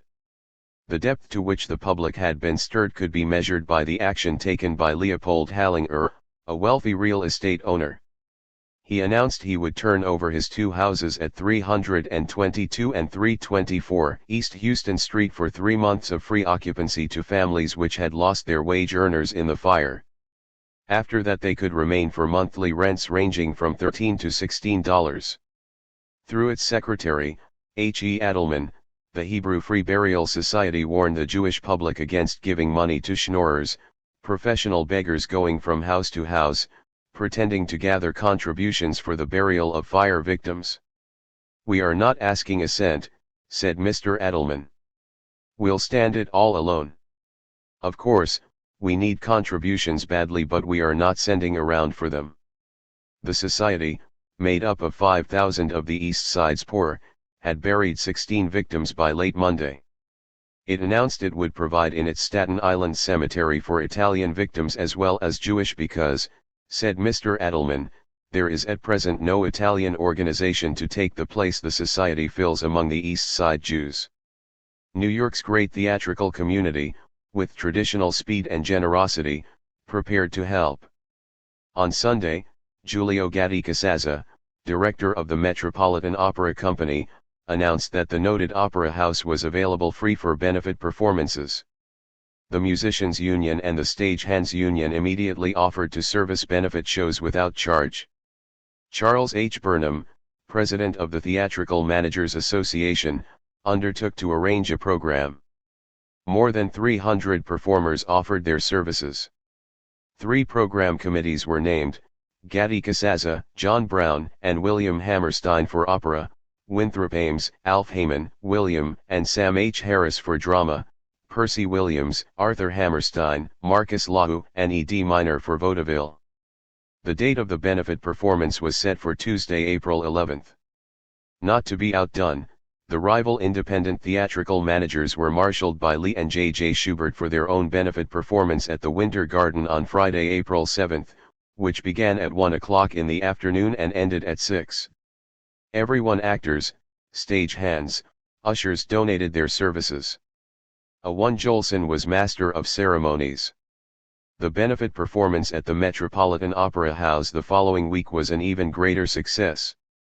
With George M. Cohan in charge of the acts, almost $10,000 was raised. With the proceeds of the Winter Garden Show and other benefits, the New York stage had raised close to $15,000. In the days following the fire, the headquarters of Wastemakers Local 25, Il Guio, on Clinton Street remained draped in black from roof to the ground floor, and every day it was besieged by bereaved relatives. In the first 2 days after the fire, the union's committee provided for the burial of 11 girls. Under the plan worked out by the Joint Relief Committee organized by the union with William Maley as secretary and Morris Hillquit as treasurer, the larger Red Cross Committee referred cases in which the victim had been or still was a member of the union to this group for initial care. The Red Cross was facing its first large-scale disaster operation in New York. It immediately set a policy aimed not so much at reimbursing financial losses as such but rather at restoring, as quickly as possible, the accustomed standard of living or preventing a serious lowering of that standard. It was also decided, for the first time, to reach across the world to help the families of victims of a local disaster. The committee was able to do these things because of the size of the fund. The unprecedented liberality of contributions by the public, the committee felt, reflected a passionate desire to do whatever remained in our power to compensate for the horrible event. The grand total contributed was $120,000, a huge sum by contemporary standards. Of this, $103,899.38 was in the Red Cross Emergency Fund, the remainder was in the union's Joint Committee Fund. Far from setting a scale to compensate for a lost life, the Red Cross Committee gave individual consideration to each case. To expedite this procedure, a special conference of experienced social workers was organized, which included Mrs. Glenn, Dr. Frankel, and Mr. Mulry of the Emergency Committee, Mr. Edelman of the Hebrew Free Burial Society, John A. Kingsbury of the Association for Improving the Condition of the Poor, William I. Nichols of the Brooklyn Bureau of Charities, W. Frank Persons of the Charity Organization Society, William D. Waldman of the United Hebrew Charities, and William Maley and Elizabeth Dutcher of the Union's Joint Committee. The committee soon discovered that in a number of cases in which it tried to obviate the lowering of the standard of living, it has been found even easier to facilitate an actual improvement, to grant a lump sum that sets a father up in business, for example. In all cases, the committee exercised heartwarming compassion. In the Emergency Committee's case number 130, the widow of a machine operator was left with 2 small children. She was given $1,000 in May to enable her to buy a small store in Yonkers. By November, she was doing so well that she had engaged domestic help in order to be able to give more time to building the business. Even so, the committee set aside a $3,000 trust fund for the 2 children. Similarly, in case number 7, a widow was left penniless. But her 2 children, 14 and 12 years old, were stranded with grandparents in Russia. The Emergency Committee made an award of $250 with which the widow bought a share of ownership in a stationery store. 7 months later she was able to send for her children. But in case number 18, the attempt to help in this way failed. The widow, with an 11-month-old baby, could speak no English. The report describes her as remaining in an hysterically anxious frame of mind for several weeks and as going from agency to agency for advice. Finally, she, too, decided to buy a stationery store. But her health was poor. The emergency fund financed a summer stay in the country. In November, though she was still unable to work, the fund continued its aid. The Red Cross handled a total of 166 cases. In 94 there had been 1 or more deaths, in 72 there had been no deaths. A total of $81,126.16 was dispersed for relief. Individual family aid ranged from $10 to $1,000 in families where there had been no deaths and from $50 to $5,167.20 where 1 or more lives had been lost. The committee understood that it was dealing with lives that had been wrenched by a horror. If it happened in some cases, that money given for business has been used for current living expenses, we do not feel that this necessarily proves that the relief should not have been given. A chance has at any rate been given the family heretofore capable of managing its own affairs successfully. It is not impossible that the failure on its own responsibility has been as valuable an experience as carefully guarded and guided success would have been. There is such a thing as pauperizing by too much advice and guidance. The tragedy struck deep. The wife of one of the two heroic elevator drivers who had stayed with his car to the end suffered a miscarriage on hearing of the fire. After that he himself suffered a decline in health. Their 3-year-old child sickened. By April, they had been given a total of $400 but thereafter asked for no more. In October, husband and wife were still ailing.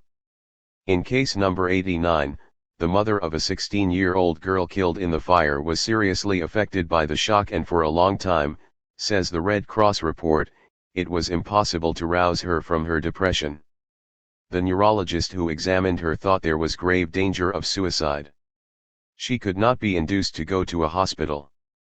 An Italian woman who lived in the same house voluntarily assumed all responsibility for her, prepared meals for her and did not leave her alone a moment for many weeks. The mother's mental condition slowly improved and she went back to work. When she began to get better, she told about an illegitimate child, a baby girl, who was in an institution, and she became more and more determined to have this child with her. This was discouraged on account of her condition. But late in August she brought the child home. At first this seemed to have a bad effect on her mental condition. She called the child by the name of the dead girl and seemed even more depressed. Then she began to improve. Both the Red Cross and the Union Committee remembered that the fire had occurred on the eve of important holidays. Sums ranging from $25 to $50 were given to needy Jewish and Italian families for Passover and Easter expenses. In a number of cases it was clear that the most effective aid that could be given to an individual survivor would be a period of rest or convalescence in the country. The Association for Improving the Condition of the Poor arranged for a number of these cases to be accommodated at its Hartsdale home. The Solomon and Betty Loeb Memorial Home gave them priority consideration. Other institutions made similar offers. But it was difficult to persuade the girls to leave their homes. Only 12 of the Italian victims could be induced to go. The approach of Passover increased the reluctance of the Jewish girls. Finally, only 3 accepted the generous offer of the Loeb home. Arrangements to take care of survivors were made in 80 cases, and for these a total of $61,571.05 was disbursed. Of this amount, $44,672.15 was for relatives in the United States and $16,898.90 for relatives in other lands.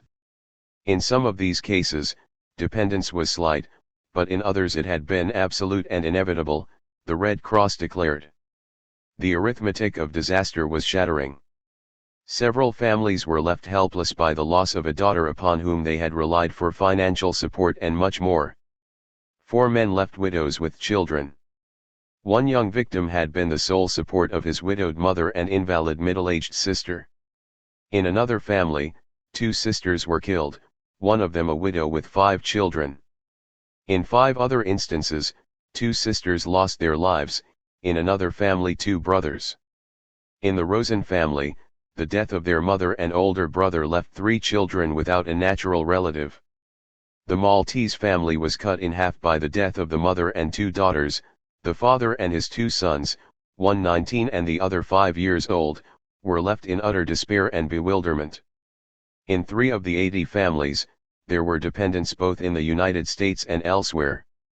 One of these was the family of Daisy Lopez Fitza, who had, for 2 days, survived her leap to the sidewalk from the 9th floor. Aid was sent to her father in Jamaica. In Switzerland, where he had gone to start a small business in which his wife was soon to join him, Daisy Fitza's husband mourned her but never sent word to the Red Cross. In 40 cases there were dependents in the United States only, 37 involved people in other countries. In 7 instances the Red Cross Committee helped dependents return to Europe, and these included 4 Italian families. But a youngster left stranded in Russia by the death of his sister in the New World was brought to the United States to join relatives in New York. To small towns scattered throughout Europe, messages came telling of children who had been burned or who had fallen to their death. While they had lived, there had come from them a small stream of the Golden Land's surplus, even the promise of future reunion in America. Both were ended. Of the 37 cases involving dependents abroad, only 4 were Italians, the committee noted, and pointed out that families in Italy were less likely to send daughters to the United States to start a new life than were the Jewish families in Russia and other East European countries where they faced prejudice as well as poverty. The task of tracing the overseas families was undertaken by the Italian Consul General, the Jewish Colonization Bureau of Paris, and American consuls general in Moscow, Vienna, and Bucharest. Some who lost their lives had been recent newcomers to America who had used borrowed money and family savings to pay passage fare. In one remote Russian village, a Jewish blacksmith who had borrowed money to send his oldest daughter to the New World was puzzled by a letter and 400 rubles, $206.20, from America. In the letter, he learned she was dead. In another Russian city, a father, 6 months before the fire, had grown tired of trying to support 5 children and a wife on the ruble a day he earned in a match factory. So he borrowed 100 rubles and sent his 16-year-old daughter on her way along a relay of relatives stretching across Europe to America. When she died, she had been in the United States less than 3 months. Not a single ruble had as yet come back from her. Her steamship ticket had not been fully paid for. The Red Cross Committee paid the balance due on the ticket, and sent 500 rubles to the father. Some, at first, required no financial aid. For instance, there was case number 50. 2 brothers had died. Their parents lived on a farm in Austria, purchased with $500 the boys had sent from America. The parents were self-supporting. The boys had planned a visit home for Passover. In October, the Red Cross learned that the death of her 2 sons had driven the mother insane, that as a result the father faced destitution. A grant of 2,500 kronen, $506.25, was dispatched. Some didn't know where to turn. This is the committee's report on case number 120. A man, 30 years old, was killed, leaving a wife and 2 children, 4 and 2 years of age. They had been in this country only 3 months. The woman spoke no English and had no trade and had no near relatives in this country, except a sister who had come over with her and was almost as helpless. After the fire she went to a poor cousin whose family was seriously incommoded by the addition of 4 people. She wished to return to Russia where she had a brother and a sister. Her passage was engaged, passport and other official papers were secured, arrangements were made for having her looked after at all points in Russia where she would change cars, and for paying her a lump sum of money with which to establish a business. 3 days before she was to sail, however, she received a letter from her brother telling her on no account to return as there were rumors of pogroms and war. This so frightened her that she was not willing to go. A few days later she again changed her mind and wished to go home. Arrangements were again made for her return, and again a day or 2 before the date of sailing she refused to go. The United Hebrew Charities was then requested to take charge of the family. $1,050 altogether has been placed with that society to be used in current expenses and in carrying out some plan for making the woman self-supporting, and $4,000 to be kept as a trust fund for the 2 little children. The compassion of the gentle people on the committee breaks through the official language. They had dealt lovingly and patiently with a lost, lonely heart. In the depth of their sorrow, some harbored pride and a different kind of need. A Red Cross investigator told of the girl in the New York hospital who, when asked whether she needed anything, replied, "Bring me a copy of Shakespeare and another of Tolstoy, in Yiddish." 12. Protest. The clangor of a sound fraught with terror. Canto 9:65. In the city churches and synagogues, the day after the fire resounded with prayers for the dead and admonitions for the living. On this first, confusing day, the conscience of the city stirred and began to find a questioning voice in the pulpits. At the Calvary Baptist Church, the Reverend Dr. R.S. MacArthur intoned, "Merciful God, teach employers of labor the duties which they owe to those under their care in the proper construction of factories, in making proper exits and in all other ways caring for the comforts and especially the lives of those in their employ. If the law has been violated, may punishment swift and sure and just be speedily inflicted." At Grace Church, on Broadway and 11th Street, only a few blocks from the scene of the fire, the rector, Rev. Dr. Charles L. Slattery, probed deeper. He told his parishioners that there was no need to grieve for those who had died. Their troubles were quickly over and God will care for them. It was the survivors who merited sympathy. One of the hard facts that will confront these bereaved, he continued, is that it will probably be explained that the death of their loved ones was needless. It will perhaps be discovered that someone was too eager to make money out of human energy to provide the proper safeguards and protections. He hoped that the workers had not died in vain, that the tragedy would make New York stop to think whether it was not allowing men to go too madly and disastrously and selfishly in pursuit of money. In the week following the fire, this kind of soul-searching was repeated many times. Public-spirited citizens, community organizations, and institutions met to seek the causes of the tragedy and to determine whether each, even if only in a minor fashion, shared responsibility for it. Special meetings were held by the Public Safety Committee of the Federation of Women's Clubs, the Chamber of Commerce of New York, the Executive Committee of the Architectural League, the Committee on City Affairs, Insurance, and Fire Regulations of the New York Board of Trade, the Board of Directors of the United Cloak, Suit and Skirt Manufacturers of New York, the Merchants Association, the Association for Improving the Condition of the Poor, the Employers' Welfare Section of the National Civic Federation. The sense of public guilt made itself felt at all the meetings. At the National Civic Federation session, Assemblyman C.W. Phillips nailed it down when he told the businessmen that the great industrial state of New York, with its many thousands of factories, has 75 game protectors in its Department of Game but only 50 human protectors in its Department of Labor. The first protest meeting was held the day after the fire at 43 East 22nd Street, headquarters of the Women's Trade Union League. Representatives of 20 labor and civic organizations met there at the League's invitation. League President Mary Dreyer presided. Rabbi Stephen S. Wise immediately called for the formation of a Citizens Committee of 25 to begin the gathering of facts about the tragedy and thus provide a basis for the drafting of proposed remedial legislation. "We don't want an outburst of charity for those who have suffered only to have the whole thing forgotten in short order," the rabbi said. Some declared that the usual kind of official investigation would not do. Others urged proceeding with caution. Leonora O'Reilly of Local 25, Ilgwuo, and an officer of the WTUL, replied that it was easy enough to talk of orderly, judicial procedures. But there is little comfort in that for the thousands of women and girls who have to start work tomorrow morning in factories that are no safer and most of them worse than the Triangle Shop. We cannot be calm in the face of such a frightful loss of life when it is clearly the result of the negligence of our lawmakers in the first place for making inadequate laws, and in the second place the officials for their failure to force compliance even with these," she added. During the session, a committee composed of Mary Beard, Ida Raw, Mrs. Stephen Wise, and Mrs. Alzheimer drew up a questionnaire to be handed out to workers who would be told that all replies were to be held in confidence.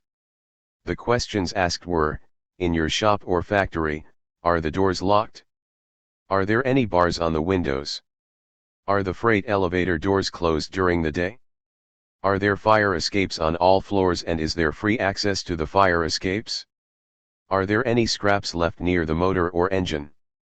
On Wednesday evening, thousands of relatives and friends of the victims crowded into Grand Central Palace for a memorial meeting called by Ilgwuo Local 25. Most of them were women. The tenseness that gripped the audience from the start reached the breaking point during the speech by Abraham Kahan, the editor of the Jewish Daily Forward, who had made that paper the guide and educator of the immigrant Jewish masses. Kahan began by praising Mayor Greider for heading the contributions to the relief fund. But many of the workers in his audience did not share Kahan's faith in the power of a free society to persuade or curb the arrogance of wealth, and they were disillusioned with men of goodwill who somehow were unable to affect the basic issues of poverty. At the mention of the mayor's name, hisses broke out in all parts of the hall. He was part of the system that protected vested interests of wealth and tolerated the conditions that had caused the death of their comrades. Kahan strove to make himself heard. He told of an excited, wild-eyed worker who had come marching into his office full of anger and protest over the tragic fire. Deprecatingly, Kahan declared, "He told me that only the placing of a few bombs in the camp of the capitalists would bring redress to the working classes." The immediate effect was far from what Kahan had wanted, for now, according to the Times, the hall filled with shouts, "Throw a bomb under City Hall! Blow the place up!" The meeting threatened to get out of hand. Chairman Jacob Pankin rapped forcefully for order. Finally he managed, with excellent judgment, to ask for a moment of silent prayer for the dead. A low, confused murmur filled the hall. Then a girl's voice broke in a deep sob. A woman further back in the hall sobbed, too, and sounds of convulsive weeping spread throughout the hall. A woman screamed. Instantly, the tension snapped. Cry after cry rang out. Men and women, wailing, sprang to their feet. The chairman could be seen speaking, but he could not be heard. Many survivors were seated on the stage, and they, too, began loudly crying, calling out the names of departed co-workers. The hall resounded with a single, mass shriek of despair. Women fell fainting on the floor. Captain O'Connor of the East 22nd Street Police Station had expected trouble, and for that reason he had stationed 60 of his men in the hall. He led them down the aisles and through the rows of seats, trying to calm the throng and carrying those who had fainted out of the area where they might be trampled if the panic increased. A police alarm had brought doctors and ambulances from Flower Hospital, and these set up emergency equipment in the lobby. More than 50 women were treated, but only one had to be taken directly to the hospital. When quiet was again restored, Leonora O'Reilly was introduced as the next speaker. As she spoke of the martyrs who died that we might live, the hysteria threatened to erupt once more. A girl who had survived the fire but had succumbed to the panic at the meeting tried to force her way back into the hall, screaming and tearing her hair. The Times reported that several girls in the back rows tried to restrain her. Policemen ran toward her. In the struggle, the girl's shirtwaist was torn from her back and she was carried screaming out of earshot, the paper said. Now the audience had purged itself of its own hysteria. It listened in silence and in sorrow to the speakers. One of the last was A.M. Simons, editor of a Chicago socialist publication. He declared that only labor could take care of its own safety. "We have the votes. Why should we not have the power?" Simons asked. "Your future lies in unionism. Your union should have the right to decide questions which are of most concern to working people, and it can get this right only by organizing. These deaths resulted because capital begrudged the price of another fire escape." It was a thoughtful audience, rid of its earlier excitement, that filed out of the Grand Central Palace when the meeting ended. As they left, they were handed leaflets announcing a debate on the following Sunday at the Rand School on the subject, "How can the socialist victory in Milwaukee be duplicated in New York?" There was anger and determination, not hysteria, at the rally sponsored on Friday evening by the Collegiate Equal Suffrage League and held at Cooper Union, where in February, 1860, Lincoln had campaigned against another kind of slavery. A flaring banner, stretched across the historic platform, proclaimed, "Votes for women." Locked doors, overcrowding, inadequate fire escapes. The women could not, the voters did not, alter these conditions. "We demand for all women the right to protect themselves. The three main speakers of the evening were Meyer London, who had been counsel for the striking shirtwaist makers the year before, Morris Hillquit, the famous socialist lawyer, and Dr. Anna Shaw, the noted suffragist. As I read the terrible story of the fire, she told the audience, I asked, am I my sister's keeper? For the Lord said to me, where is thy sister? And I bowed my head and said, I am responsible. Yes, every man and woman in the city is responsible. Don't try to lay it on someone else. Don't try to lay it on some official. We are responsible. You men forget not that you are responsible. As voters it was your business and you should have been about your business. If you are incompetent, then in the name of heaven, stand aside and let us try. There was a time when a woman worked in the home with her weaving, her sewing, her candle making. All that has been changed. Now she can no longer regulate her own conditions, her own hours of labor. She has been driven into the market with no voice in the laws and powerless to defend herself. The most cowardly thing that men ever did was when they tied woman's hands and left her to be food for the flames. Then Dr. Shaw turned to a consideration of the recent ruling by the Court of Appeals declaring unconstitutional a proposed employer's liability law. Something's got to be done to the law, she warned. And if it is not constitutional to protect the lives of workers, then we've got to smash the Constitution. It's our instrument, and if it doesn't work, we've got to get a new one. The audience cheered. Hillquit, declaring that sympathy was useless although he could understand it, argued for social change. Punishment as revenge is also natural but useless, he declared. I do not believe in jail as a remedy for social evils.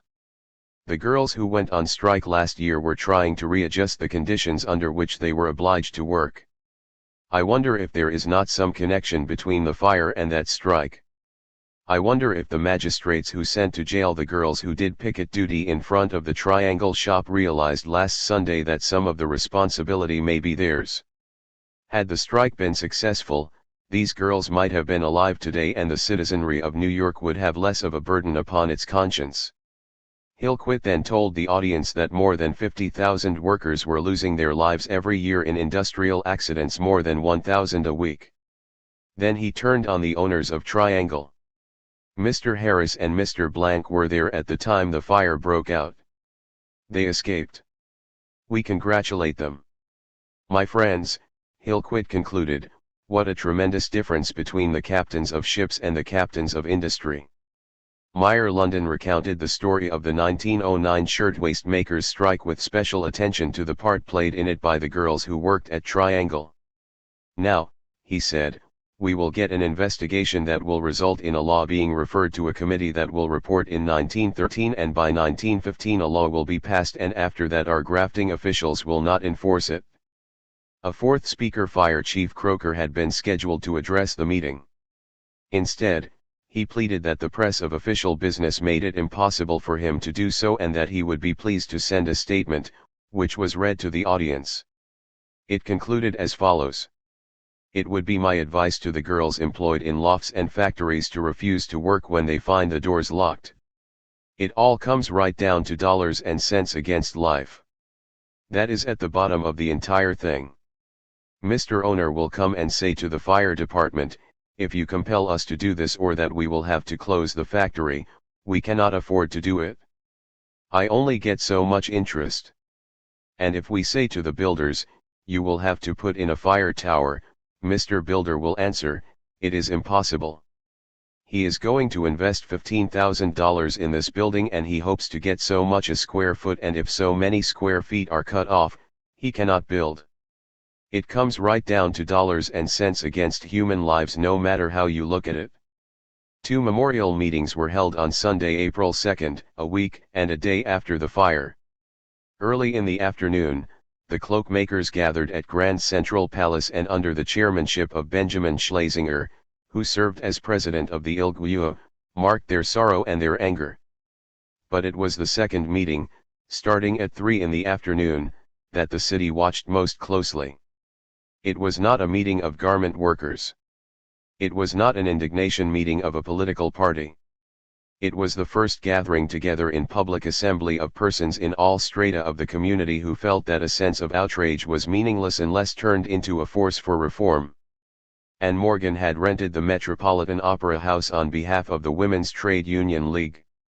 When the meeting was called to order, the stage was filled with distinguished leaders of society, government, church, and charity, as well as some who spoke for labor. The galleries filled first, with East Siders who came early and packed the upper part of the house. Below them were those who arrived in Sunday finery, the men in high hats and plush-trimmed overcoats, the women trailing furs and feathers. Could the gap separating the boxes from the balconies be bridged? Could such a heterogeneous audience find a single common voice? This was the important issue. Never before had a similar attempt been made to find a formula for civic reform. Even at this meeting there was no agreement, only a beginning. Governor Dix had been scheduled to preside. In a letter to Miss Morgan he regretted his inability to attend. He was attending the funeral of Samuel J. Abbott, an aged watchman who had lost his life in the fire which that week had destroyed a part of the state capitol office. Important records and the sword presented by Frederick the Great to George Washington had been lost. In opening the meeting, Jacob Schiff called upon former District Attorney Eugene A. Philbin to preside. Then he reported that the Relief Committee had already received donations totaling $75,000. He called it the public's conscience money. The balconies cheered. The speakers on the stage sensed the emotion in their applause, the dangerous impatience in their booing and hissing. Each in turn tried to define a position of extreme reform without crossing over to the area of revolutionary destructiveness. Before the end of the meeting, the call was to sound for forceful change. The Charities Director of the Roman Catholic Diocese of Brooklyn, Monsignor White, warned that we have allowed a contradiction to grow up between our economic and our spiritual ideals. We have put property rights above life. The workers have a right to life, and it comes before our right to the ease and luxury that flow to the community through the production of the wage earners. But industrial salvation must come from the working class itself, through its labor unions. Bishop David H. Greider broadened the concept of sin to include failure to meet community responsibilities. This calamity, he declared, causes racial differences to be forgotten for at least a little while, and the whole community rises to one common brotherhood. One thing is sure. Hereafter the laws as to fire protection must be enforced not for a few weeks or a few months, but for all time, faithfully, continuously, and effectively. If this is not done, the responsibility, the sin is on the public, on us. At these ringing words, loud applause broke out. Rabbi Stephen Wise rushed forward on the stage holding up both arms in a signal that silenced the audience. Not that, he shouted. This is not a day for applause but for contriteness and redeeming penitence. It is not the action of God but the inaction of man that is responsible.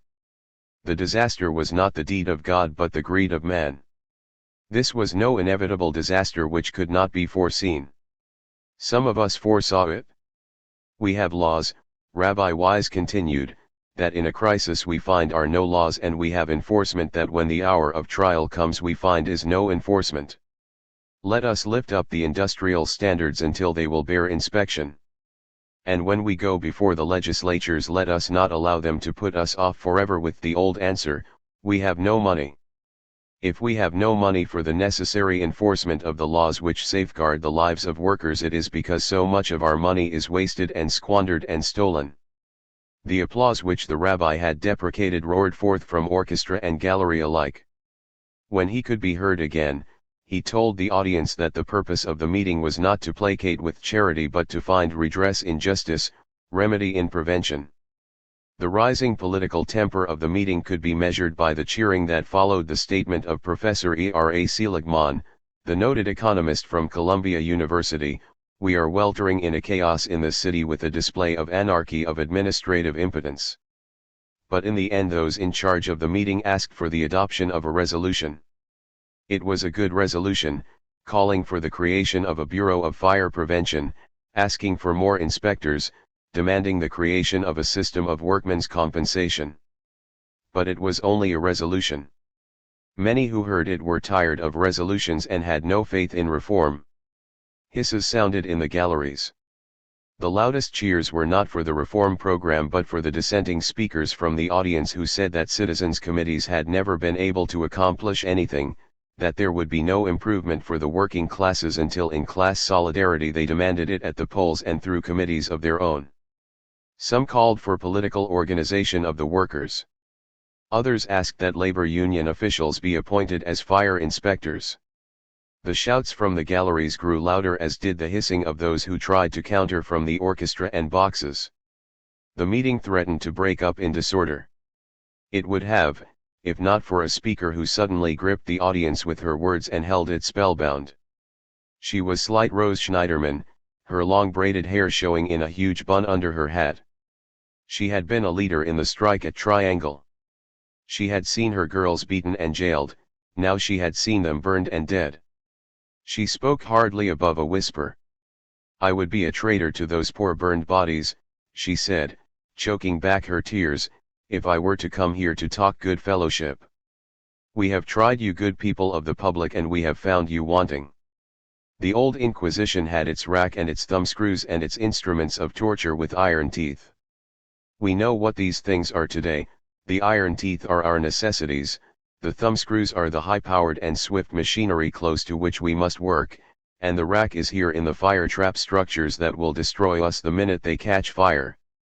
This is not the first time girls have been burned alive in this city. Every week I must learn of the untimely death of one of my sister workers. Every year thousands of us are maimed. The life of men and women is so cheap and property is so sacred. There are so many of us for one job, it matters little if 140-odd are burned to death. We have tried you, citizens. We are trying you now and you have a couple of dollars for the sorrowing mothers and brothers and sisters by way of a charity gift. But every time the workers come out in the only way they know to protest against conditions which are unbearable, the strong hand of the law is allowed to press down heavily upon us. Public officials have only words of warning for us, warning that we must be intensely orderly and must be intensely peaceable, and they have the workhouse just back of all their warnings. The strong hand of the law beats us back when we rise back into the conditions that make life unbearable. I can't talk fellowship to you who are gathered here. Too much blood has been spilled. I know from experience it is up to the working people to save themselves. And the only way is through a strong working class movement. There had been no interruptions. Now there was no applause. She finished and turned and walked back in dignity and in sorrow to her seat in the front row on the stage. The challenge was being formulated. The meeting finally passed its resolution, appointed its committee, expressed its sorrow, resolved to act. But on the east side where the loss was felt in blood and flesh, the sorrow stayed deep and silent. One among them spoke for them. The Jewish workers called Morris Rosenfeld the poet laureate of the slum and the sweatshop. He put his tears and his anger into a dirge, and 4 days after the fire, the Jewish Daily Forward printed down the full length of its front page. Neither battle nor fiendish pogrom fills this great city with sorrow. Nor does the earth shudder or lightning rend the heavens. No clouds darken, no cannon's roar shatters the air. Only hell's fire engulfs these slave stalls. And Mammon devours our sons and daughters. Wrapped in scarlet flames, they drop to death from his maw. And death receives them all. Sisters mine, O my sisters, brethren. Hear my sorrow. See where the dead are hidden in dark corners. Where life is choked from those who labor. Oh, woe is me, and woe is to the world. On this Sabbath, when an avalanche of red blood and fire pours forth from the God of gold on high. As now my tears stream forth unceasingly. Damned be the rich. Damned be the system. Damned be the world. Over whom shall we weep first? Over the burned ones. Over those beyond recognition? Over those who have been crippled? Or driven senseless? Or smashed? I weep for them all. Now let us light the holy candles. And mark the sorrow of Jewish masses in darkness and poverty. This is our funeral. These are graves. Our children. The beautiful, beautiful flowers destroyed. Our lovely ones burned. Their ashes buried under a mountain of caskets. There will come a time when your time will end, you golden princes. Meanwhile, let this haunt your consciences. Let the burning building, our daughters in flame, be the nightmare that destroys your sleep, the poison that embitters your fives, the horror that kills your joy. And in the midst of celebrations for your children, may you be struck blind with fear over the memory of this red avalanche, until time erases you. 13 Dirge. Altogether they withdrew, bitterly weeping. Canto 3:106. The week following the fire was filled with funerals. Long, wailing processions moved through the labyrinth of crowded, narrow East Side streets. Every block in the section south of 10th Street between 2nd Avenue and Avenue C seems to have lost someone, said the world. The crowds grew almost accustomed to the passing hearses. The bargaining at the pushcarts along the curb stopped as they passed. In the silence, some men bared their heads. One East Side undertaker established a record by conducting 8 funerals simultaneously. On Wednesday, 3 funeral processions crossed. In the ensuing confusion some, for a time, followed the wrong hearse. The next day, an old Jewish sexton sat beside the driver of a hearse and dispelled confusion among the mourners by holding aloft a large cardboard sign hand-lettered, "This is the funeral of Yetta Goldstein."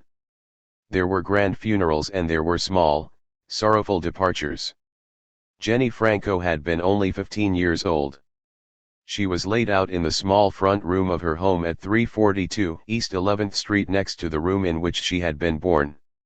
100 men and women, girls and boys, together with a brass band preceded the hearse, which was followed by 60 carriages. The girls were Jenny's schoolmates. The 25 floral pieces were sent by friends and a carriage load of flowers came from the 3 societies of which her father was a member: St. Angelo di Brolo, Sons of Italy, and the St. Stephen Camastra order. But those sent to their final resting places from Union headquarters on Clinton Street went without bands and without flowers. From the Union Hall, Julia Rosen set out for her last journey, followed by her 3 orphaned children and a group of weeping neighbors. Out of this place they carried the burned body of Essie Bernstein, and as the casket was placed in the hearse, a bearded Jew mounted to the top of a nearby stoop and intoned in the sad, angry voice and language of the Hebrew prophets, "Our poor children go to work in fire traps to avoid a life of shame. When they come home, they go to sleep in tenements which are also fire traps. By day and by night they are condemned." Not all the dead went alone. Rosalie Maltese and her sister, Lucia, went together. Bettina Miali and her sister, Frances, went together. So did Sarah and Sarifine Saricino, sisters. Sophie Salemi and Della Costello lived in neighboring houses on Cherry Street. They had worked at adjacent machines in Triangle. A score of carriages followed the 2 white hearses. The 50 girls who marched at the head of the procession were members of the Children of Mary Society. It was altogether fitting that they shared a funeral. These 2 had leaped from the 9th floor, their arms around each other.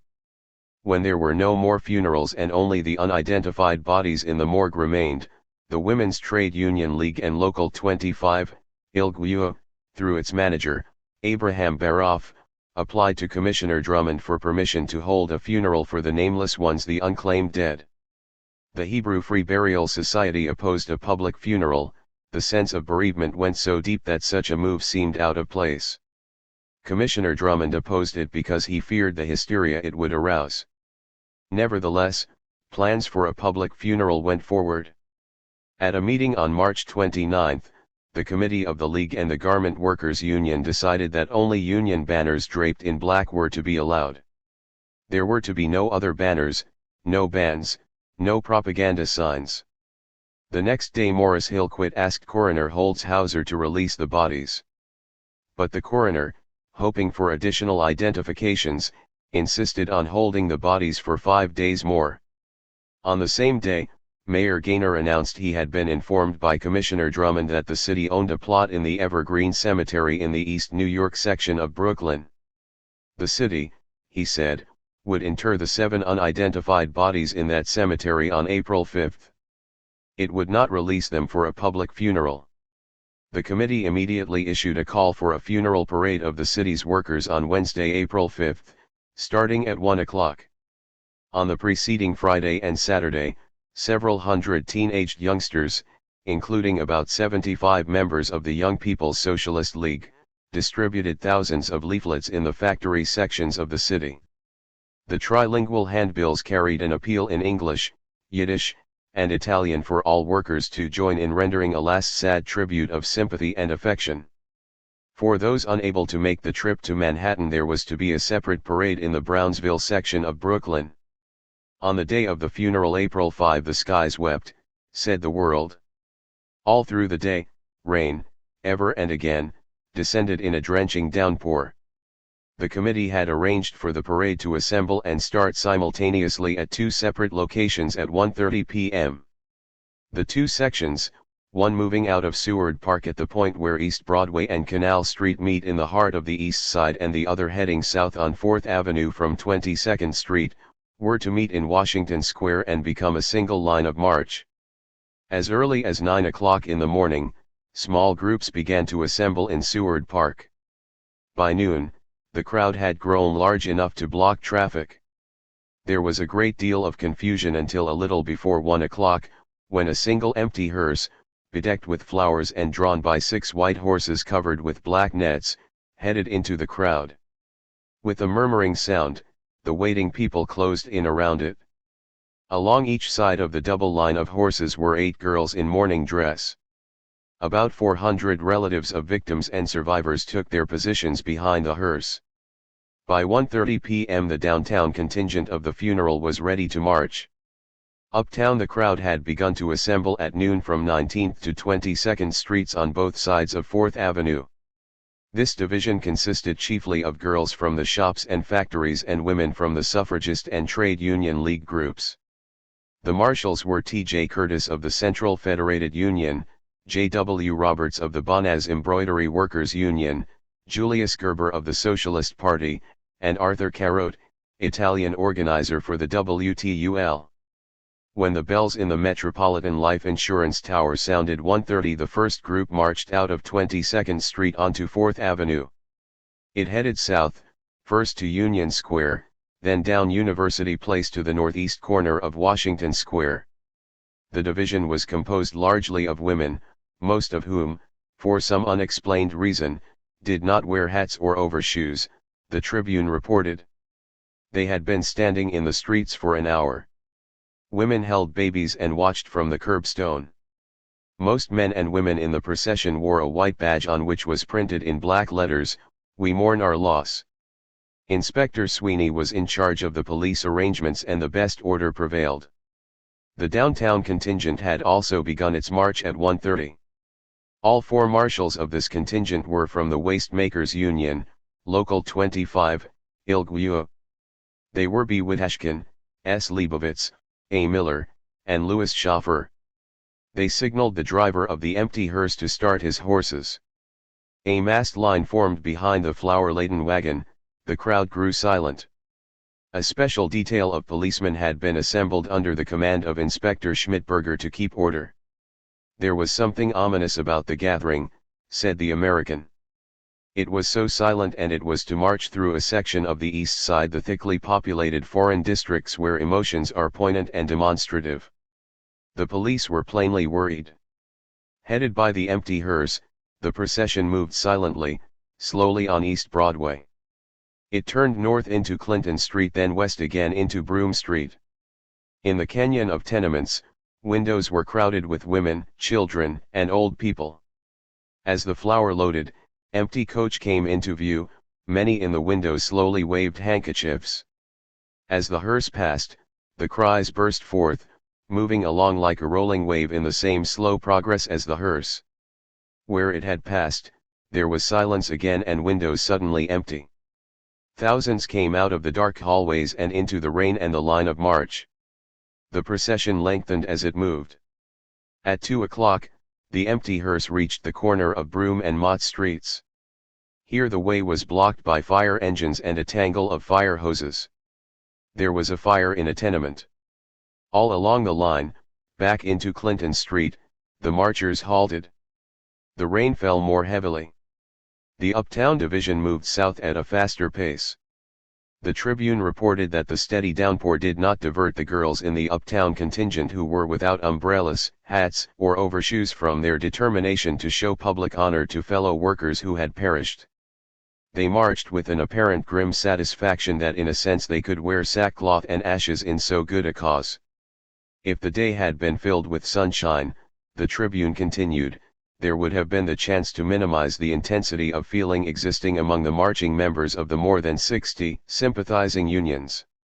Only a high devotion and sense of duty could be responsible for this protest. Low-hanging clouds and fog shrouded the tops of buildings. The Metropolitan Tower was invisible above its clock. There was the suggestion of smoke in the atmosphere. The streets were filled with puddles of water. Women in lamb's wool coats, accustomed to ride in automobiles, were splashed by passing vehicles as they trudged along in the beating rain. Hundreds of thousands stood on the sidewalks, their umbrellas appropriately indicating an unbroken border of black. Policemen, mounted and afoot, wore regulation black raincoats. The world noted that the street mud oozed through their thin shoes. They marched on silent, uncomplaining. The Tribune added that here and there an older woman would insist upon taking a thinly clad young girl under her umbrella, or, if clad in a wool coat, under her wing. The two contingents moved toward each other for the joining at Washington Square. The Uptown Division reached the park at 2 o'clock. For the next hour, it waited in the rain for the arrival of the Downtown Division. Shortly after 3 o'clock, the empty hearse heading that section came into view as it moved up McDougal Street to the southwest corner of the square. The two divisions of the city's massed workers were now facing diagonally across the park. Washington Place, from the square to Mercer Street, was one solid gathering of people. When word spread that the two sections of the parade had arrived, the crowd somehow managed to open a narrow lane down the middle of the street, expecting the parade to file past the Ash Building. But Inspectors Schmidberger and Sweeney had misgivings. They feared an outburst of mass hysteria and after a short conference altered the route of the procession so that the downtown divisions, instead of joining the other for a march through Washington Place, would meet it at Fifth Avenue and proceed uptown. The change had been made because, as the American reported, it was not until the marchers reached Washington Square and came in sight of the Ash Building that the women gave vent to their sorrow. It was one long drawn-out, heart-piercing cry, the mingling of thousands of voices, a sort of human thunder in the elemental storm, a cry that was perhaps the most impressive expression of human grief ever heard in the city. At almost the same moment the cry filled the air at Washington Square Park. A third procession started from the morgue. For an hour, 8 black hearses, each drawn by a span of black horses and hung with white drapery, had been stationed in front of the morgue gate. Inside, attendants had spent the morning preparing the unidentified bodies in white linen shrouds. Each was then placed in a casket of black broadcloth with silver handles. On the cover of each casket was a silver plate upon which was engraved, "This casket contains a victim of the Ash Building fire. March 25, 1911. A silent crowd, standing in the steady drizzle, filled the sidewalks along First Avenue from East 26th Street to East 23rd Street. A few minutes after 3, they saw the 8 hearses, led by a cordon of mounted police, go by. Behind the policemen was an open carriage spilling over with flowers. Each casket, in its hearse, was covered by a wreath of roses entwined with orchids. The 8 hearses were in 2 ranks of 4. Commissioner Drummond, his son Walter, First Deputy Commissioner Goodwin, Dr. Walter Conley, and William Flanagan, architect for the Charities Department, constituting the official party, brought up the rear in 2 automobiles. There were no carriages and no mourners following. At the 23rd Street Ferry, the procession boarded the ferry boat Joseph J. O'Donoghue, headed for Greenpoint in Brooklyn. Just as the gates were being lowered, more than 100 mourners who had been in the waiting room more than an hour, rushed aboard. One in this group was Mrs. Carrie Lefkowitz. She was dressed in black. She said, "I have lost my sister, Minnie Meyer. Every day, since the fire, I visited the morgue. Every day, I peered into those poor burned faces, but my sister I cannot tell. I feel that one of those in the wagons is my sister. So I follow them to the cemetery." When they debarked from the ferry boat, some of the mourners boarded streetcars. Others stood studying the rain-filled sky. One reporter spotted a white-bearded patriarch leaning on the arm of a young girl. He heard her ask, "Shall we ride, father?" He lifted his arms and his face as if to feel the rain on them and replied in a loud voice to the girl, "It is written that we shall follow our dead on foot, even unto the grave." Following the empty hearse, the first marchers from the downtown contingent moved under the Washington Arch and headed up Fifth Avenue at 3:20 p.m. They marched 8 abreast. From that minute, until 6 o'clock, a steady stream of marchers passed under the arch, and every moment of the time the rain fell with unrelenting steadiness, said the Herald. A few figures watched from the upper stories of the old brick mansions in Washington Square North and Lower Fifth Avenue. As promised, there were neither bands nor banners in the line of march. Only one single streamer appeared, and it was carried in the division of the parade made up of women's garment workers. It read, "We demand fire protection." Now and again, said the Herald, elderly women in the line gave vent to their feelings in a wailing chant to which marchers and spectators listened with awe and reverence. But the greater part of those in line moved along saturnine and silent. None fell out of line. Ambulances with attending doctors and interns had been stationed along the route of the march. No patients were treated. "I fear that pneumonia will claim more victims than the fire," said one attendant stationed near the arch. In the Evergreen Cemetery, they buried the nameless ones. Hundreds had waited in the heavy rain at the entrance to the cemetery. With silence, bared heads, tears, they honored the dead as they passed. But once again, as at the morgue, there were the curious and the disorderly. As the hearses moved into the cemetery, half-grown boys ran at top speed through the grounds, jumping over and on graves, the Tribune reported. A pit 15 feet long had been dug. The 8 coffins were placed alongside of it. At the end of the pit a small tent had been erected.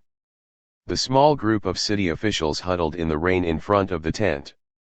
Commissioner Drummond expressed the sorrow of the city.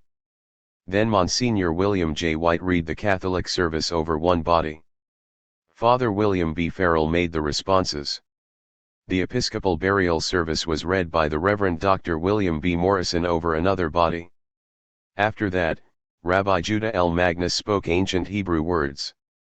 Architect Flanagan had drawn up a plan for the burial plot that would make future identifications possible. He stood over the pit and pointed out each place as the caskets were lowered: number 46, number 50, number 61, number 95, number 103, number 115, number 127. The 8th casket had neither name nor number. It contained the dismembered fragments picked up at the fire by the police and unclaimed, said the Herald. When the last casket had been lowered, Peter J. Collins, Frank Corbett, John Lloyd Wilson, and James J. Byrne stepped out of the crowd. They comprised the quartet from Elks Brooklyn Lodge number 22. They ended the service by singing "Abide with Me" and "Nearer, My God, to Thee." The marchers continued up Fifth Avenue. Rose Schneiderman, the slight, red-haired girl who had stirred the meeting in the Metropolitan Opera House, now stirred those watching the March of Sorrow. Little Miss Schneiderman, hatless and without a raincoat, tried to trudge along in the dripping procession, the Times wrote. But long before it reached its uptown destination, she began to falter. Help came from Mary Dreyer, WTUL president, and Helen Marotte, the league's secretary. Seeing her plight, each took her under an arm and the three leaned into the wind supporting each other. The leaders of the parade claimed it was the largest demonstration ever made here by working people. First official anticipations of the size of the demonstration, considering the rain, were low. While the parade was in progress, the estimates were lifted from 100,000 to 120,000. The final police estimate was that about 400,000 had seen the parade, and of these about one-third had marched in it. At 33rd Street, the marchers turned east to Madison Avenue, then south to Madison Square Park, where they disbanded at the base of the Metropolitan Tower. At the square, a reporter asked Rose Schneiderman if she felt sick. "Oh, please do not speak of my feeling ill," she replied. "We don't know how sick the other girls were. This parade has been the only thing that will demonstrate to the people the enormous responsibility resting on them to see to it that fire protection is given these thousands and thousands of factory workers." As we marched up Fifth Avenue, there they were. Girls right at the top of hundreds of buildings, looking down on us. The structures were no different from the Ash Building in a majority of cases with respect to the lack of protection against fire. Many were in a far worse condition. There they were, leaning out of the upper windows, watching us. This, not the rain, is making me sick. Rose Schneiderman remembers, as we disbanded, we heard the bells of the Metropolitan Life Tower. It was dark and raining, so we couldn't see the top of the tower. But we could hear the bells. That night we were certain they tolled for us. 14 Shirtwaist. With the fist closed. Canto 7:57. Isaac Harris, and Max Blank, known to the trade as the Shirtwaist Kings, were indicted on charges of manslaughter, first and second degree, in mid-April.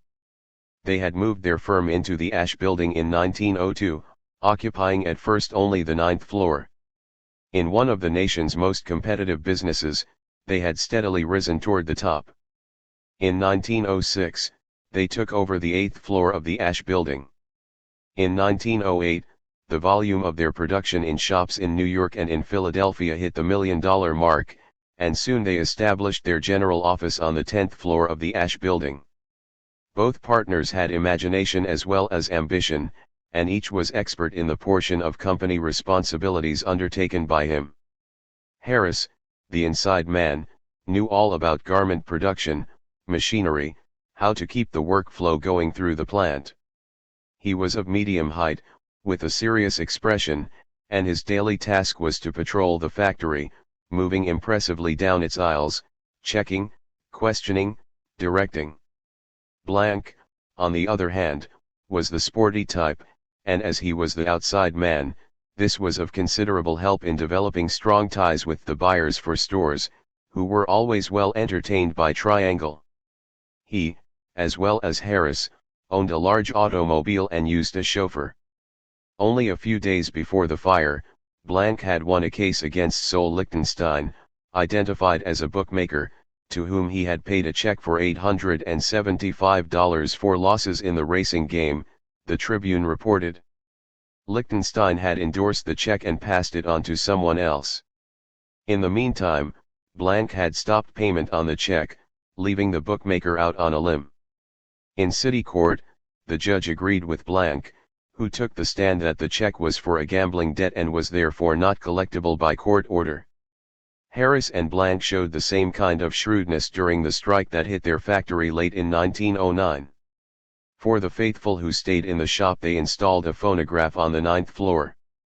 One who was there remembers that while the pickets on the street were being beaten, we danced during lunchtime. Mr. Blank even used to give out prizes to those who were the best dancers. But once the strike was over, no more dancing, no more prizes, no more phonograph. Now, with the threat of punishment, perhaps even years of imprisonment, hanging over their heads, the Triangle partners sought to mend their tarnished public image. In the weeks after the fire, they undertook their first advertising campaign in New York newspapers. Between March 31 and July 13, they sent 25 contracts for advertising, for a total expenditure of $4,801.50 to the papers, including some foreign language publications. A contract, with a check, was offered to the New York Call, which photographed the check, returned it, and then ran an account of the transaction in its columns. The Sun and the Catholic News also returned the checks. The Morning Telegraph said it had never run the advertising covered by the check. Harris and Blank had made their fortunes manufacturing shirtwaists for ladies. They were the largest firm in the business, and the garment they made was aimed at mass sales. It was of medium quality and sold for $16.50 to $18 a dozen wholesale. More than any other item of feminine apparel, the shirtwaist symbolized the American female's newfound freedoms. It was a cool and efficient bodice garment, generally worn with a tailored skirt. Early in the new century it became standard attire for thousands of young ladies taking positions with industrial and commercial enterprises.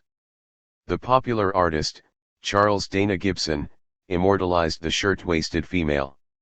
He pictured her as a bright-eyed, fast-moving young lady, her long tresses knotted in a bun atop her proud head, ready to challenge the male in sport, drawing room, and, if properly equipped with paper cuff covers, even in the office. The shirtwaist was topped at the neck by a recognizable variant of an open or buttoned mannish collar. In sharp contrast to the masculine stringency thus achieved, it descended in a broad expanse across the bosom, then by means of tucks, darts, or pleats tapered dramatically to a fitted waistline. The secret of its perennial popularity was in its lines and the fabric of which it was generally made. Crisp, clean, translucent, and more combustible than paper, the sheer cotton fabrics produced opposite but pleasing effects. The bouffant quality of the fabric enhanced the figure it enfolded. At the same time its sheerness piquantly revealed the dainty shape beneath. At the start of the new century the garment industry began a move out of the slum workshops and railroad flats in which entire families labored over bundles of cut garments farmed out to them by jobbers. By 1903, Ernest Poole, later winner of the first Pulitzer Prize for fiction, was able to report that in New York, 70% of coat production was done in factories in contrast to the old farming out system. Poole pointed out that the factory meant endless saving, dividing, narrowing of labor. The worker's strength is no longer wasted in pushing a treadle, the machine is run by power. Each worker does 1-minute part swiftly, with exact precision. The advantages of locating in one of the new towering loft buildings were described by Arthur E. McFarlane as including cheaper insurance because loft buildings were fireproof. The installation of motors and shaftings allowed manufacturers to use electricity instead of the old gasoline engines, and electricity was cheaper. There was daylight until 5 o'clock, even in winter, which meant a saving of gaslight. But the more important advantage arose from the New York factory law requirement that each worker be provided with 250 cubic feet of air. In the new buildings, the ceilings were higher than in the old, with the result that more workers could be crowded into a given area. In terms of square feet per worker, the new factories provided less, not more space for each employee. Because of this, firms like Triangle could, in effect, draw together under one roof the scores of homework units and sweatshops they would have had to utilize under the old farming out system. Instead, these now became self-organized teams of workers. Triangle would hire a good machine operator and allocate to him half a dozen machines out of the 240 on the 9th floor. In turn, this operator, in reality a contractor for the firm, would hire the young girls, immigrants, and women from his hometown across the sea, as learners. He would teach them how to make the separate parts of the garment which he, as master craftsman, would join together. Mary Leventhal kept the record of cut work distributed and the finished waists returned by the leader. Only he knew the value of the work done by his team because only he had bargained with the company for the rate on each style. The girls never knew, says Joseph Fletcher. For them there was no fixed rate. They got whatever the contractor wanted to pay as a start. In 2 or 3 weeks they knew how to sew very well. Never mind. For a long time they still got the same low pay. Triangle and the inside contractor got the difference. The company dealt only with its contractors. It felt no responsibility for the girls. Its payroll listed only the contractors. It never knew the exact total of its workers. On Saturdays, it was the inside contractor who paid the girls. In each case he took into account the skill and speed, the family relationships or the defenselessness of the individual worker. She, in turn, showed her appreciation by being docile and uncomplaining. But the gathering of the workers under one roof created a new circumstance which, as Poole pointed out, is a help to the workers. In a system of small, scattered shops, the union had no chance. Gathered together, workers found it easier to organize and remain united. They could see the real employer beyond the contractor with whom they dealt. The workmen are learning to strike it together, Poole said. So, too, were the working women.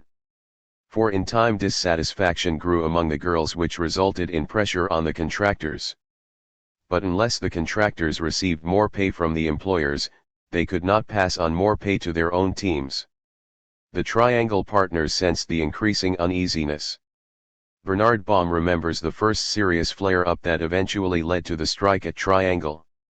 About a year and a half before that walkout, he says, Jake Klein and Morris Elzefin, two soft-spoken group leaders, found they had little left from their pay for themselves after paying of their teams. They got a curt answer when they went to appeal to Bernstein, the manager. He ended up telling them to get back to their machines, finish their work, and get out. 5 minutes later, one of Bernstein's deputies, Morris Goldfarb, the Tuffe, and a few others of his kind approached the two men at their machines, broke the threads of their cotton spools. Bernstein's orders, they said, and told the two men to go. Klein refused. He protested he had work to finish, that he wouldn't get paid if he left it unfinished. When Bernstein heard Jake's hollering, he came running, grabbed him by the back of the neck and started to drag him to the door, slapping him left and right. Goldfarb grabbed Elzefin. With his shirt torn and his glasses broken, Jake managed to twist free for a moment and shouted into the shop, where all work had stopped, "People, workers, look what they are doing to us, get up from your machines." They did. The wheels kept turning, but no work passed under them. Only scattered groups remained when the turmoil stopped. Most of the operators had gone to the street, where they gathered around Jake and Morris. Some went directly to the headquarters of Ilgwu Local 25 to ask for help. But far from being able to help, the garment union was in need of help itself. It had only 400 devoted members, and virtually no funds. Reluctantly, it advised conciliation. After the Triangle workers returned to their machines, management sought ways in which to undercut or block the rising resentment. It hit on the idea of forming a company union. This became an exclusive group in the factory, enrolling only one of every 6 workers. But instead of dampening the discontent, it fed the anger of those excluded from its ranks, who began to call in small groups at union headquarters for help. Survey magazine reported that discontent grew even among the members of the company society, so that when a meeting of Triangle workers was held at Clinton Hall in September 1909, all but 7 members of the company union were present.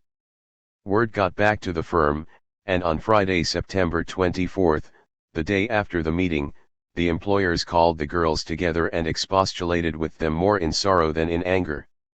Terms were once more arranged between a delegation of operators and the firm, and the next day everyone went back to work as usual. On Monday, however, the magazine report continued, when the girls reported for work the shop was found closed. The next day it was once more open. But no union girls were taken back, so, within 36 hours, through the agency of the society, whose dwindling membership then numbered exactly 7, all of them sisters, cousins, and aunts of the members of the firm, the lockout began. Local 25 immediately declared a strike against Triangle. The walkout surprised the city because few had expected immigrant Jewish and Italian girls to strike as effectively as these did. Triangle was hard-pressed for production. On October 29, it wrote to other blouse manufacturers urging them to join in the formation of an employers' protective association to combat the spreading evil of unionism. The picket line held firm and defectors were only those who found employment in other shops.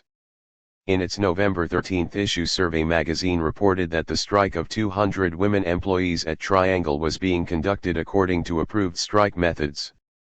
The management of the company has tried to protect its rights against the girls by calling into commission a regiment of police, plainclothes detectives, and other burly men who, the girls declare, are nothing more than neighborhood thugs, sufficient in number to handle a general industrial disturbance, willing to strike women and to hustle them off to court on flimsy pretexts.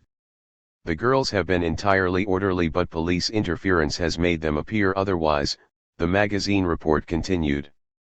The officers break in upon any who are talking together. Men loafing about in the employ of the company have insulted the girls, and the least refusal to answer the officers is made excuse for prompt arrest. Unfair treatment has not stopped there, for in court the judges railroaded through a whole batch of girls at a time without as much as a hearing. Triangle had allies at a price. Joseph Fletcher recalls that you could get a man on the beat to look away by giving him a box of cigars with a $100 bill in it. Then the hoodlums hired by the company could do their work without interference. They couldn't hit women, even on the picket line. So they brought their lady friends prostitutes. They knew how to start fights. The Triangle strikers also had friends, but of a very different kind. Chief among these was the group of wealthy women who, in 1904, had formed the Women's Trade Union League in order to work with their less fortunate sisters in the shops and the factories for a fair deal as workers and as women.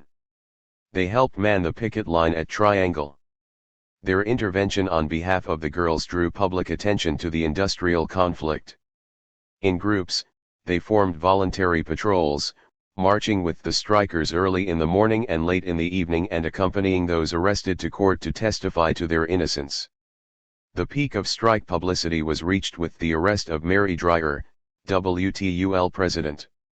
Survey magazine reported that Miss Dreier was discharged upon arrival at the nearest station house, and the police attitude toward the women was deliciously revealed when the officer in charge upbraided her for not having told him she was the working girl's rich friend. Had he known which, of course, he would not have arrested her. The dissatisfaction and unrest that had led the Triangle girls out onto the picket line filled the city's other shirtwaist shops. Thousands prepared to follow their example. The general walkout was touched off at 4 overflow meetings held on the evening of November 22 at Cooper Union, Beethoven Hall, Astoria Hall, and the Manhattan Lyceum, all in the East Side area. The main speaker in the Great Hall of Cooper Union was Samuel Gompers, president of the American Federation of Labor. He told the audience, sensing the approach of a dramatic decision, that he had never declared a strike in all my life. I have done my share to prevent strikes. But there comes a time when not to strike is but to rivet the chains of slavery upon our wrists. Yes, Mr. Shirtwaist Manufacturer. Gompers thundered, it may be inconvenient for you if our boys and girls go out on strike. But there are things of more importance than your convenience and your profit. There are the lives of the boys and girls working in your business. Before the next speaker could be introduced, a slim, pretty youngster who had been beaten on the Triangle picket line, rose and asked for the privilege of addressing the gathering. When this was granted, Clara Olmlick said there had been enough talk. She called for a vote to authorize a general strike. Her impassioned plea was heard in earnest silence by the audience. They knew the hardships of striking. The vote was overwhelmingly in favor of a strike. The chairman called on the audience to rise. He asked all to raise the right hand, and when this was done he led them in the solemn biblical oath, if I forsake thee, may this arm wither. The strike spread to all the shirtwaist shops in the city. Newspapers reported, at first with astonishment and then with growing sympathy, the bravery of the immigrant girls and young men who put on their best clothing to march on the picket lines. The determination of the strikers and their friends increased as the number of arrests rose. Not at all unusual was the dramatic appearance of Mrs. O.H.P. Belmont in night court at 2:30 in the morning of Sunday, December 14. The court was hearing the cases of those arrested late Saturday afternoon. The doors swung open and in sailed Mrs. Belmont, wrapped in furs and wearing a hat so huge that it had to be anchored to her carefully coiffed hair by 6 jeweled hat pins. While spectators and attendants gasped, recognizing her from pictures they had seen in the newspapers, she drew up in front of the bench and confronted Magistrate Butts. She was there, she told him imperiously, to stand bail for 4 of the girl strikers. The amount of bail was $800. She was putting up as security the Belmont mansion at 477 Madison Avenue. When the magistrate facetiously asked if it was sufficient to cover the amount, Mrs. Belmont fixed him with a cold stare and replied, "I think it is. It is valued at $400,000. There is a mortgage of $100,000 on it which I raised to help the cause of the shirtwaist makers and the women's suffrage movement." Carola Woerschoffer, young, wealthy, dark-eyed, and a graduate of Bryn Mawr, did it her own way. She used her money to buy houses.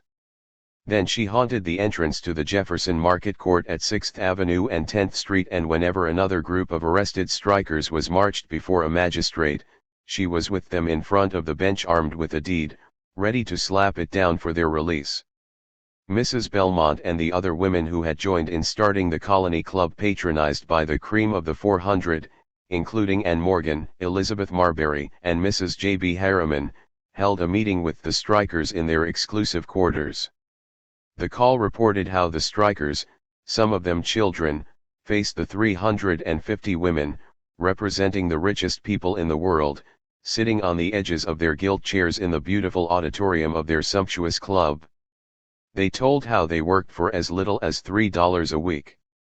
Said one of the youngsters, "They hired immoral girls to attack us and they would approach us only to give the policeman an excuse to arrest us. In 2 weeks, 89 arrests were made. I too was arrested and the policeman grabbed me by the arm and said such insulting words that I am ashamed to tell you."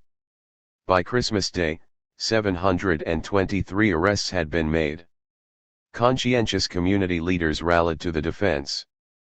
Professor Seligman of Columbia, Lillian D. Wald, and Mary K. Simkovich, pioneers of social work, and Ida M. Tarbell, who had started the Muckrake School of Journalism with her expose of the Standard Oil Company, were among those who publicly charged in a joint declaration that there was ample evidence to warrant the statement that the employers have received cooperation and aid from the police, that the strikers had been subjected to insult by the police, and that they frequently had been arrested when acting within their rights.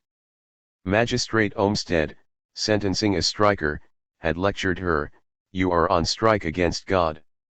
The Women's Trade Union League wrote to the noted British socialist and playwright George Bernard Shaw, asking for a comment.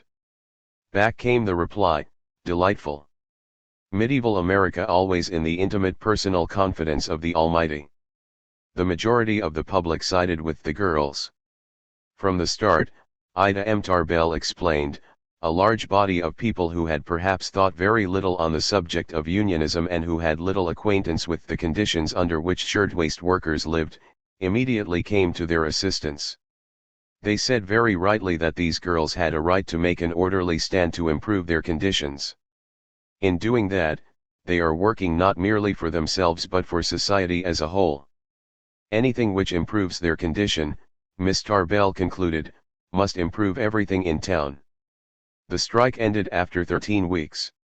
By that time Ilgu Local 25, which had entered the walkout with 400 members and $10 in its treasury, had signed contracts with 354 firms.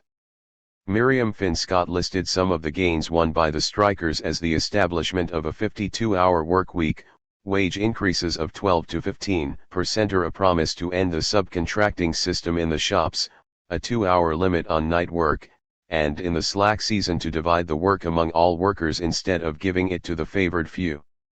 In the framework of that time, progress had been made. But the strike that had started at Triangle was not one at Triangle. The girls who had worked at the Triangle shop were beaten in the strike, Martha Bensley Brewer declared. They had to go back without the recognition of the union and practically no conditions. On the 25th of March, she continued, it was the same policeman who had clubbed them back into submission who kept the thousands in Washington Square from trampling upon their dead bodies, sent for ambulances to carry them away and lifted them one by one into the receiving coffins. Rose Saffron was one of the Triangle strikers who returned in defeat. "I was one of the pickets and was arrested and fined several times," she said. "The union paid my fines. Our bosses won and we went back as an open shop having nothing to do with the union.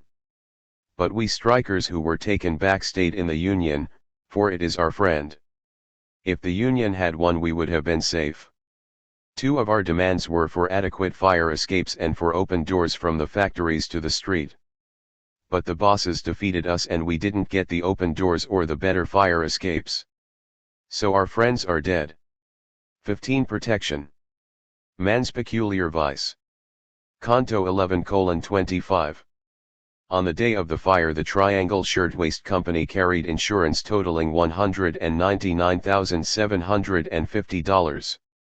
Months before the fire, the New York State Assembly had appointed a special committee to investigate corrupt practices among insurance companies other than life. The investigation was touched off by a scandal resulting from the accidental discovery that an insurance firm had bribed a number of state legislators. After the fire, insurance expert Arthur E. McFarlane summarized in Collier's magazine the findings of the committee and offered Triangle as a classic example of a rotten risk. He charged that if it was possible to obtain $100,000 worth of insurance on a $50,000 value, the purchaser would naturally tend to be careless and negligent. If a fire can mean gain instead of loss, he asked, why should even the most dangerous condition be corrected? And if behind such an insurer we have an insurance system which permits and encourages over-insurance, which feels no obligation to inspect, remove dangers, or do anything whatever other than make insurance rates proportionate to the risk, the fire will follow almost as certainly as if kindled with matches and gasoline. Factories such as Triangle were fire traps because of the power and the activities of the insurance monopoly known as the New York Fire Insurance Exchange. McFarlane charged that the exchange had driven factory mutuals out of New York. The mutual insurance companies would have provided genuine protection against fire losses and would have stimulated fire prevention activities. These mutual insurance companies had operated successfully for years in textile mills, especially around Fall River. They offered low-rate insurance in return for the installation of safety devices such as sprinklers. In 1895, a number of factory and building owners in New York City experimented with the installation of sprinklers. They asked their insurance companies for commensurate rate reductions.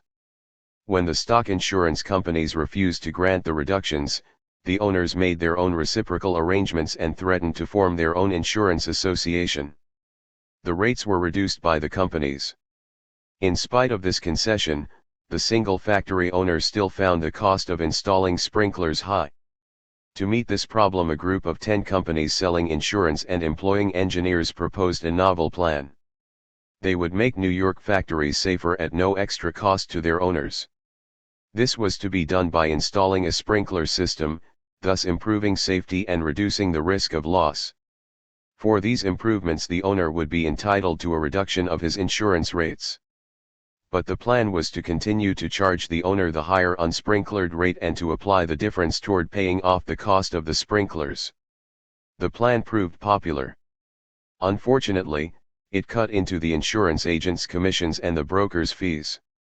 The Ash Building, for example, represented a total of $1,647,000 worth of insurance.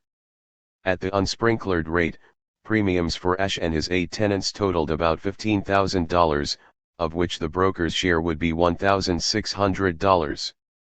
But a sprinklered New England or South Carolina cotton mill with the same amount of insurance paid about $1,100 in annual premiums.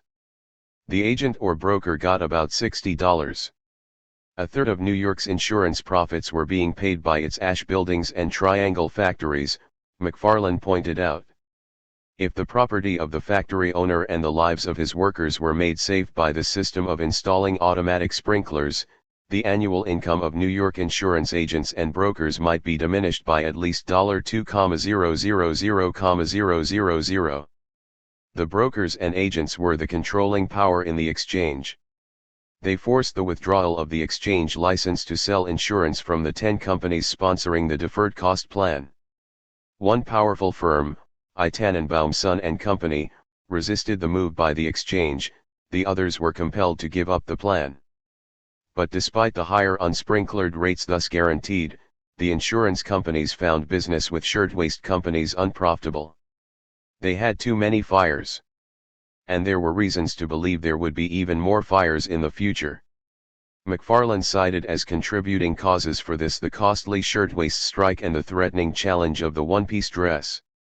By the end of 1910, one large insurance company had cancelled 693 out of 1,749 policies it provided for garment shops.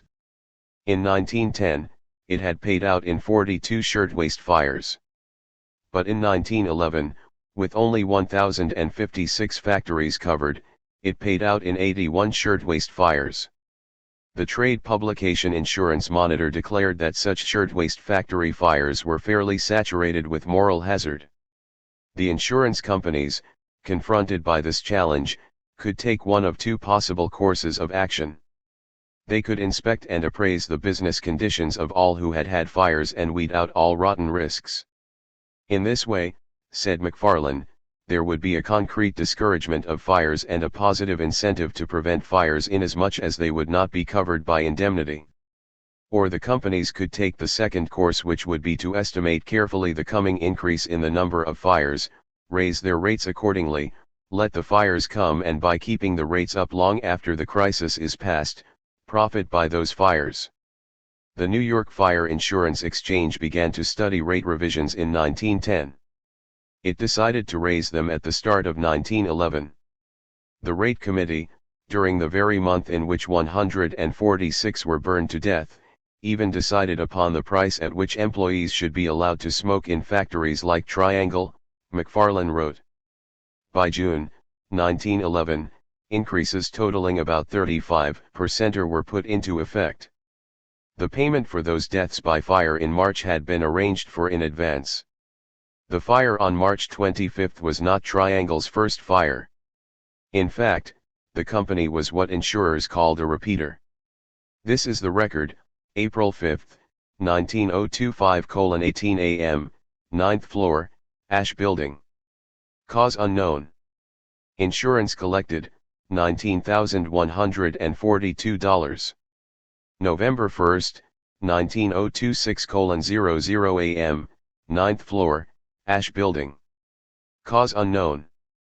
Insurance collected, $12,905. November 10, 1904 6:57 p.m., dwelling of Isaac Harris, 845 West End Avenue. Cause, carelessness with matches. Loss, small. Insurance collected. Amount unknown. April 7, 1905 11:00 p.m., Factory of Triangle Waste Company, 49 West 3rd Street. Cause, unknown. Fire did not originate on premises. Insurance collected. Amount unascertainable. April 12, 1907 1:15 a.m., Diamond Waste Company, owned and operated by Triangle at 165 Mercer Street. Insurance collected. Amount unascertainable. In 1908 and 1909, exact dates unascertainable, two small fires, probably caused by smoking, occurred at Triangle. They were put out at once. No insurance claims were made. April 27, 1910 7:18 p.m., at Diamond Waste Company, 187 Mercer Street. Cause unknown. $17,000 insurance carried. Amount collected unascertainable.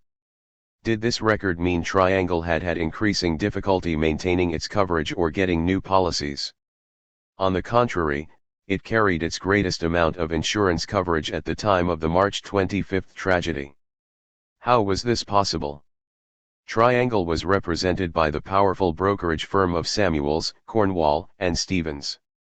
No insurance company dared refuse coverage to this firm, says McFarlane. In any case, there was little risk for the individual insurance company.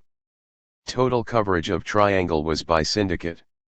This meant that many companies joined to cover the total $199-750. But each took only a small sliver. McFarlane described the mechanics. There is imprinted on the policy a small violet or blood-colored stamp reading "Other insurance permitted," and the broker goes down the line to get the next. No company is compelled to stay on the risk after the second fire or the third. A company could choose the amount it would cover, $2,000 or $3,000 or $5,000. There were almost 150 companies in New York selling this type of coverage. The broker could choose among them. Of the 24 companies which together had covered Harris and Blank in 1902, the names of only 5 appeared among the 37 companies that were liable after the 1911 fire. The strike had hurt Triangle, new style developments were cutting into sales, and the firm had in fact begun production of the one-piece dress in an effort to hold its customers. In January 1910, the firm increased its insurance by nearly $100,000. In July 1910, it refused to make a statement of its financial condition to a credit agency and as a consequence lost its credit rating. This was later restored only by presenting a statement on which their whole resources were based, practically, upon the amount of insurance they carried. In October and November 1910, Triangle renewed $74-750 worth of insurance that had lapsed. In December 1910, it increased its insurance by $25,000. Before giving it, no company asked for any inventory or any evidence of added value. To have done so would have hurt that company's interests with the great brokerage firm of Samuels, Cornwall, and Stevens, McFarlane commented. But Triangle was hard-pressed for money. On the morning of the day of the fire a provisional meeting of its creditors was held. The premium for $75,000 of insurance was not paid for until April 3, 9 days after the fire. McFarlane compares the Triangle shop to the coffin ships in the early history of British shipping. In the one case a fire and in the other a sinking, could only be a business blessing. Why should they do anything to prevent one? The owners of the rotten hulks never actually did anything to sink them. But one old sailor had put it this way: her'll go down time enough, wi the weight of her insurance, and the things they ha left undone. The record indicates that with Harris and Blank, April was the worst month. If such things were a matter of interest to the stock fire insurance business, McFarlane insisted, you would think that in the weeks preceding April they would have sent to see if there were no conditions discoverable which might in some way make for April fires. No one was sent. But on February 11, 1911, an inspector from the New York Board of Fire Underwriters walked through the Triangle factory. At that time, nearly 900 dozen muslin and lawn garments were being made each week. Rags, cutaways, lint had been accumulating for almost a month since ragman Louis Levy's last visit. As an agent of the board, the inspector represented all of the insurance companies involved in covering Triangle, Ash, and the other 7 tenants of the building. In theory, McFarlane stresses, this inspector was there to protect both insurer and insured. There is still a wide, popular belief that the insurance business desires only to prevent fires. Here, then, was the very best chance to prevent one, he continued. The New York board knew that as a repeater, the Triangle Waste Company had long been a rotten risk. The whole shirtwaist industry was then potentially a rotten risk. Harris and Blank had been for months financially a rotten risk. Because of the lack of all fire protection, the Triangle factory was physically a rotten risk. And now, by those ever-accumulating rags, this initial and inherent rottenness was plainly being, hour by hour, increased. That inspector must have seen those rags, McFarlane continued. It would have been difficult not to. He did nothing. It was not within his province to do anything. The interest of his companies was guarded in the insurance rate. The moment a match head or cigarette butt dropped unheeded into one of those great rag bins, what must happen could be averted by no human power. Yet, smoking, too, was all a matter of insurance rates. After the fire, Harris and Blank retained the firm of Goldstein and Company as their public adjusters.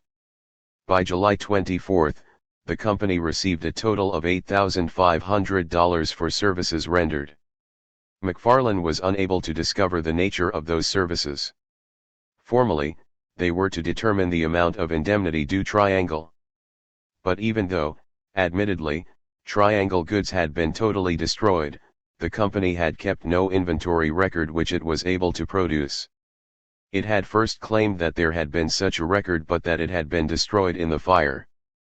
But later it admitted it had kept no such books, that it noted its inventories on slips of paper which were kept not in the safe but in an office desk that had been burned to ashes. Nevertheless, proof of loss submitted by the adjusters was quickly accepted. No account was taken in this proof of poor sales and overstock. On the contrary, the proof disregarded the injury the company had suffered from the strike and assumed company earnings were at a rate 3 times greater than before the walkout. Only one of the 37 insurance companies covering Triangle balked at paying its share of the total indemnity. The Royal Insurance Company asked for an investigation of the circumstances of the fire. Royal did not generally refuse to pay. In fact, even while the fire was still burning in San Francisco after the earthquake, Royal had bucked the large group of insurance companies that had offered immediate settlement of claims at the rate of 75 cents on the dollar to the stunned citizens of that city. Royal brought most of them back into honorable line by announcing it would pay 100 cents on the dollar. Barrow, Wade, Guthrie, and Company, chartered accountants, were retained to examine whatever Triangle books and documents were still available. They found no reason to believe that the stock destroyed was worth more than $134,075, at the most.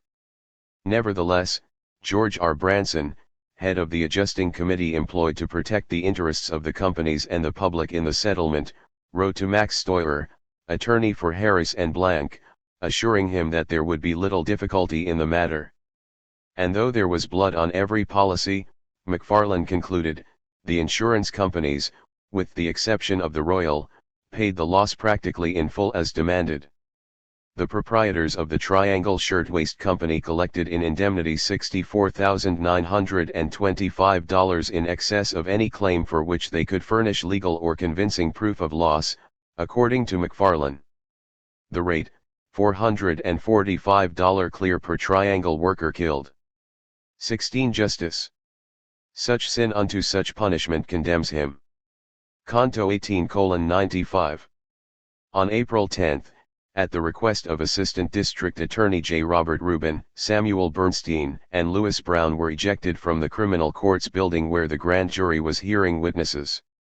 The Times declared, it had been intimated that they were attempting to tamper with grand jury witnesses. Italian consul Giacomo Farabani, to whom many of the young Italian workers had turned for help after the fire, reported that 7 girls had made affidavits declaring they had been approached. The next day the indictment of Harris and Blank was handed up to Judge O'Sullivan in the Court of General Sessions.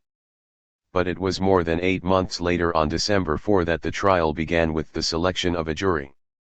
Judge Thomas E. T. Crane, small-featured, gray-haired dean of the General Sessions bench, presided. As their counsel, Harris and Blank took the noted lawyer Max D. Steuer, who, although only 41 years old, already enjoyed a towering reputation for shrewdness and resourcefulness in the courtroom. The people were represented by Assistant District Attorneys Rubin and Charles S. Bostwick. 8 months after the fire, public indignation had blunted considerably. Only in the hearts of the families of the dead did the sense of loss continue to cut with undulled sharpness. But even for them the demands of daily living had forced adjustments to grief and loss, and for many the single consolation was the vague hope that their longing for justice would somehow be fulfilled. By the end of the first day 6 jurors were selected. Steuer had challenged 7 talesmen, the prosecution 10. Stoiler asked each talesman if he was in any way connected with a labor union, whether he read the New York Call or any other paper that had strongly condemned the Triangle Partners. He inquired from each if he would be influenced by the presence in the court and the corridors of people dressed in mourning who might even burst into tears. The courtroom and the corridors were, in fact, crowded by friends and relatives of Triangle victims. They made the first days of the trial a nightmare for Blank and for Harris. On Tuesday morning, December 5th, as the two partners stepped out of the elevator on the second floor of the criminal courts building with Stoiler, a shrieking mob of women who had been waiting in the corridor came running toward them. "Murderers, murderers," the women screamed. "Make them suffer for killing our children." Policemen and court attendants rushed to the rescue. Mad with sorrow, the women fought them off. Then the officers surrounded Harris and Blank and elbowed them into a smaller corridor leading directly to the courtroom.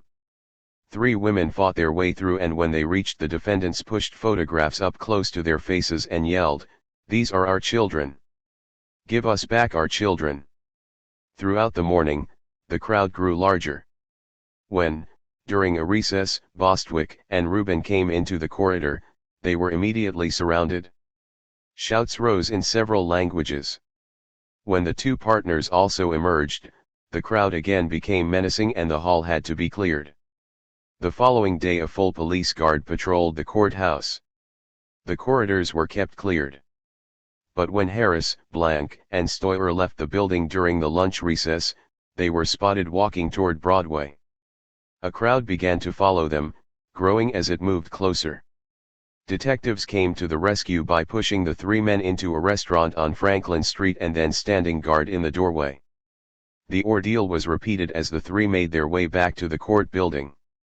The jury consisted of Leo Abraham, real estate, Anton Schuerman, cigars, William E. Ryan, salesman, Harry R. Roeder, painter, Morris Baum, salesman, Charles Vedder, buyer, Abraham Wexler, secretary, Joseph L. Jacobson, salesman, William O. Akerstrom, clerk, Arlington S. Boyce, superintendent, Victor Steinman, shirts, H. Houston Hirsch, importer. In opening, Bostwick's task seemed simpler than the one confronting the defense.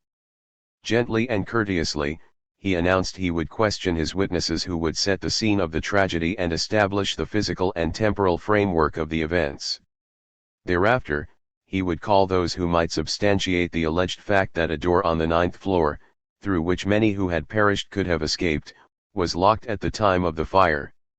More particularly, he would then show that because of the illegally locked door, Margaret Schwartz, in whose horrible death was gathered up the deaths of her co-workers for the purpose of rendering justice, had been unable to escape and had perished in the flames. The trial was to last for little more than 3 weeks. But in its 18 working days, 155 witnesses were called. The people called 103, the defense 52. Stoiler came from the same East Side whose slums and tenements were the living quarters of most of the witnesses called by the people. He knew them well, spoke their language, sensed their fears and their resentments, and his first cases in the practice of law involved broken contracts, unpaid bills, and other ethical and legal dislocations in those lower depths. All this gave him many advantages over Bostwick. As the trial progressed, the shop girls, dressed in their holiday best, followed one another to the witness chair.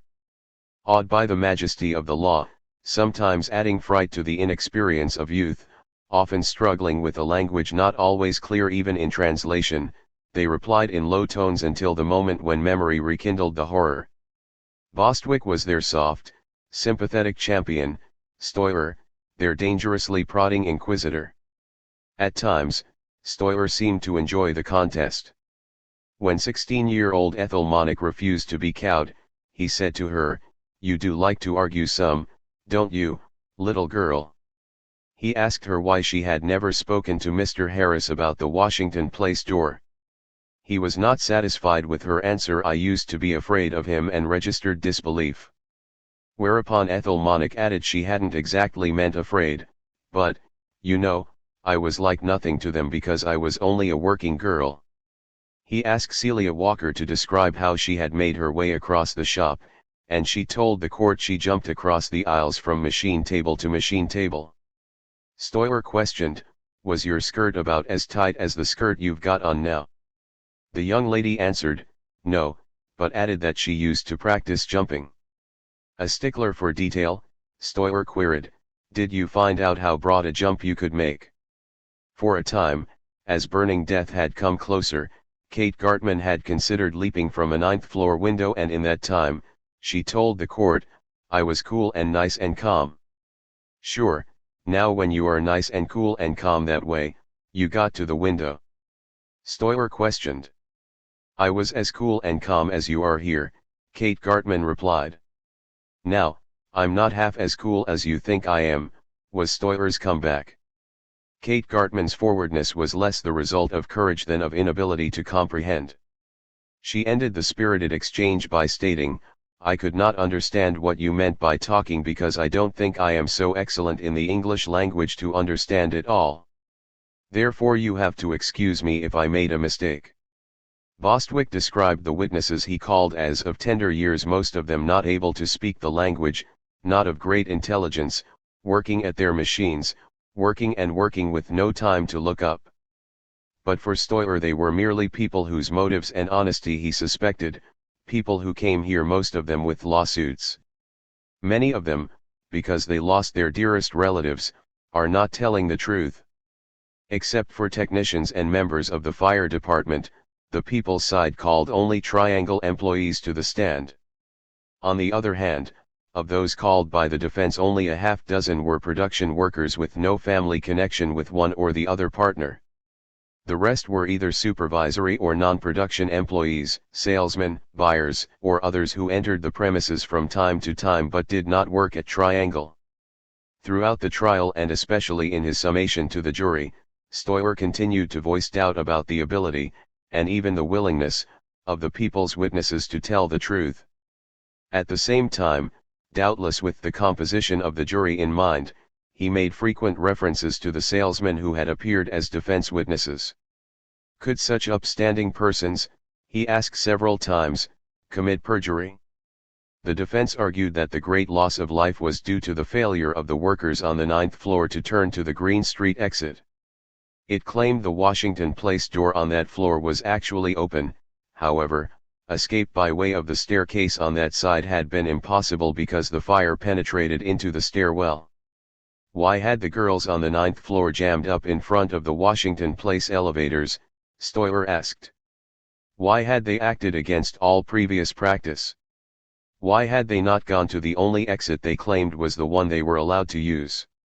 Why, instead, had they ended up in front of a door which they themselves said they had never used before, which they themselves said they had always considered to be locked, and which, at the tragic moment, they said they found to be locked? Stoyer pressed these questions with vigor, attempting to show that the girls knew the best and proper way of making a quick exit from the 9th floor, but that moved by fear and panic they were trapped by their own irrational behavior. Bostwick, in turn, argued that the fire, which had started on the cutting tables at the Green Street side of the 8th floor, had first lapped in through the windows of the 9th floor on the same Green Street side and had soon cut off escape through the Green Street door. In contrast, there were no windows near the doors on the west wall and therefore there could not have been fire in the Washington Place stairwell, which, he insisted, could not be used by the 9th floor girls only because the door was locked. If there had been fire in the Washington Place stairwell, Bostwick continued, it would have had to come out of the 8th floor door early in the emergency.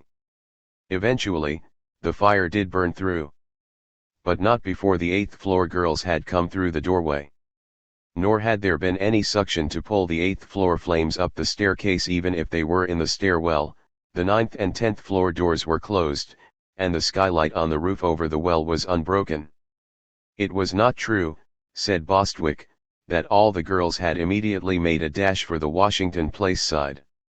Some had escaped through the Green Street door. Others were diverted from doing so. Rose Meyer saw girls running toward the Washington Place side, so I ran toward there, too, she said. Somehow, Ethel Monick had thought she heard the elevators on the Green Street side crash, so she turned in the opposite direction. But others had run across the shop because they had seen flames in the Green Street stairwell. Some were trapped because they had planned to use the Green Street exit but had first gone to the dressing room to get their coats and hats. The defense in turn relied heavily on the fact that State Labor Department inspectors had never reported finding the triangle doors locked. The Commissioner of Labor, called as a defense witness, swore before you, Stoyer stressed in summing up, that no notice is given to the people whose factories they are about to inspect. Which, he asked, were to be believed, those still suffering the hurt and the loss caused by the fire, or this disinterested person working for the state of New York whose duty it is to see that the law is absolutely complied with. But State Labor Commissioner Williams actually provided little help for the defense. Under cross-questioning by Bostwick, he was unable to read correctly a report by one of his inspectors. The report form contained one question about doors, open out practical. The inspector had put a pencil check above and between the words out and practical. Did this mean that particular door opened outward? Or did it mean the door opened inward but that it was practical to make it open outward? The commissioner couldn't say. Bostwick then pointed out that the inspector had to note on each report filed the identity of the person in authority who was questioned during the inspection. Commissioner Williams insisted this had to be a person of superior position in the firm. Bostwick then showed him an inspection report on triangle. The report had been accepted as proper. The person in authority was named Edna Berry. Did the commissioner know what superior position she held? He did not. She was, said Bostwick, one most suitably situated to signal the arrival of an inspector throughout the factory, for she was the triangle telephone switchboard operator who had been absent on the day of the fire. Midway through the trial, Bostwick had a large package brought into the courtroom. When it was unwrapped, it turned out to be a velvet-lined box with a framed glass lid, a large container of the kind in which table silverware is generally kept.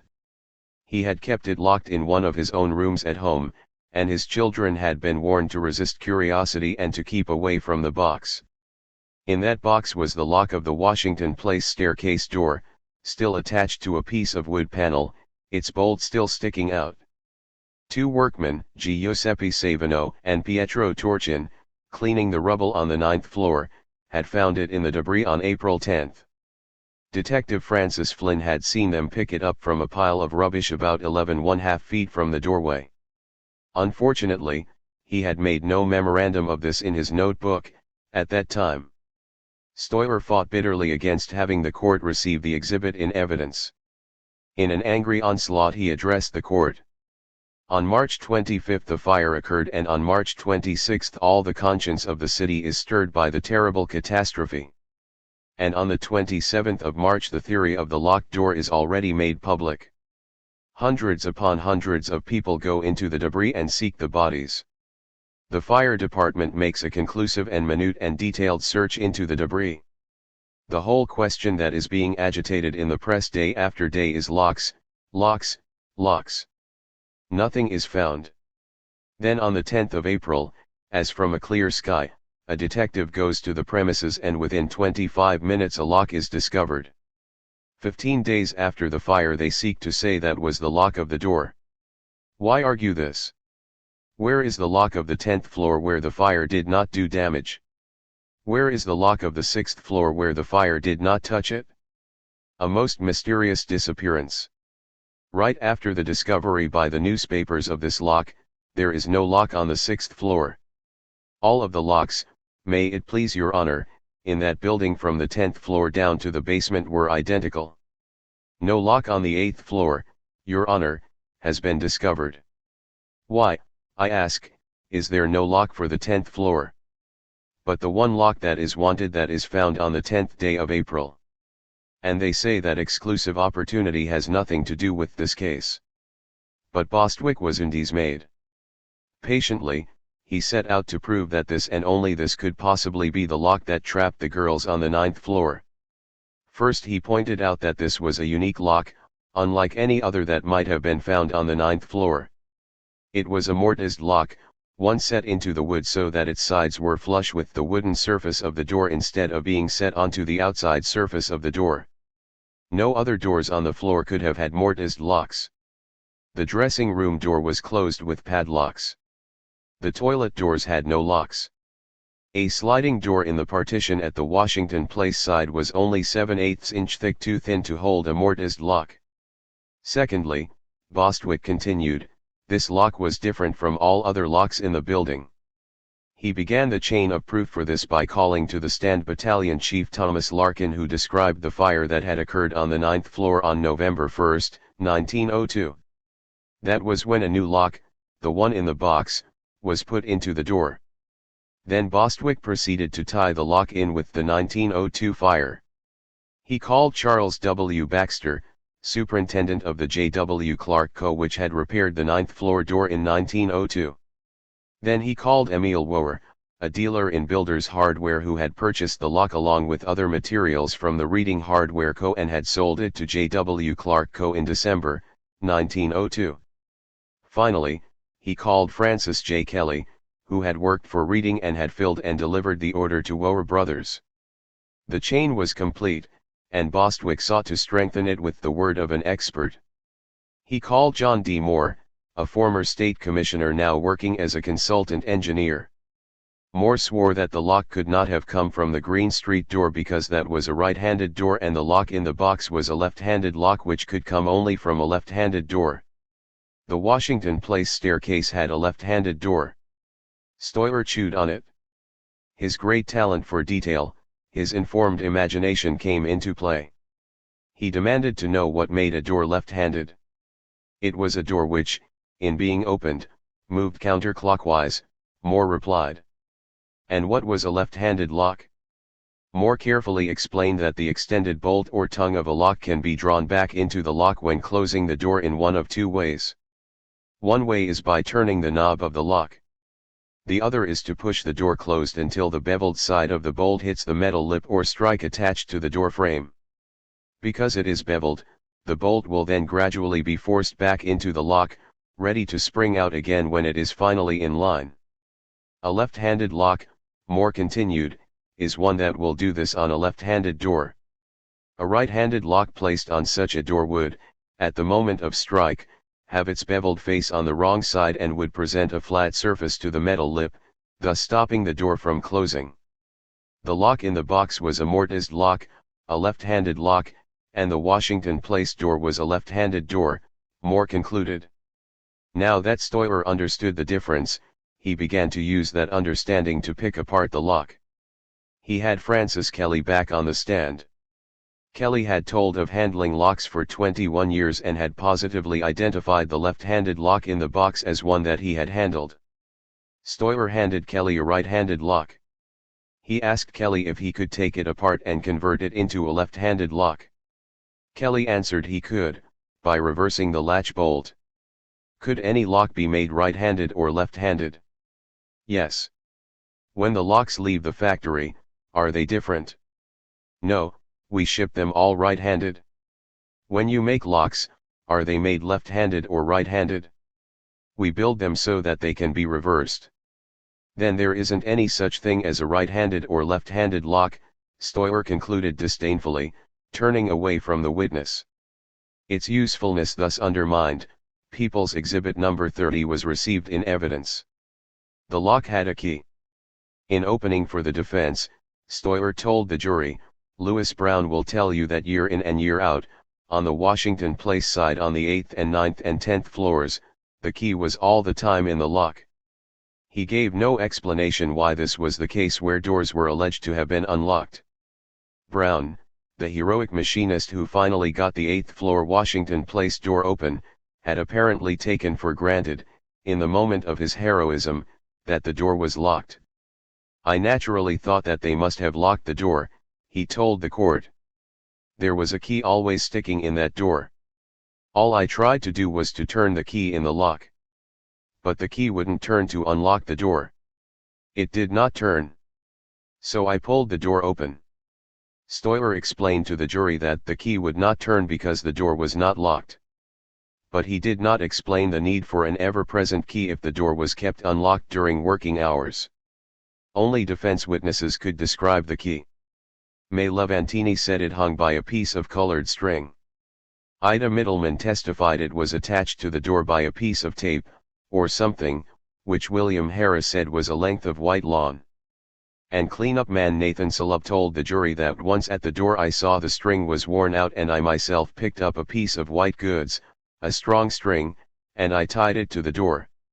Levantini said the string was 1/2 inch or more in width. Harris estimated a width of 2 to 3 inches. Levantini described the string as being 1/2 yard long. Building engineer Casey called it 6 to 8 inches long and insisted that the key was also 6 inches long. Not one witness for the people from the 9th floor mentioned the key or the string. But the defense called 2 witnesses who had not only seen the key but also had actually used it. Stoyer had some difficulty in reviewing the testimony of Gussie Rapp, a 9th floor forelady and one of the 2 witnesses. He declared to the jury, "Gussie Rapp told you that the Washington Place door was always unlocked and that the key was in the door. I want to withdraw that statement. What she did say was she said that the door was always unlocked. No, that was not it. She said this, that there may have been, she has no positive recollection of it, that there may have been a time when that door was locked when she came to it. But if it was, she simply had to turn the key and pass through." The other witness who handled the key, even on the day of the fire, was May Levantini, who declared, "The door was locked. I turned the key that was in the lock and I opened the door." Stoyer called more than a score of witnesses who testified to the ease and the frequency with which people ordinarily passed through the 9th floor Washington Place staircase door. He called 7 salesmen, 5 foreladies and assistants, 3 porters, 2 shipping clerks from the 10th floor, 2 watchmen of whom one doubled as a quitting time purse inspector, the company superintendent, the machinist, the painter, a big department store buyer, the rag man, the building superintendent, the building engineers, and others. In turn, the people called more than a dozen workers who swore that in the moment of peril they had tried to exit through that door and had found it locked. Joseph Brenman had pushed through the crowd. "I tried the door, I took hold of the handle and pulled it. It wouldn't open." Anna Gullo said, "I tried the door. The door was locked." Mary Buseli declared, "I tried to open the door but I couldn't." Iden Nelson swore, "I pushed at the door but I could not open it." At Bostwick's request, Katie Weiner, who had lost a sister in the fire, rose from the witness chair in a hushed courtroom and stepped to a side door within easy view of the jurors. She put both hands on the doorknob and began to wrestle with it, her voice filling with tears as she said, "I pushed it toward myself and I couldn't open it, and then I pushed it outward and it wouldn't go. I was crying, 'Girls, help me.'" Ethel Monick insisted she was the first to reach the door. "I tried the door and I could not open it. So I hollered, 'Girls, here is a door,' and they all rushed over and tried to open it. But it was locked and they hollered, 'The door is locked and we can't open it.' In the confusion, many had thought they were the first to reach the door. I was just about the first one to catch hold of the knob and I twisted it and turned it and it was closed and it wouldn't open," Rose Meyer swore. "I was the first at the door," said Rose Glantz. "I was the first one at the door," said May Levantini. May Levantini, mother of 3, had saved herself by sliding down the elevator cable from the 9th floor.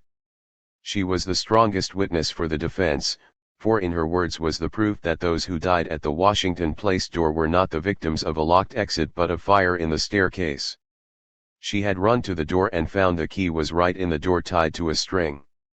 "I turned the key. I opened the door. I looked out and I saw the girls running down from the 8th floor. And as I looked over that way, flames and smoke came up and they made me turn in. I turned right in and ran to the elevators." In support of Levantini's testimony, Stoyer called the Middleman sisters, Ida and Anna. He reminded the jury that Anna had said she followed Levantini through the open door and looked down over the banisters. The door was open and she saw the flame and she saw the smoke and she saw the girls going down the stairs. and fearing that she could not get down safely, she turned back through the open door. Mary Alter, the 10th floor typist, strengthened the argument by telling how she too had opened a door to the Washington Place stairs, the door on the 10th floor, and had seen the smoke and the flame below. When Bostwick asked if she was certain she had seen flames, she replied that as I looked over the rail I saw a great volume of smoke and I saw a red streak. Certainly if Mary Alter had seen the flame from the 10th floor, May Levantini and Anna Middleman had seen it from the 9th, Stoyer inferred. But Bostwick wondered out loud how there could be both flames and living people in that 8th floor doorway at the same time. Every girl went through that door and still there was no flame, he stressed. Machinist Brown had been the last one out that door and was untouched by fire. No injured were found in the stairwell. Bostwick was also bothered by the mutual dependence of the Levantini and Middleman testimony. He read from the record to show that Ida Middleman admitted her sister had refreshed her memory about the incident at the door. She told me about how the two of us did go in the hall and that is what I do remember, and about the door, she said she saw me open it, Ida Middleman had declared. In turn, Anna Middleman had admitted discussing the events with May Levantini. She told me she opened the door, Anna Middleman had said. Bostwick insisted that Levantini lied on the stand, that it was not until after she had seen Fletcher and Bernstein that she said she opened the door. Bostwick added it up for the jury, Anna tells May and May tells Anna, and all of this is after they have seen Bernstein. But they don't remember anything about it. They simply are convinced from what they have heard that Levantini was telling them the truth. Anna says that Ida told her so and vice versa. Just as May Levantini was completing her direct testimony, juror number 3 directed a question to her. He wanted to know, what did you do to the door after you came back in? I pushed it in back of me and ran for the elevator. You closed it? Asked the juror. Yes, sir. Did you lock the door after you came back in? No, sir. I would never think of turning that key again. Yet no others got through the door. Because it was locked, the people charged, it was at this door that Margaret Schwartz had died. Bostwick relied heavily on Kate Gartman and Kate Alterman to prove this charge. These two had emerged with Margaret Schwartz from the dressing room. In going to the elevator doors, there is a partition, Kate Gartman said. I had seen Margaret Schwartz grab hold of the partition. I don't know, she kind of leaned or fell toward the dressing room. Then I saw the elevator come up. Bostwick saved Kate Alterman for the last. And it was as if Stoyer had been waiting for her. Earlier he listened to Lena Yaller tell how she had escaped from the 9th floor to the roof. He asked her to tell the story again. When she finished, Stoyer asked if she could tell those words over again. Apparently convinced that Stoyer was questioning the accuracy of her account, she quickly answered, I could tell them 10 times. Now he listened to Kate Alterman's direct testimony of Margaret Schwartz's last moments, then I went to the toilet room. Margaret disappeared from me and I wanted to go up Green Street side, but the whole door was in flames, so I went and hid myself in the toilet rooms and bent my face over the sink, and then I ran to the Washington side elevator, but there was a big crowd and I couldn't pass through there. Then I noticed someone, a whole crowd around the door, and I saw Bernstein, the manager's brother, trying to open the door, and there was Margaret near him. Bernstein tried the door, he couldn't open it. And then Margaret began to open the door. I take her on one side, I pushed her on the side and I said, wait, I will open that door. I tried, pulled the handle in and out, always, and I couldn't open it. She pushed me on the other side, got hold of the handle, and then she tried. And then I saw her bending down on her knees, and her hair was loose, and the trail of her dress was a little far from her, and then a big smoke came and I couldn't see. I just know it was Margaret, and I said, Margaret, and she didn't reply. I left Margaret, I turned my head on the side and I noticed the trail of her dress and the ends of her hair begin to burn. Then I ran in a small dressing room that was on the Washington side. There was a big crowd and I went out from there, stood in the center of the room, between the machines and between the examining tables.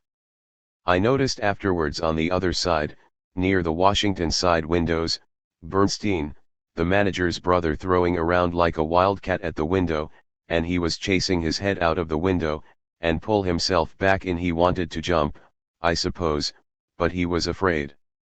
And then I saw the flames cover him. I noticed on the Green Street side someone else fell down on the floor and the flames cover him. And then I stood in the center of the room, and I just turned my coat on the left side with the fur to my face, the lining on the outside, got hold of a bunch of dresses that was lying on the examining table not burned yet, covered my head and tried to run through the flames on the Green Street side. The whole door was a red curtain of fire, but a young lady came and she wouldn't let me in. I kicked her with my foot and I don't know what became of her. I ran out through the Green Street side door, right through the flames onto the roof. In cross-examination, Stoyer took the long way round, asking numerous questions about the witness's family, her 2 weeks' wait to testify, and her visit to the Ash building with Bostwick and Rubin. Then suddenly, he called on her to repeat her account of the death of Margaret Schwartz.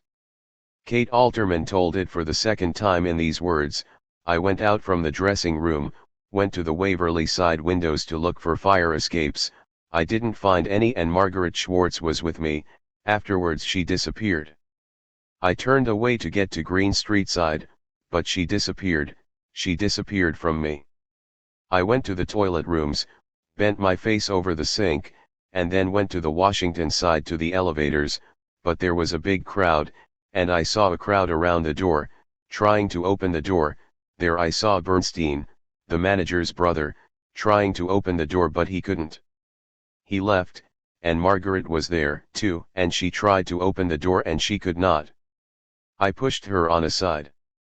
I tried to open the door, and I couldn't, and then she pushed me on the side and she said, I will open the door, and she tried to open the door, and then a big smoke came and Margaret Schwartz I saw bending down on her knees, her hair was loose and her dress was on the floor and a little far from her. And then she screamed at the top of her voice, open the door. Fire! I am lost, there is fire, and I went away from Margaret. I left, stood in the middle of the room, went in the middle of the room, between the machines and examining tables, and then I went in. I saw Bernstein, the manager's brother, throwing around the windows, putting his head from the window. He wanted to jump, I suppose, but he was afraid. He drawed himself back, and then I saw the flames cover him, and some other man on the Green Street side, the flames covered him, too. And then I turned my coat on the wrong side and put it on my head with the fur to my face, the lining on the outside, and I got hold of a bunch of dresses and covered the top of my head. I just got ready to go and somebody came and began to chase me back, pulling my dress back, and I kicked her with the foot and she disappeared. I tried to make my escape. I had a pocketbook with me, and that pocketbook began to burn. I pressed it to my heart to extinguish the fire, and I made my escape right through the flames. The whole door was aflame right to the roof. Were these the words of a witness who had been coached and drilled? The accounts were similar but not identical.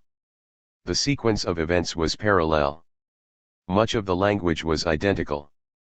But there were also important differences. The second account was shorter. It also mentioned the Waverly side fire escape, and Margaret's screams, which are missing in the first account. In her first telling, Kate declared she said she would open the door, but in the second telling she quotes Margaret as saying this. Stoyer asked, wasn't the door like a wall of flame? Like a red curtain, Kate answered. Now there was something that you left out, Stoyer continued. When Bernstein was jumping around, do you remember what that was like? Like a wildcat, wasn't it? Like a wildcat, Kate Alterman replied. You did leave that out, didn't you, just now, when you told us about Bernstein, that he jumped around like a wildcat? Well, I didn't imagine whether a wildcat or a wild dog, I just speak to imagine just exactly, she answered.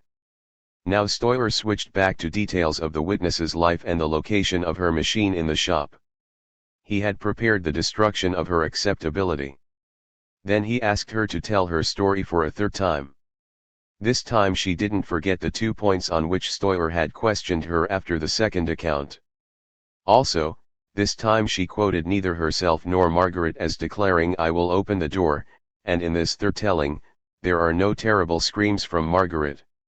Instead, the account is considerably shorter.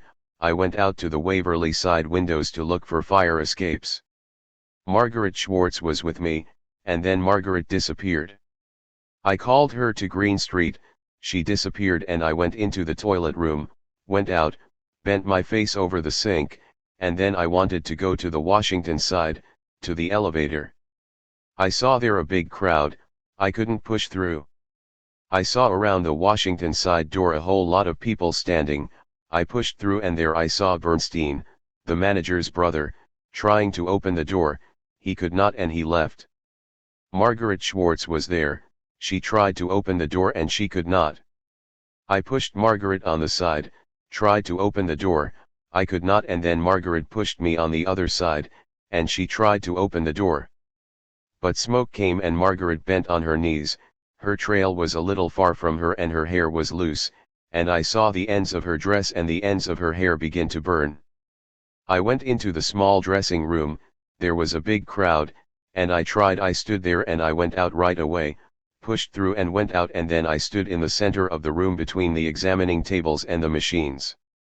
Then I noticed the Washington side windows. Bernstein, the manager's brother, trying to jump from the window, he stuck his head out, he wanted to jump, I suppose, but he was afraid then he would draw himself back, then I saw the flames cover him. He jumped like a wildcat on the walls.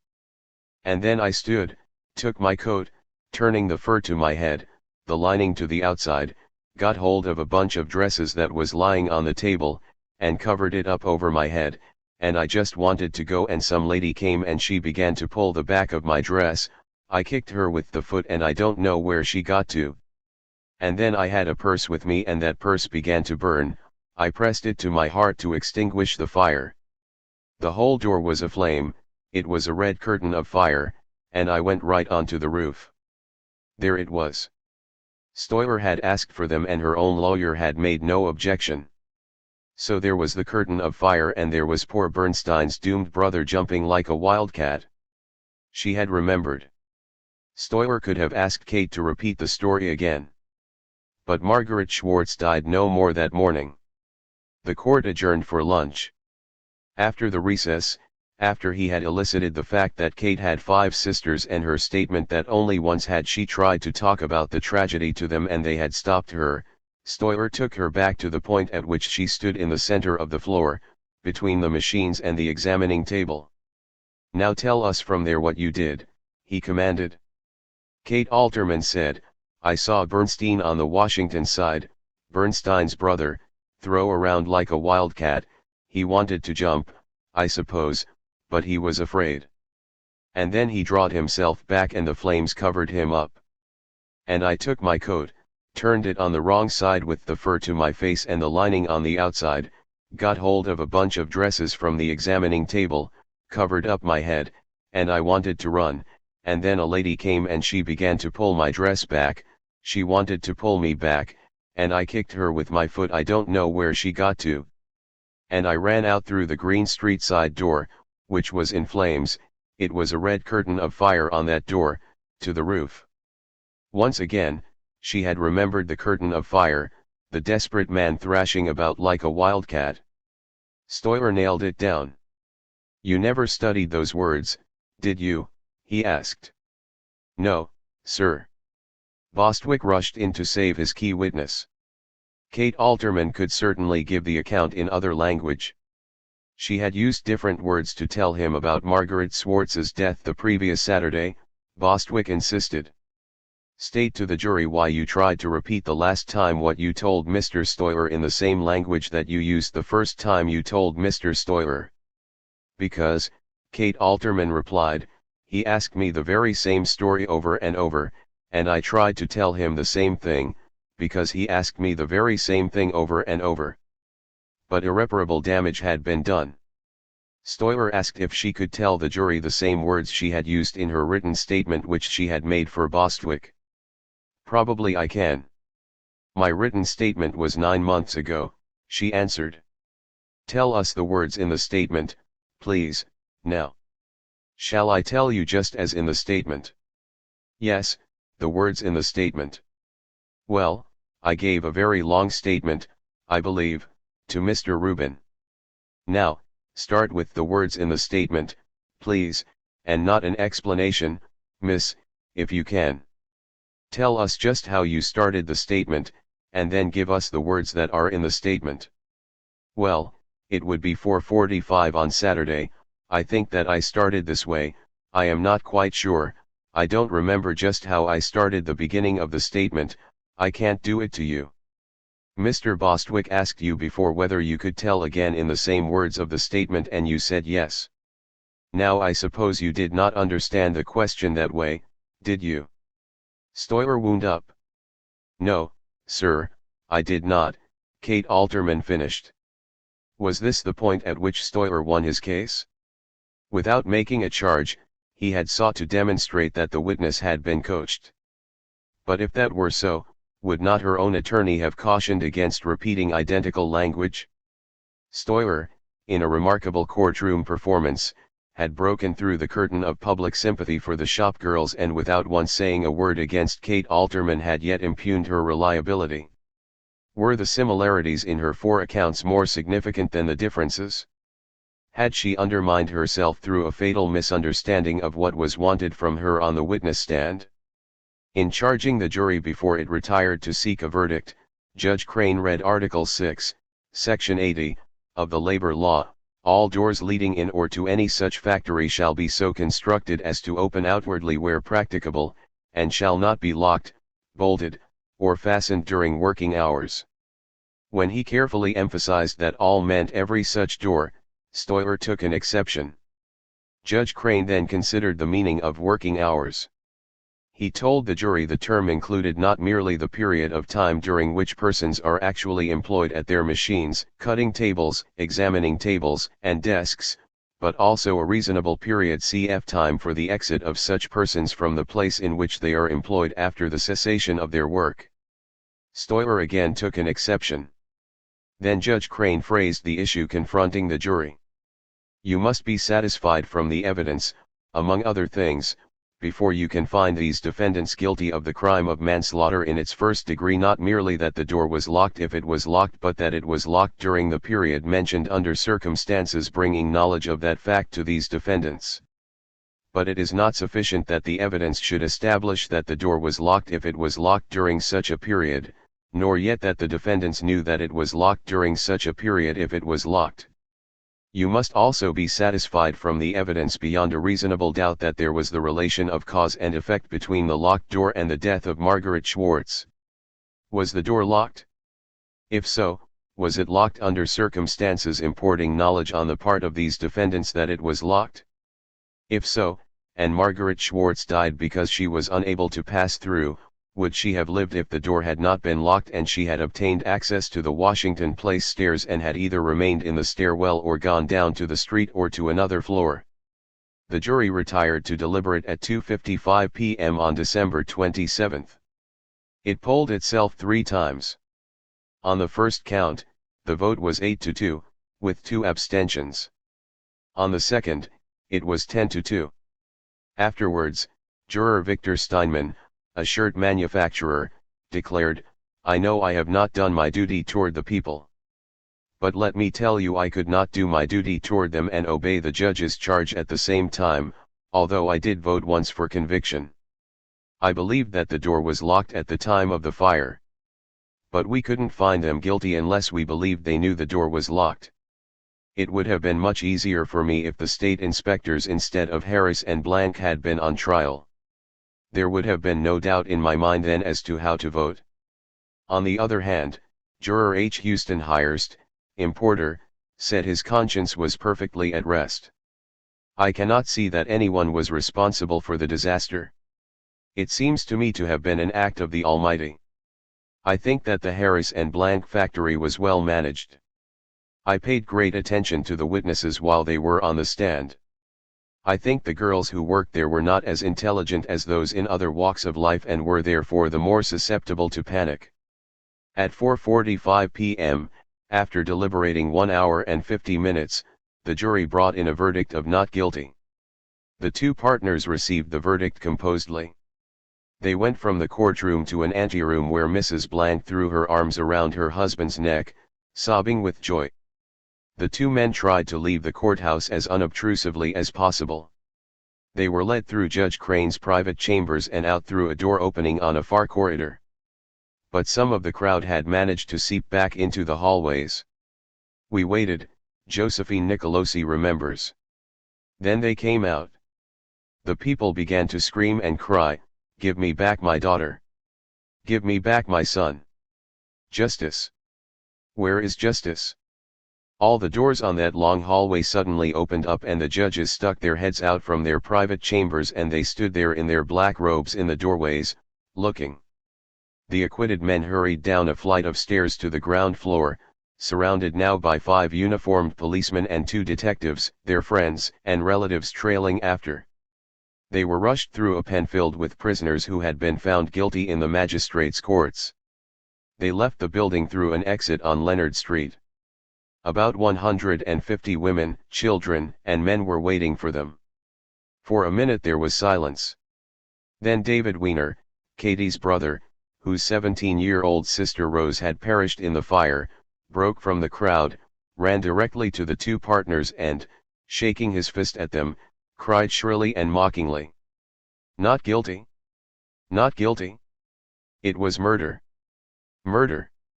Others took up the cry. The two partners ran to the nearest subway station at Lafayette Street. David Weiner led the crowd in pursuit. The World reported that he collapsed on the steps leading down to the subway station and kept shouting hysterically, "Not guilty! Murder! Murder!" Justice, in the best way men know how to find it, had been rendered. The jury had been given the impossible task of determining whether Harris and Blank knew the door was locked at a specific time. There could be no doubt that the Washington Place staircase door was at times locked during the working day. That certainty was not due so much to the lock that Bostwick introduced as to the fact stressed by the defense itself that the key was at all times attached to the door. Its own best witness, May Levantini, admitted having to turn the key in the lock in order to open the door when she went out onto the landing. Could Margaret Schwartz have survived had she been able to pass through that door? It seems certain that having been able to pass through it she could then have been able to descend to the 8th floor and further. No one who had entered that staircase from the 8th floor had suffered burns. It was only after the fire had progressed considerably that the 8th floor door may have become impassable. Was the door locked at the moment Margaret Schwartz sank down into the smoke that asphyxiated her? It seems certain that if there were times when that 9th floor door was kept unlocked, those periods occurred only during the workday when there wasn't the slightest probability that a production worker or union member would go through it, but when others, especially supervisors and foreladies, kept a steady traffic going between floors. But when quitting time approached, when perhaps some worker would be tempted to take a quick detour down the Washington Place stairs, then the door was locked. For what other purpose was the key kept on a string tied to the door than to make certain that only those with authority to do so would dare to open it? That day, and on all other days, when work stopped the door was locked. There was only one way out for the workers, through the 30-inch opening in the Green Street partition where the watchman stood to inspect pocketbooks. Striving to impress the jury with the losses the firm had suffered through alleged pilfering by the girls in the shop, Stoyer had brought into the court a large pocketbook of the kind that many of the workers carried.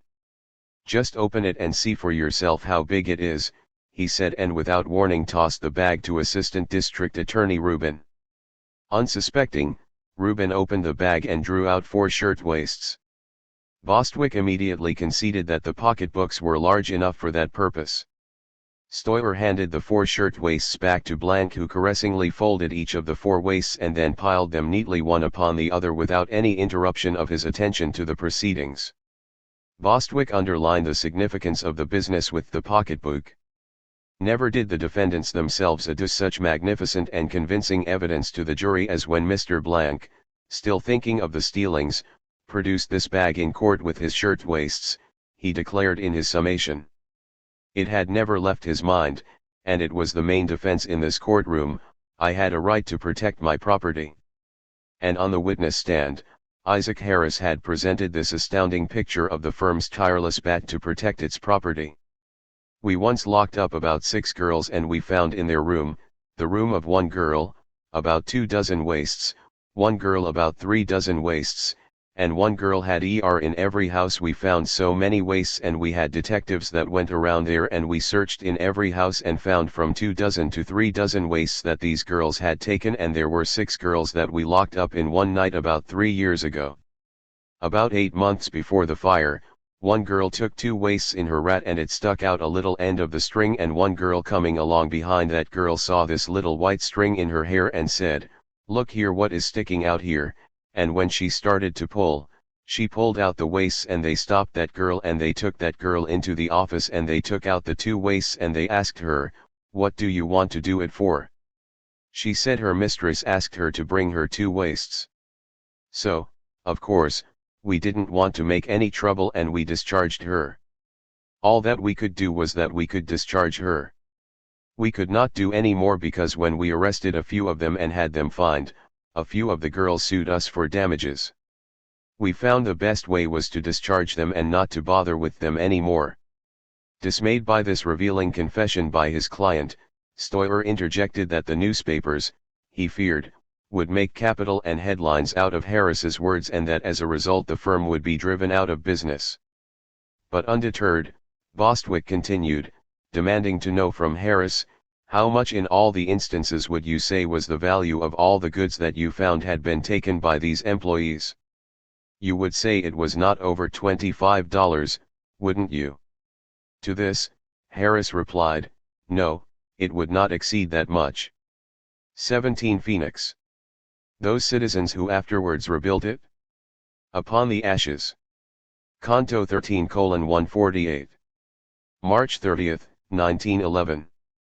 Inspectors of the building department halted production at Harris and Blank's new plant at 7 University Place. The department's notice of violations included the charge that in this non-fireproof building, in which Triangle had rented space to continue production despite the tragedy, the sewing machines had been so arranged as to block access to the fire escape. December 18, 1911. When Salvatore Maltese had marched round and round the boxes in the morgue, looking and looking, he had found first one daughter and then another. But not his wife Catherine. And in the days after they had emptied and cleaned the morgue and the last remaining charred things had been buried with numbers instead of names, his life became a pursuit of things dimly remembered. And he pawed the trinkets spread out before him by the patient police, the last links with identity, until, in the month of the Triangle acquittal, memory focused and he whispered, "This was hers." They dug up the box in Evergreen Cemetery, they took off the number and replaced it with her name and carried her to where her 2 daughters were buried, and Salvatore Maltese and his 2 sons watched as she was laid to rest among her own. March 21, 1912. Protests against the acquittal were still being heard when the district attorney moved for a second trial. Almost a year after the fire, Harris and Blank were again in court. When Stoyer protested that his clients had already been placed in jeopardy on the basis of the evidence which would now be merely repeated, Bostwick answered that different persons had been named in each of the 7 manslaughter indictments found against the defendants. This one was for the death of Jake Klein, once tossed out of Triangle and later rehired. Judge Samuel Seabury, presiding in the criminal branch of the Supreme Court, ordered a special jury to be selected at once. This having been done, he then addressed the jurors, informing them that the court has neither the right nor the power to proceed with the present trial. These men are to be tried for the same offense again, and under our Constitution and laws, this cannot be done. I charge you, gentlemen of the jury, to find a verdict for the defendants. The jury found as directed without leaving the box. This time there were no victims, no survivors, no relatives, no crowds in the court. "We did all we could," said District Attorney Charles S. Whitman. "The law was against us today. I will make no comment as to the first trial. 4 days later, prayers in Hebrew and Latin rose in synagogue and church on the east side, where the old men, at sundown, lit the traditional memorial candles to mark the anniversary of the Holocaust. August 20, 1913. Max Planck was arraigned in General Sessions Court. At this time, Triangle occupied new quarters on the 9th floor of a building on the corner of 16th Street and 5th Avenue. Max Planck, being a free man and without guilt and fortified with the knowledge of what he could do to protect his property, applied the full lesson of his acquittal, as he saw it. In court, Inspector Walter Dugan of the newly created Bureau of Fire Prevention testified that in his recent inspection of the building, he had found one of the triangle doors locked with a chain during working hours and with 150 girls in the shop. On September 19, Blank produced the lock in court. He claimed that with this patented chain device it was easy to get out, hard to get into his shop. On the other hand, Inspector Dugan insisted that under conditions of panic the lock would become non-manipulative and that with more pulling it would only become more firmly locked. 1 week later, Chief Justice Russell, considering this Blank's first offense, levied the minimum fine of $20. He then spoke directly to Blank and apologized to him for having had to impose any fine at all. The State Labor Department and the factory inspectors, he said, should devise a lock which would be satisfactory to them and at the same time would protect factory proprietors from theft. December 1, 1913. Blank was back in court, paying another $20 fine, for allowing Becky Katzman, a 19-year-old lace cutter, to work on Sunday, October 12, in violation of the labor law. December 23, 1913. Obsessed with the idea of a perfect lock, Max Blank invited members of the Bureau of Fire Prevention to visit his plant 2 days before Christmas. The sole purpose of the visit was to have them witness an experiment with a new type of lock. The new lock, the Times reported, was meant to safeguard employers from the loss of goods through the departure of employees through fire exits instead of by way of elevators. Chief Inspector John J. Kennedy, heading the party of visitors, had difficulty concentrating on the experiment. He found the lock completely unsatisfactory. The chief had been distracted by a pile of rubbish 6 feet high in one corner of the shop. He observed litter throughout the factory. He noted that wicker work baskets instead of metal boxes were still being used. Instead of winning approval, Blank received a stern warning. March 4, 1914. The National Consumers League discovered that a counterfeit of its label, used to certify work done under clean and healthful conditions, was being used on shirtwaists traced to Triangle. In August, Justice Leonard A. Gigerich in the Supreme Court of New York County declared that the Triangle label was an illegal imitation and issued an injunction barring its use. March 11, 1914. 3 years after the fire, 23 individual suits against the owner of the Ash Building were settled at the rate of $75 per life lost. The claimants have been tired out, said the World. Their money and their patience have been exhausted. So far as personal guilt is concerned, the men whose methods made everything ready for the tragedy have gone free. So far as financial liability is concerned, the whole affair is in the hands of an insurance company and stricken families are not well equipped to carry on expensive litigations with corporations. The establishment of the Bureau of Fire Prevention with the passage of the Sullivan-Howe Law in October, 1911, was one of the first local results of the uneasiness that continued to be felt in New York City following the Holocaust. The new law also expanded the powers and the duties of the fire commissioner and ended much of the division of responsibilities. But the shock of the acquittal had created a widespread feeling that something more was needed than additional fire escapes. Indeed, Richard B. Morris points out that it is doubtful whether the social consequences of the Triangle fire would have been as far-reaching had Steuer lost his case. At the first protest meeting, held at the headquarters of the Women's Trade Union League on the day after the fire, Rabbi Wise had called for the creation of a committee of 25 to improve safety in working places, the task the parties and the politicians had so far failed to execute. In 1 week by the time the great public protest meeting was held the following Sunday in the Metropolitan Opera House, the committee was established and functioning. Its membership cut across party and class lines and included such notables as N. Morgan, Mary Dreyer, Francis Perkins, George W. Perkins, John A. Kingsbury, Peter Brady, Amos Pinchot, Rabbi Wise, and a number of other clergymen. Its chairman was Henry L. Stimson, who was soon compelled to relinquish that post in order to assume the office of Secretary of War, and who was succeeded as chairman by Henry Morgenthau Sr. The Committee on Safety, together with the Women's Trade Union League, the National Consumers League, the Fifth Avenue Association, the unions, and public-spirited individuals, maintained a steady clamor for remedial legislation. On June 30, 1911, the New York State Legislature created a special factory investigating commission of 9 members. Its chairman and vice chairman were 2 young men starting auspicious careers in American political life, Robert F. Wagner, Sr., and Alfred E. Smith. Many who had perceived the possibility of tragedy even before it had happened were associated with the commission, 2 as members of the commission itself. They were Samuel Gompers, president of the American Federation of Labor, who had warned the shirtwaist manufacturers at the historic Cooper Union meeting, and Mary Dreyer, president of the Women's Trade Union League, who had marched on the shirtwaist makers' picket line and had been arrested.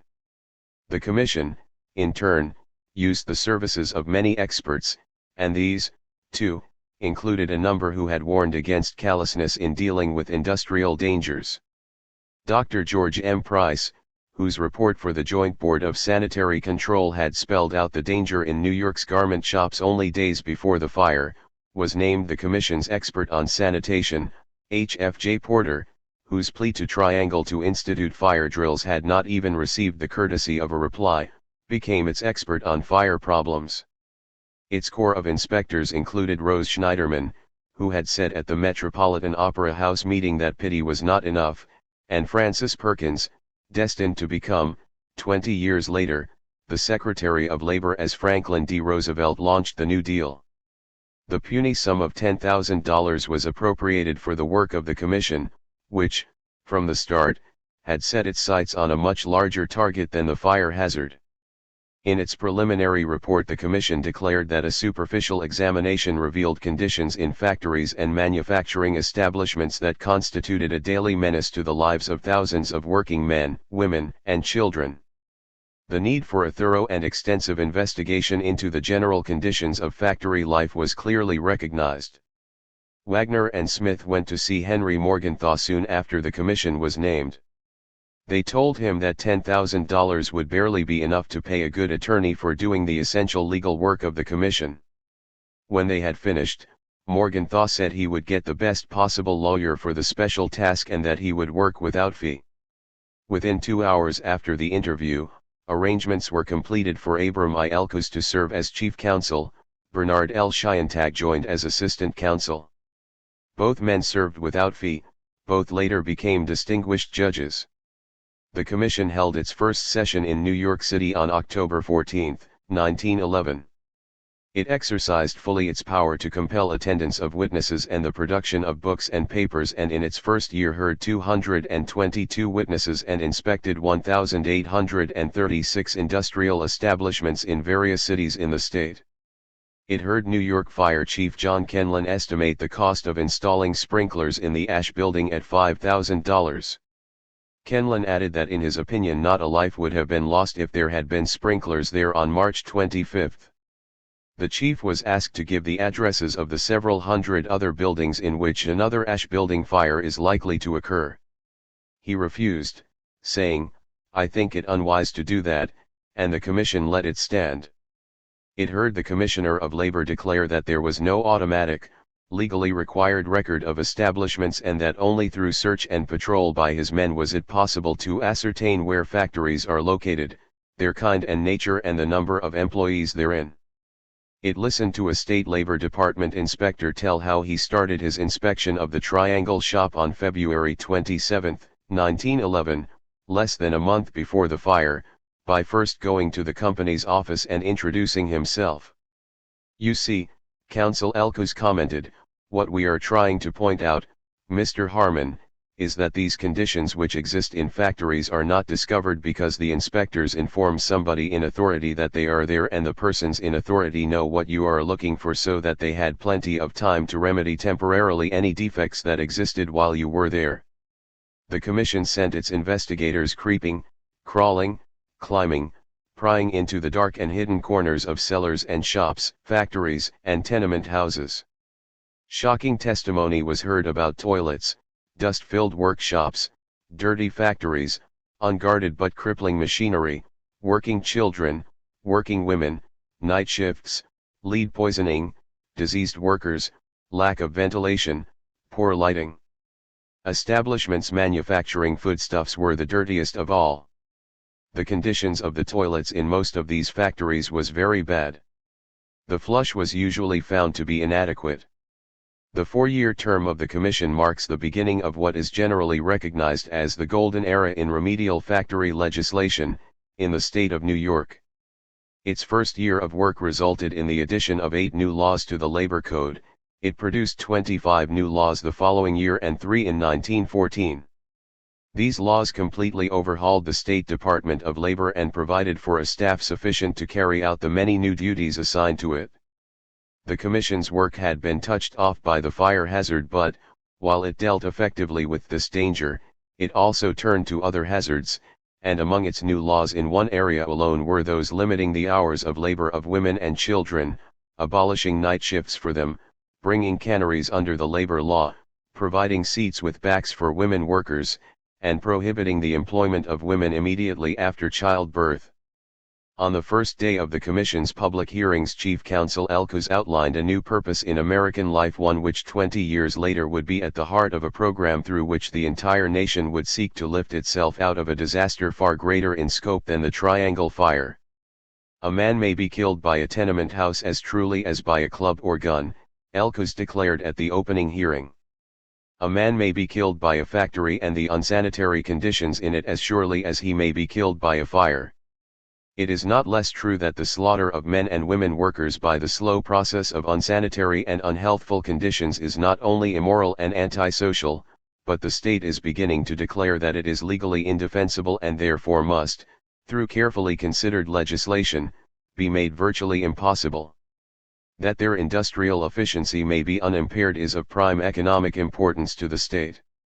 The so-called unavoidable or unpreventable accidents which, it has been said, were once believed to be the result of the inscrutable decrees of divine providence are now seen to be the result in many cases of unscrupulous greed or human improvidence. It is the duty of the state to safeguard the worker not only against the occasional accidents but also the daily incidents of industry, not only against the accidents which are extraordinary but also against the incidents which are the ordinary occurrences of industrial life, Elkoes concluded.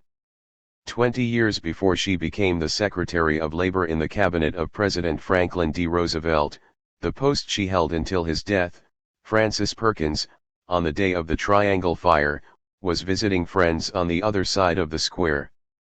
It was a fine, bright spring afternoon, she remembers.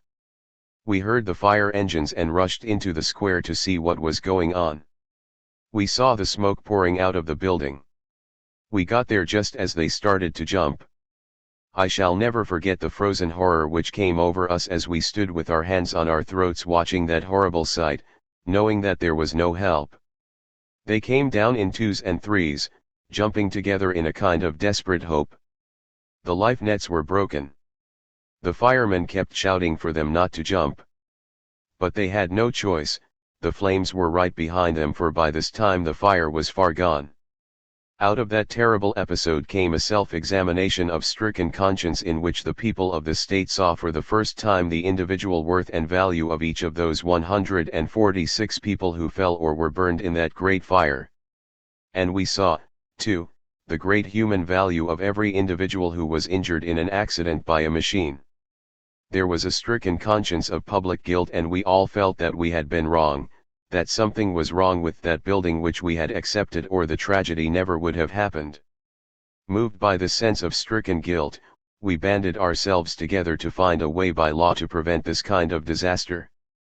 And so it was that the Factory Commission that sprang out of the ashes of the tragedy made an investigation that took 4 years to complete, 4 years of searching, of public hearings, of legislative formulations, of pressuring through the legislature the greatest battery of bills to prevent disasters and hardships affecting working people, of passing laws the likes of which has never been seen in any 4 sessions of any state legislature. It was the beginning of a new and important drive to bring the humanities to the life of the brothers and sisters we all had in the working groups of these United States. The stirring up of the public conscience and the act of the people in penitence brought about not only these laws which make New York State to this day the best state in relation to factory laws, it was also that stirring of conscience which brought about in 1932 the introduction of a new element into the life of the whole United States. We had in the election of Franklin Roosevelt the beginning of what has come to be called a New Deal for the United States. But it was based really upon the experiences that we had had in New York State and upon the sacrifices of those who, we faithfully remember with affection and respect, died in that terrible fire on March 25, 1911. They did not die in vain and we will never forget them. 18 Fire. Truly I wept. Canto XX 25. On March 19, 1958, in the late afternoon of a miserable rainy day, I was checking out proofs of a special feature marking the 47th anniversary of the Triangle Fire in the pages of Justice, the Ilguia publication. A call came in from the city desk of a local newspaper. The voice at the other end asked how many had died in the Triangle Fire. I answered 146 and asked why he wanted to know. "They're coming out of the windows again," was what I heard. He told me where. I rushed to Houston Street and Broadway. I stood there in the rain and, as if in a nightmare, watched a reenactment of the Triangle Horror, which had occurred not more than 5 city blocks away. This was no new building such as the Ash had been at the time of its fire. 623 Broadway was already 30 years old at the time of the Triangle Fire. Now, it was 77 years old. It was 6 floors high, had no sprinklers, its fire escape was worthless, there had been no fire drills. It was shaped like a 90-foot-long wind tunnel, and in the middle of the floor areas were glass blocks, overlaid with wood in some forgotten and unrecorded time when the structure was converted from a warehouse to a factory building. The fire had started on the 3rd floor in a textile finishing firm using an oven box which blew up. It burned for 7 minutes before an alarm was turned in from the street. Almost until that moment, the workers on the 4th floor, busy making women's undergarments in a clean, well-run, union shop, were unaware of the hell burning beneath them. Then the smoke came.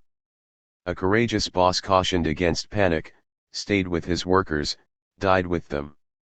For soon the glass blocks worked loose and the entire middle section of the 4th floor collapsed flat, like a falling pancake. 24 died. My friend Josephine Nicolosi still lives in the neighborhood she called home in that distant time when she almost lost her life on the 8th floor of the Triangle shop. The rear windows of her top-floor tenement apartment on 2nd Avenue just above Houston Street face west. In the late afternoon of March 19 she had seen a pillar of black smoke rising in the sky. She grabbed her coat and hurried to the street. Transfixed by the sight of the bodies being lowered in the baskets, we almost missed each other, and when I saw her suddenly, her face was wet with rain and tears. She gripped me by the wrists and shaking me demanded with anger and despair, "What good have been all the years? The fire still burns." Postscript.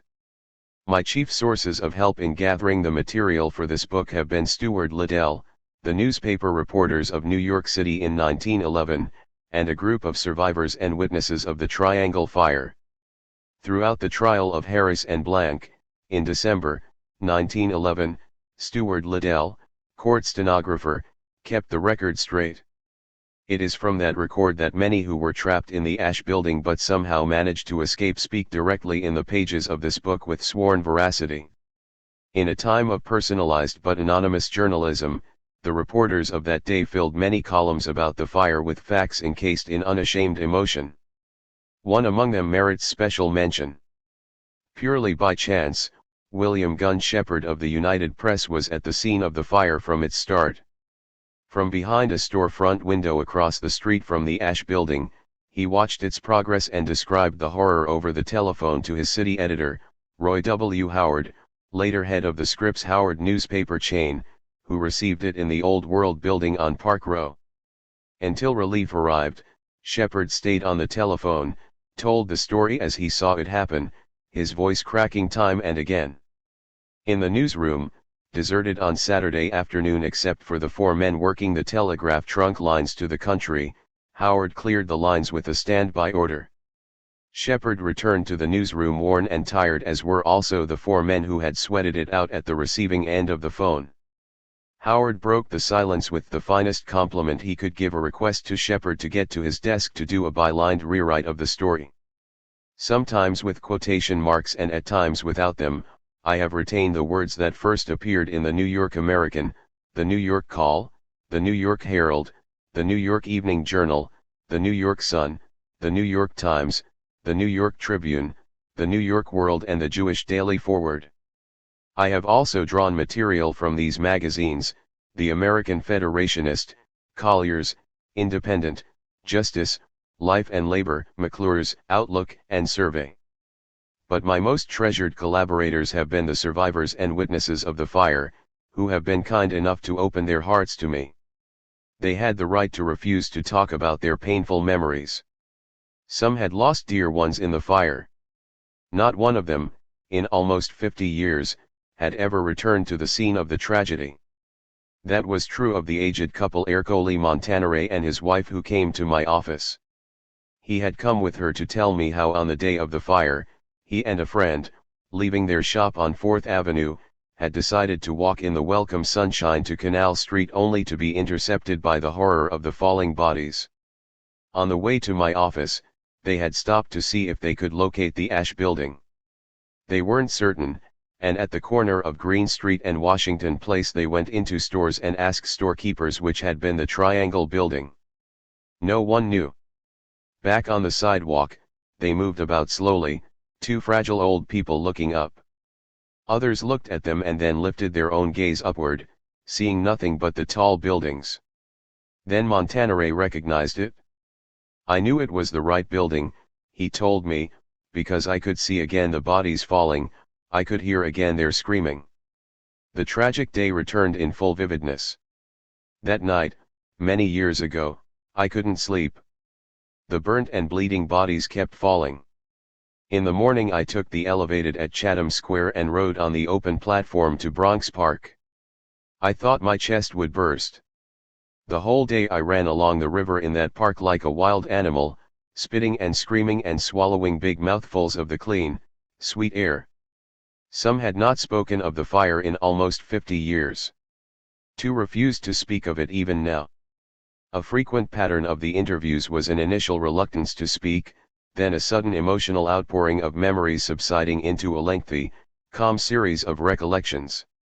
There were also humor and strange twists of fate in these visits.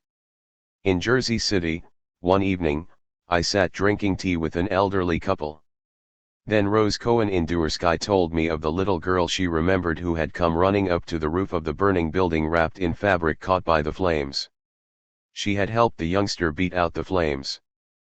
3 weeks earlier, in Brooklyn, Ida Nelson Kornweiser had told me she had never been able to learn the name of the girl who had saved her life by slapping out the flames eating the fabric she had wrapped herself in to run to the roof. There were tears in Rose in Duersky's eyes when I promised to arrange a reunion. There were tears also one night in Hackensack, New Jersey, when bitter memory pierced the dignity of lovely Anna Golopadone. At the start of our interview, she brought into the room and placed on the table before us, where it remained throughout the evening, a tintype of her sister in her confirmation dress, the sister who had died in the fire.